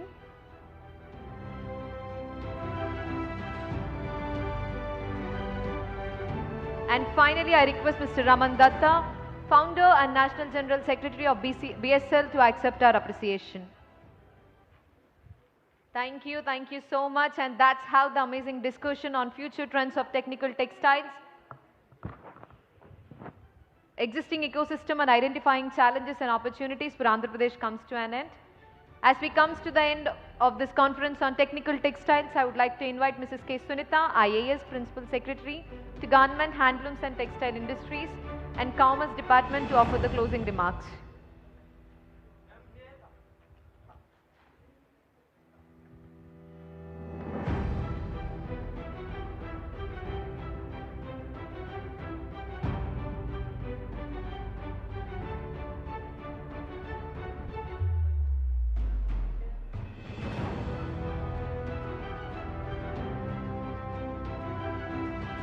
I request Ms. Sunita to offer the closing remarks.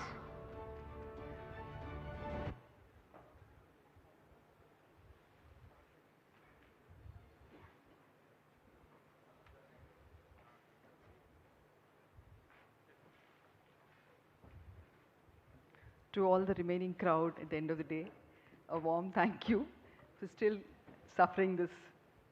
But I thought it was a very enjoyable session. I didn't find any of the speakers boring. And I just want to tell why we had to do it.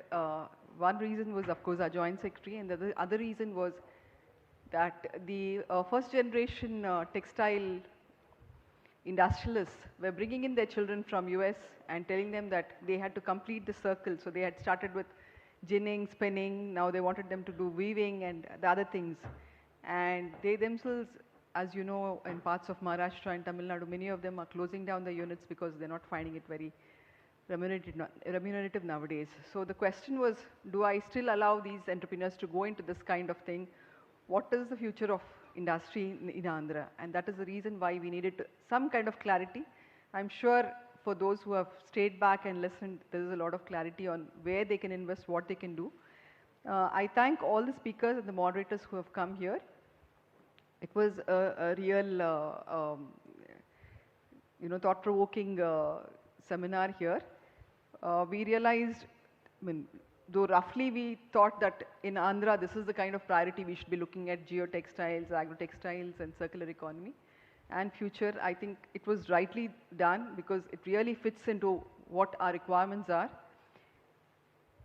And circular economy earlier, I mean, I used to joke around saying that in Andhra, we pass on our textile, whatever we wear, clothes to our maids, the maids pass on to their children, and from the children it goes into the kitchen as a rag. You know, we call it dirty rag, which we wipe the house with. It's called also dirty rag. So we don't really require textile kind of, recycling. But I find that during the course of this, we came to know that 45% of our textiles get lost from the supply chain. This adds to the burdens of the cost and things like that. And geotextiles, yes, it was very interesting for us because we still have to battle with mountains and black cotton soil, which is actually very undulating, and we also have other issues. And this is very good for us here. I also wanted to make a mention of the excellent speakers who have come here, especially the moderators. And I think the last one, Mr. Rania, reminded me of a student trying to slowly inch forward and not daring to stop his professor from moving forward. But all of them have done excellent work, and all your, these insights are very good, and we definitely would like to work further on this. Mr. Behra, I'm sure we will be able to refer a lot more people to your institute. There seems to be a lot being done there. Sasmira and Bitra, we'll also be visiting you all and trying to see what else we can, how else we can take it forward. And I also would like to thank Priyanka Garu for her, she made an effort to look at what Andhra's future should be, and I think that was very nice of you. Thank you. I would also finally like to thank our Joint Secretary for sitting very patiently, and also my team here. If you've seen, everything is immaculately done, right from the beginning. I'm not boasting, but the way you all are seated, the way you all are received, your registration, the way that people move in every time, within seconds they get everything done. Nobody is waiting except for that stupid computer there, which we don't control, except that. Everything else, totally done. I thank my commissioner and his team for putting in such great work. We've been working last 1 month on this, and everybody told me that you're too late, you should have done this 6 months back. This is how it is planned. I said in AP we always do everything in the last minute, and we still do it good, and I think we did it good. Thank you. Thank you so much, ma'am. Now I would like to invite Mr. M. Naik, sir, to offer the vote of thanks.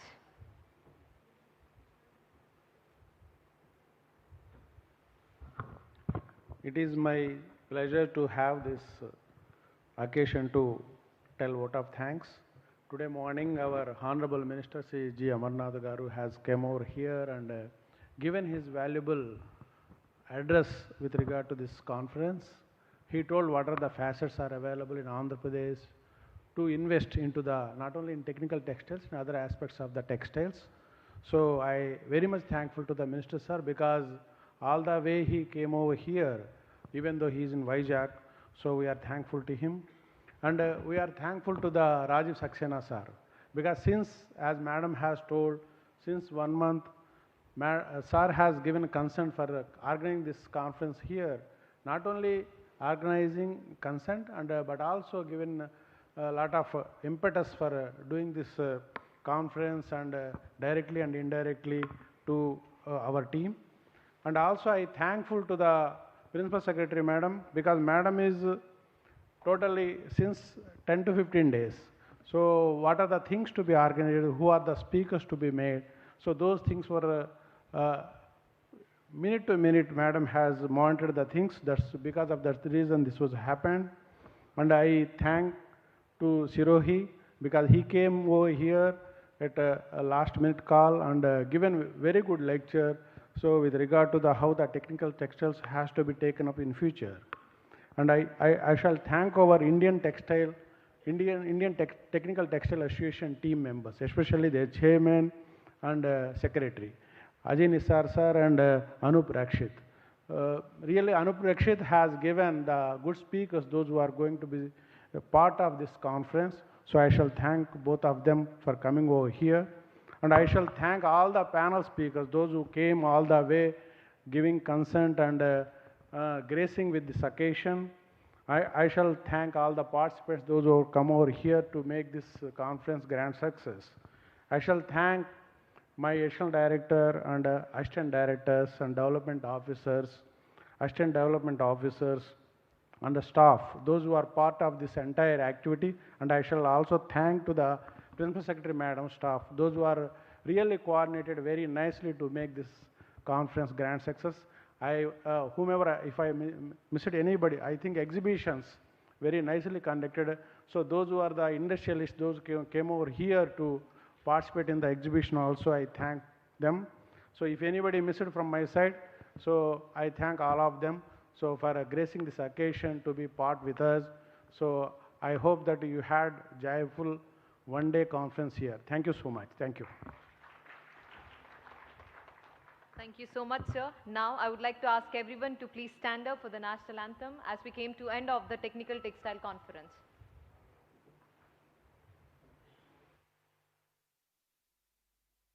जनगण मन अधिनायक जय हे भारत भाग्य विधाता पंजाब सिंध गुजरात मराठा द्राविड़ उत्कल बंगा विंध्य हिमाचल यमुना गंगा उच्चल जलधि तरंगा तव शुभ नामे जागे तव शुभ आशीष मांगे गाहे तव जय गाथा जन गण मंगलदायक जय हे भारत भाग्य विधाता जय हे जय हे जय हे जय जय जय जय हे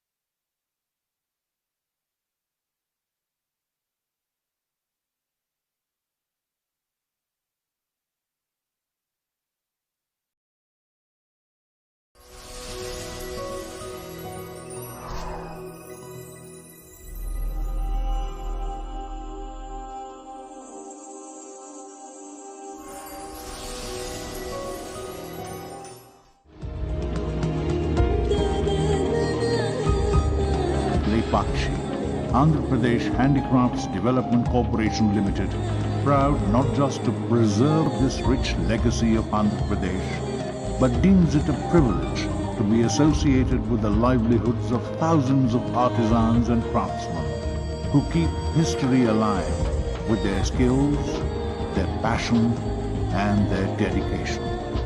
After all, preserving our craft and culture means protecting our future.